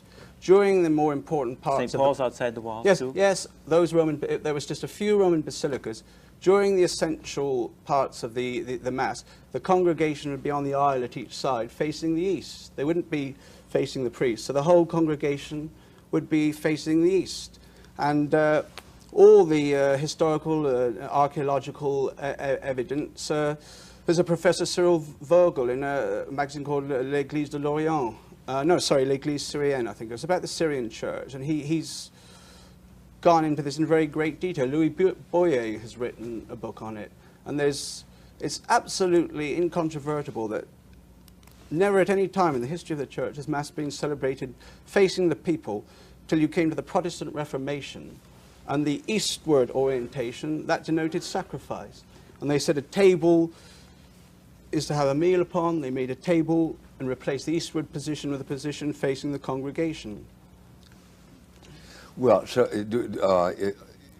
are you agreed to let it go at that? I'm happy. Well, let's pursue the question of whether there is a dilution implicit in the new form of the Mass over against the Tridentine Mass. As you know, the Protestants have been arguing very heatedly on the various revisions of the King James Bible, with one segment insisting that there is a theological dilution. Do you believe that there is in the new order? I don't think so. Let's go back to one of the earlier things that Mr. Davies mentioned about the dilution of the sacrifice notion and the priesthood and so on. When the new missal of the Vatican II document, or the new missal of Paul VI came out, this was one of the criticisms. In the introduction to the ritual, or the introduction to the general instruction of the missal, very clear notion of how the sacrifice of the Mass is present in the new order of Mass, how the priesthood is very clearly there, how the priesthood of the layperson, different in essence from the priesthood of the ordained person, is still present there. The whole notion, the sense of the sacred, is in fact present. And I think the kind of sense that he said at the beginning that the new Mass takes away from that, I don't think it's a dilution. I think it tries to bring that notion of the transcendent and the communitarian and bring it together. And the kind of abuses that he was talking about are abuses, but not the teaching of Vatican II. I don't see the new Mass as a dilution of what we had. Do you have a comment on that? Yeah, I certainly do. As Father says correctly, in the new Missal there's an introduction. There's, I think, probably most people watching wouldn't know, called the General Instruction to the New Roman Missal. Well, when it came out, first of all, you just had the New Order of Mass. You didn't have a complete Missal with all the readings. You just had a New Order of Mass, which had this General Instruction with all the articles explaining it. Some of these articles, they were just totally Protestant. For instance, they explained the nature of the Mass, Article 7. They said it's the coming together of the people under the presidency of a priest, which is there's nothing formally heretical in it, but it's totally acceptable to Protestants. Article 48 said that during the Mass, there was the Last Supper was made present. That is heretical, actually. Well, when the Missal which Father came out mentions with this foreword, that came out in 1970, and the foreword he has mentioned, the premium in Latin, as he said, it states every doctrine of the Council of Trent absolutely orthodox, in an orthodox manner, and says this is what the new Mass is intended to enshrine. But I think this foreword is the most damning indictment of the new Mass ever published. The fact that within a year of its publication, they had to put an introduction to it, saying, oh yes, well, it really is Catholic after all, it really is meant to show this. It's a far more damning indictment than anything traditionalists have written about it. I'm not 100% sure I follow that. You say it's damning to reiterate the fact that it is dogmatically... No, the fact that the new Mass was issued in 1969, and it evoked such criticism for its doctrinal inadequacy, which, if you like, I'll explain why it's doctrinally inadequate in a moment, that when it was republished in 1970, they had to add an introduction to reiterate its orthodoxy. Yes, protesting, affirming that it really was orthodox. Well, now, do you think, is it your position, Father, that there actually was nothing in the new order of the Mass that surrendered any historic I think there's a change of emphasis, and when the new Mass came out, there were persons who had difficulties because they used certain terms, or they didn't have the same emphasis as the previous Mass.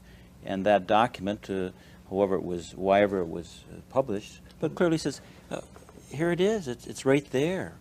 Oh, that's in the second edition, though, Father.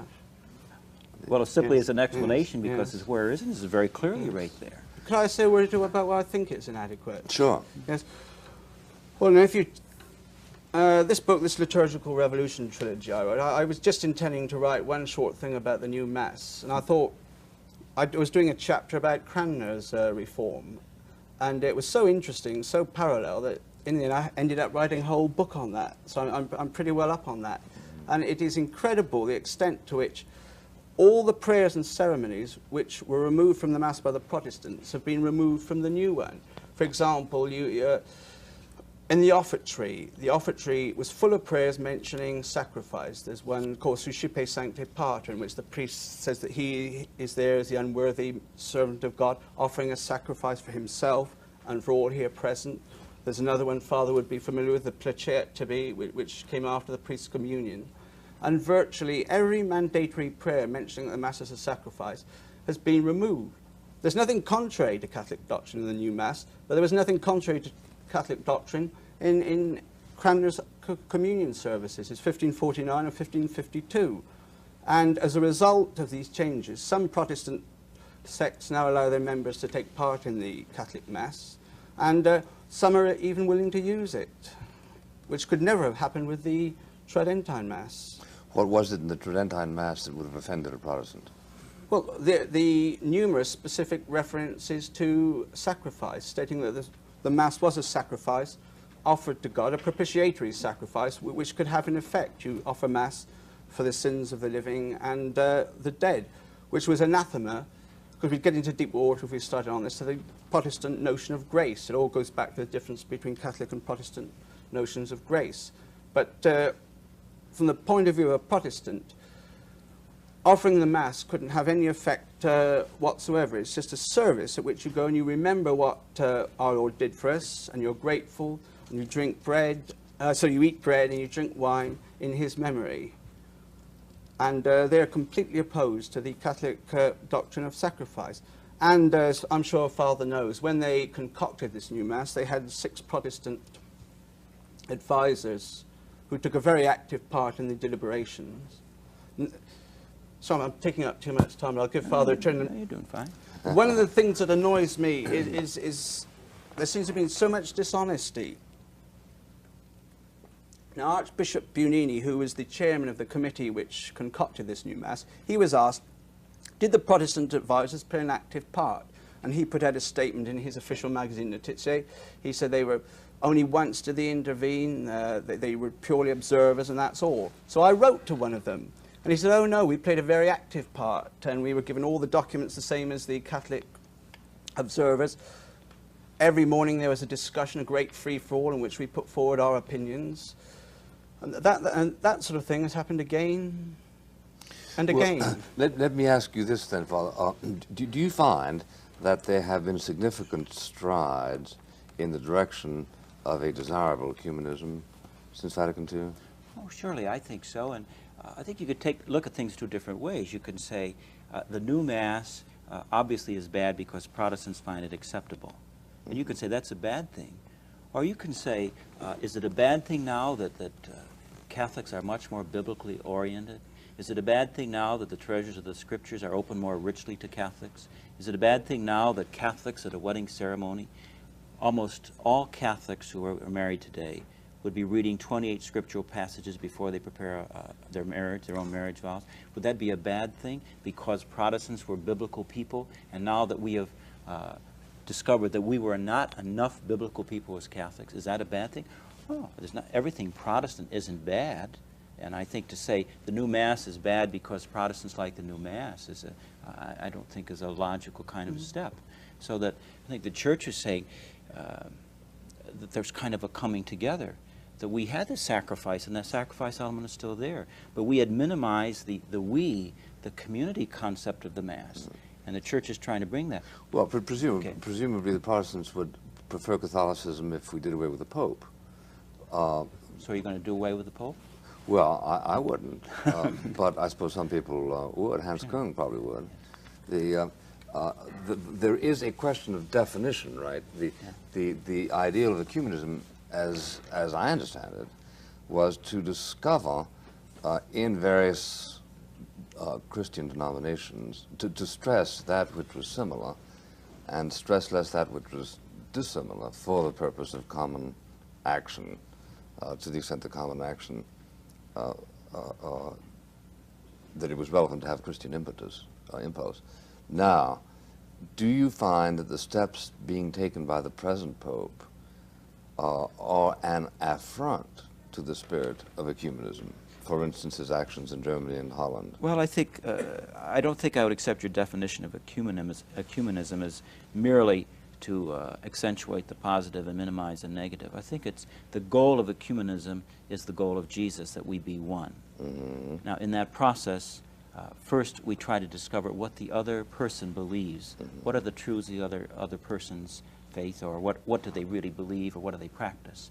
And then it's to try to find out what common elements are present there from the Spirit.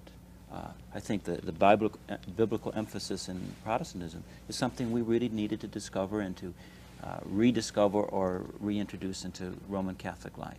I think it's very clear that most Protestant churches are becoming much more ritualistic in their worship, are going back in our direction as far as ritual is concerned, that you see a fusing together. So there is a popular kind of ecumenism to emphasize the elements that we share and to minimize those that are dissimilar. I think that's also a good practical way of doing things. But there reaches a point where we have to say, this is where I am and this is where you are. And I think the Holy Father today is kind of clearly saying it's time not just to have a folksy ecumenism, but this is what it is to be Catholic. And I think we'd probably be very acceptable on that. I think you're very happy with the statements he's making. I'm very pleased with his statements, the Pope's, and I'd agree to a certain extent with Father there. Obviously, the more Catholics know about the Bible, the better. Well, actually, soon after I became a Catholic, when I came into the army, I went to a Catholic college, and then I started teaching at a Catholic school. And I was quite shocked, having been brought up as a Protestant, to find none of my pupils had Bibles. So the first thing I did was bought every pupil a Bible. But there's a difference between encouraging Catholics to have a more profound knowledge of the Bible and removing from the Mass prayers which are likely to offend Protestants. You see, the essence of all this is the truth. Is something true or is it not true? And if it's true that the Mass is a sacrifice, if it's true, Catholics believe that our Lord founded a church, which is a visible church, a hierarchical church, with the Pope teaching infallibly on matters of faith and order and morals, and that he requires everyone to belong to that church. Now, if that is so, one is doing a disservice to Protestants by minimizing the aspects of Catholic dogma that are unacceptable to them, to give them the impression that really we all believe the same thing. We've had some things, I won't go into this much, but I don't know if anyone in America has heard of them, but we have a thing called the Anglican Roman Catholic International Commission, which probably Father's heard of, where they've purport to have produced agreed statements on the ministry, the Eucharist, and papal infallibility.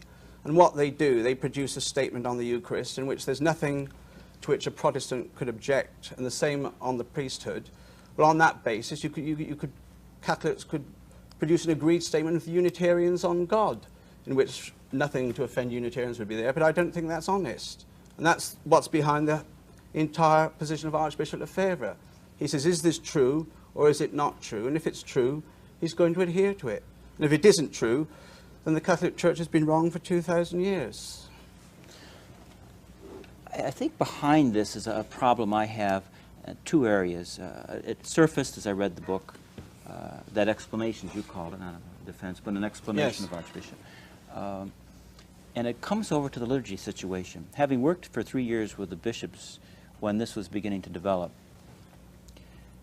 the kind of Mass we have today, even the translations, which I know you have some difficulties with, and I have some difficulties with, to say, as you did at one point, that the constitutional liturgy, part of it was heretical, I think Article 7, to say this statement or that statement. Article 48, I said was heretical. Okay. But you also have problems with number 7. Number 7, I said it was ambiguous. Okay, all right. To say that that's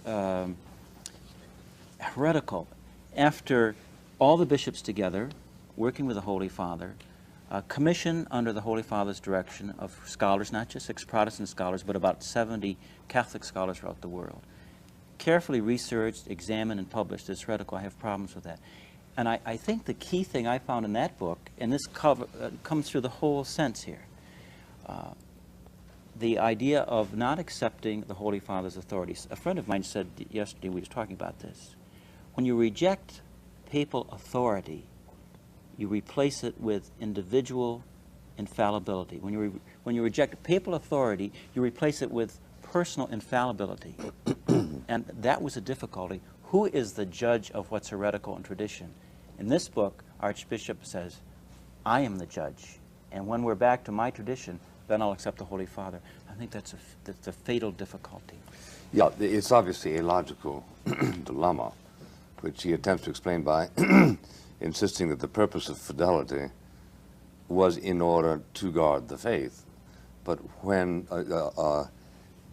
behavior is not contumacious, if the inclination is spiritual, but I grant he has a very considerable difficulty, which I think you acknowledge. No, I find this enthusiasm for papal authority, which fathers are evincing here, very interesting for, shall we say, a liturgical spokesman of the American hierarchy. Well, no. That you dignify me. I'm not a liturgical spokesman for American hierarchy. I'm a parish priest who works with I'll people. reduce you to the ranks. That's all right, thank you. I'm better now. You see, that is another thing which annoys traditionalists, is this complete set of double standards in the church, one for dealing with people like us and one for dealing with people like yourself. And I'll give you an example, this question of communion under both kinds. The Vatican has a set of circumstances set down under which you're allowed to have communion under both kinds. They said that bishops can choose extra circumstances relating to their own particular country, but these are only to be for particular groups on specific occasions, never to be when there's a large number of the faithful present. And each occasion must be regulated. I've got the text here if you'd like me to read it. Your bishops introduced communion communion under both kinds. They told your people in America, we don't need to ask permission from the Vatican because the Vatican has allowed it here, which is totally untrue. So they virtually, that was a schismatic act. They took it upon themselves to introduce their own rules for America in complete disobedience to the Holy See. And your spokesman, Bishop Kelly, I think you have, has admitted that the Vatican didn't give them permission. And I've checked up on that myself, and they're very, very displeased about this in the Vatican. So you see, and again with communion in the hand. Communion in the hand was forbidden. It was tolerated. People started doing it. Your bishops didn't come down on the people who were having communion in the hand. And then it was legalized. So it would impress me much more, this talk about obedience, if it was accepted generally as a principle. But obedience is only called for if it's from people who are trying to uphold the traditional faith.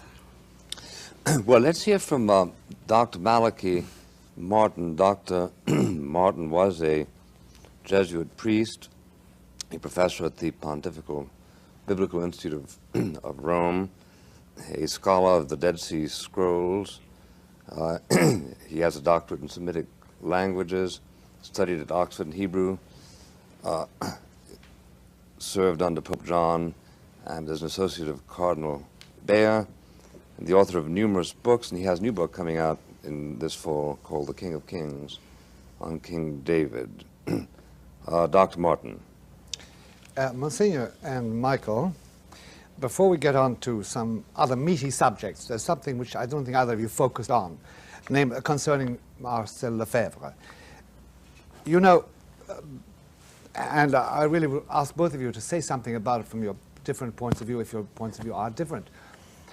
The bull, I'm sure I'm going to quote it wrong, the papal bull, which justifies, quo primum, Michael, is that what it's called?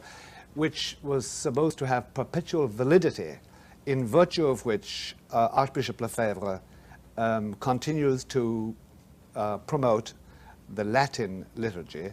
I hesitate to call it the Tridentine liturgy, although we all do, because it's far older than the Tridentine. It goes back to Pope Damasus, really, except in a few essentials.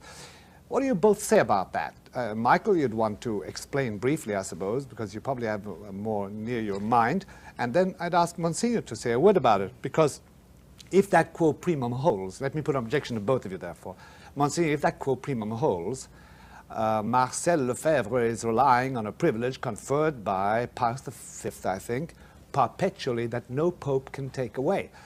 If, on the other hand, as they say in the Latin, it hasn't been abrogated but abrogated, then Marcel Lefebvre has a difficulty.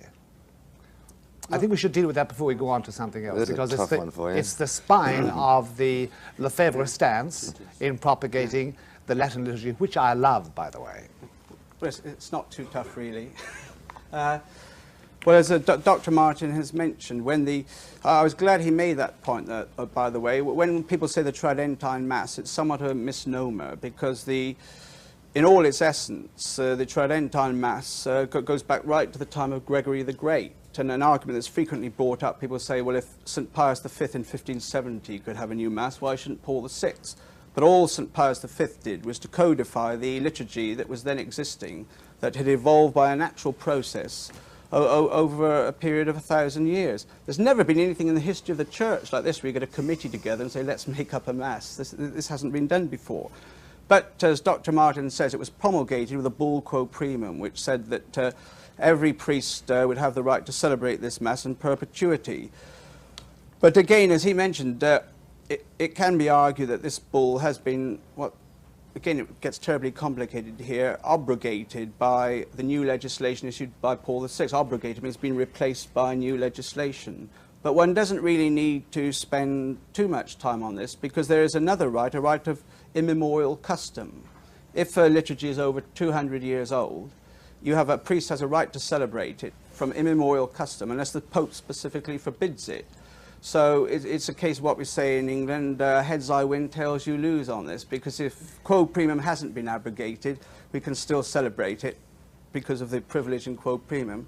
But if quo primum has been abrogated, priests can still celebrate it from the right of immemorial custom. Has it been abrogated? Well, I'm not a canon lawyer. I wouldn't like to comment on it. There is an excellent study on this by a Professor Neri Caponi, who's the Professor of Canon Law in the University of Florence. He says no, it has not been. Well, he says it's an open question, but he said what I said. In any case, it's irrelevant, because the priest has the right from immemorial custom. Yes.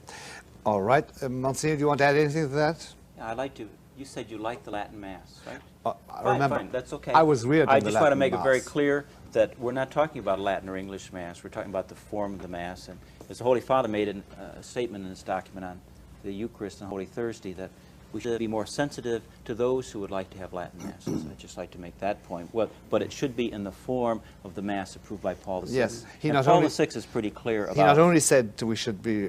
he said, actually, I'm quoting the Pope in that... Good. He said, it is therefore necessary to show not only understanding, but also full respect. I wish the bishops in our country did. Monsignor, I have a question for you. I'd like to just come back to the other. The Holy Father, in his document, Introduction to the Missal, yes, and in his correspondence with Archbishop Lefebvre in the book, yes, very clear that what quo primum did not lock it forever, that it was taken in a particular context, and that this replaces that. So yes. Okay. It is Michael, actually, I want to change my mind. I want to get to you first, if I may. Okay. I want to take the entire question of Marcel Lefebvre and his traditionalist stand, and my sympathy for that is terribly deep, I assure you. By the way, when I say I liked the Latin Mass, I meant I liked everything about it, the liturgy and the prayers, Monsignor. And I want to take the Kung incident and to put the following question on a broad scope with you. You would admit, I think, that a validly ordained priest today, using the Pauline Mass, with the correct intention and the apt matter of bread, wine, according to the laws of the Church, says a valid Mass and consecrates and really does represent the sacrifice of Jesus on Calvary. Okay? Yes, and the Archbishop's just put out a statement affirming that's his opinion too. He did. I read that statement. Now, wouldn't it be far better, therefore, while satisfying the, as the Pope says, satisfying those who like the old liturgy, to say this is not only a very different world, and not only a beleaguered world where Christians are in a vast minority and an increasing minority, but is also a world which, as far as we can see, within the lifetime of our grandchildren, if God has blessed us with grandchildren, the majority of mankind will be black and yellow, not white, and will not have Western culture. They may have the American bubble of dishwashers, und so weiter und so was, but they won't have the white mentality. Now, Latin and the entire Latin liturgy was developed by a Mediterranean, within the Mediterranean area, with a Latinate culture, culturally going back to Greeks and Rome, which, however much we study, will not last and will not be practiced in Katanga or in Shillong. And therefore that the broad view would say conserve, keep our rites and rituals, but the church in venturing on this very dangerous road, and I have some strictures against you, Monsignor, there in a moment, if I can get back to it, in all charity, because I found you wishy-washy about that renewal. Michael, I found you wishy-washy on things too. I want to get at you. But don't you think this is a new venture for the church, as they did with the Lombards, whom they called that loathsome people, but in the time of Gregory and his successor? We're endeavoring, while not crunching the sentiments of those who like the Latin, to widen the scope of this church, which Jesus said finally must be preached to all nations and must not be confined to a Latinate mentality. I'm advocating as the devil. How do you handle that, Mr. Davies?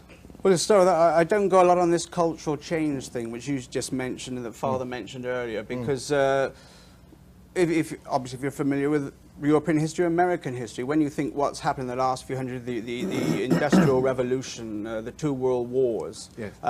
Those are far greater shocks than anything that's happened since the 1960s. When you had Vatican II, there's nothing much changed in Western society since then.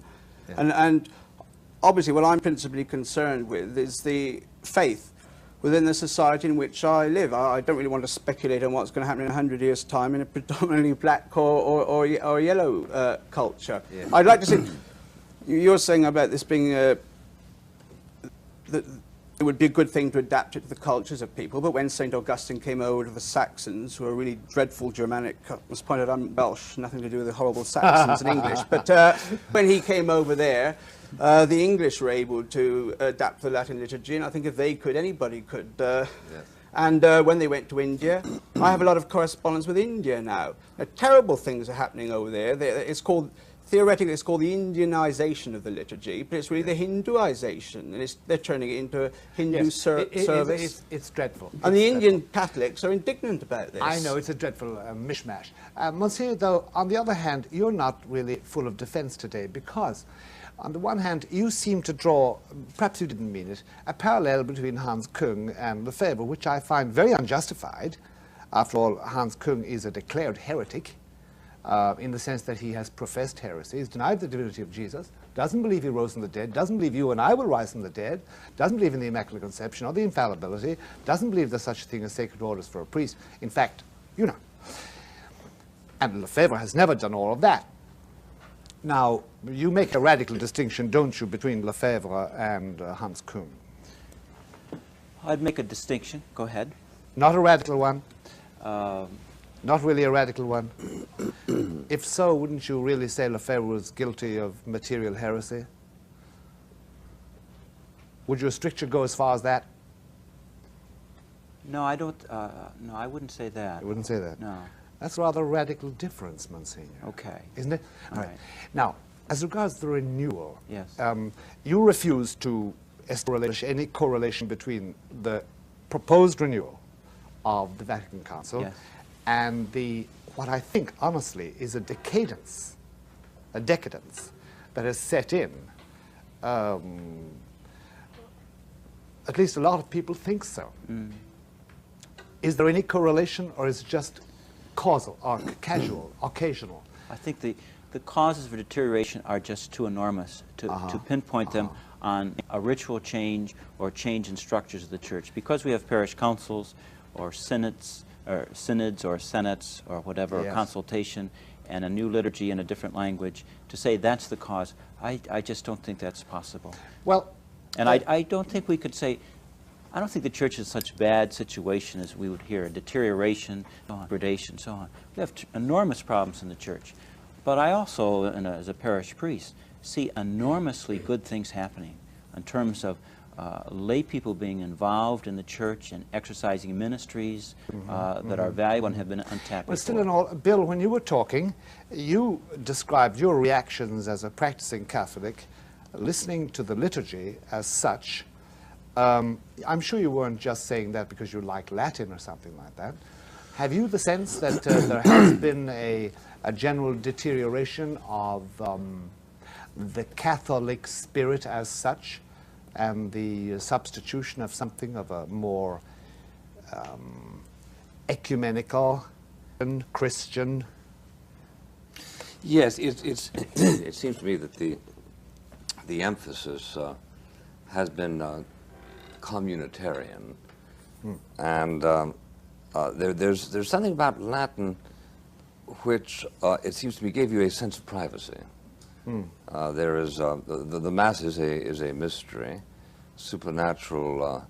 The supernatural is a mystery. The Church is founded on certain mysteries, and there's a sense in which it is, I think, culturally consistent that a special vocabulary should be used in describing or in engaging in such a liturgy, so that I think that Latin had going for it not only that it was traditional and universal, but also precisely that it was not vernacular, in the same sense in which I object to I object to the elimination of the vocative thee and thou, substituting you.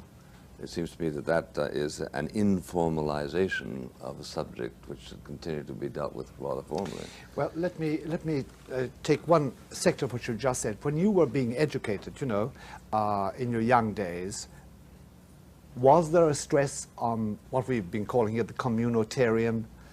Did that ever come up? No, there were only a few prayers even said jointly, and that was at the very end of the Mass. Now you're praying jointly half the time. Most of the time, if you're praying at all. Yeah. And not being annoyed. I'm betraying my prejudice there.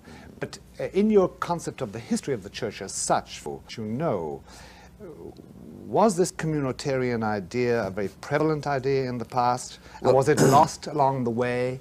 I think it's unquestionably true that the Mass of the catacombs put together the believers in a sense of fraternity. They felt a bond that people tend to feel when they are being oppressed.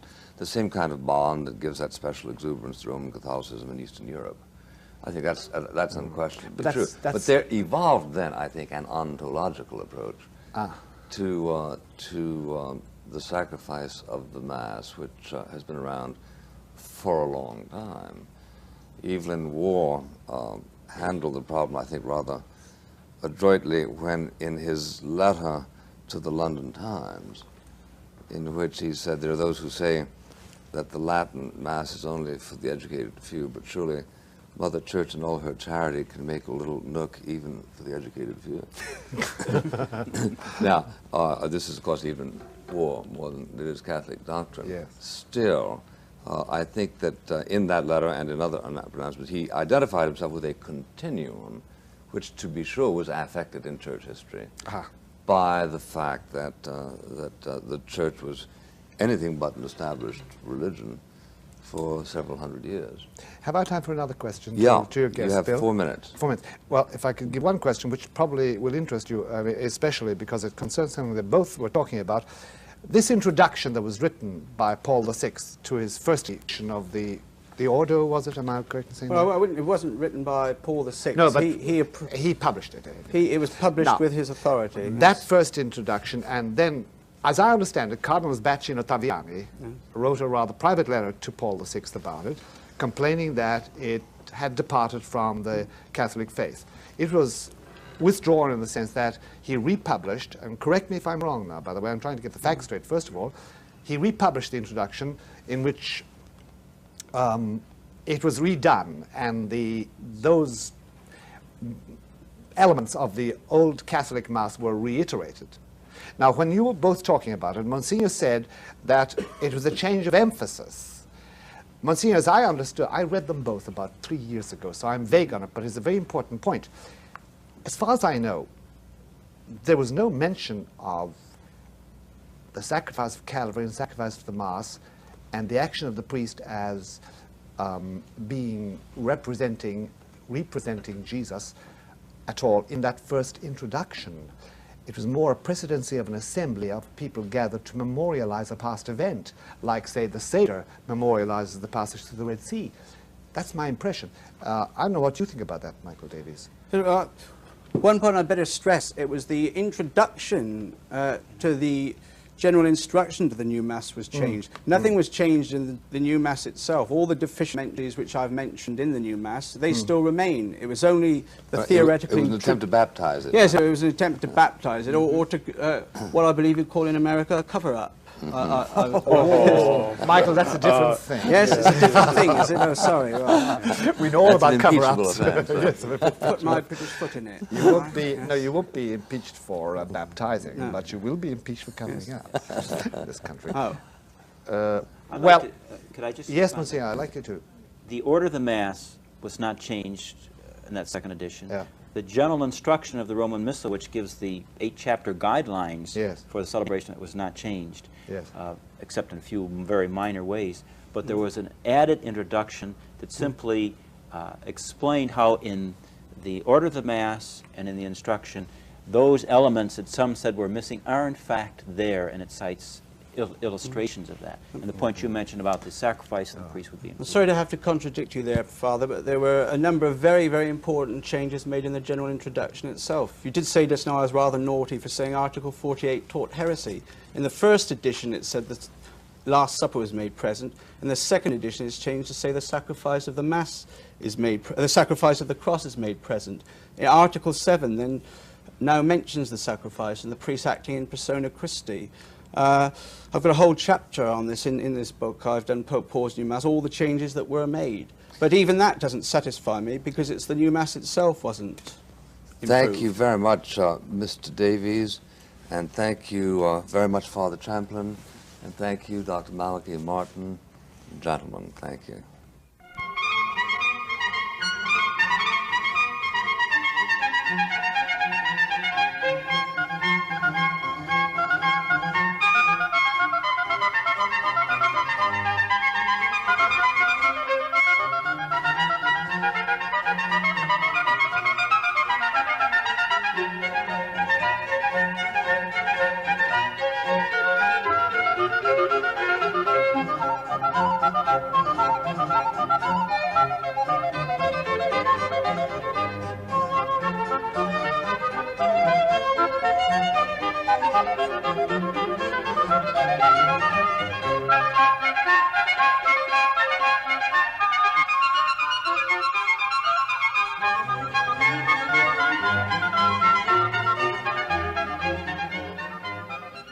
For a printed, bound transcript of this program, send $1 to Firing Line, Post Office Box 5966, Columbia, South Carolina, 29250. Indicate the subject of the program and please allow 3 weeks for delivery. This program was produced by SICA, which is solely responsible for its content. Funding was provided by this station and by other public television stations.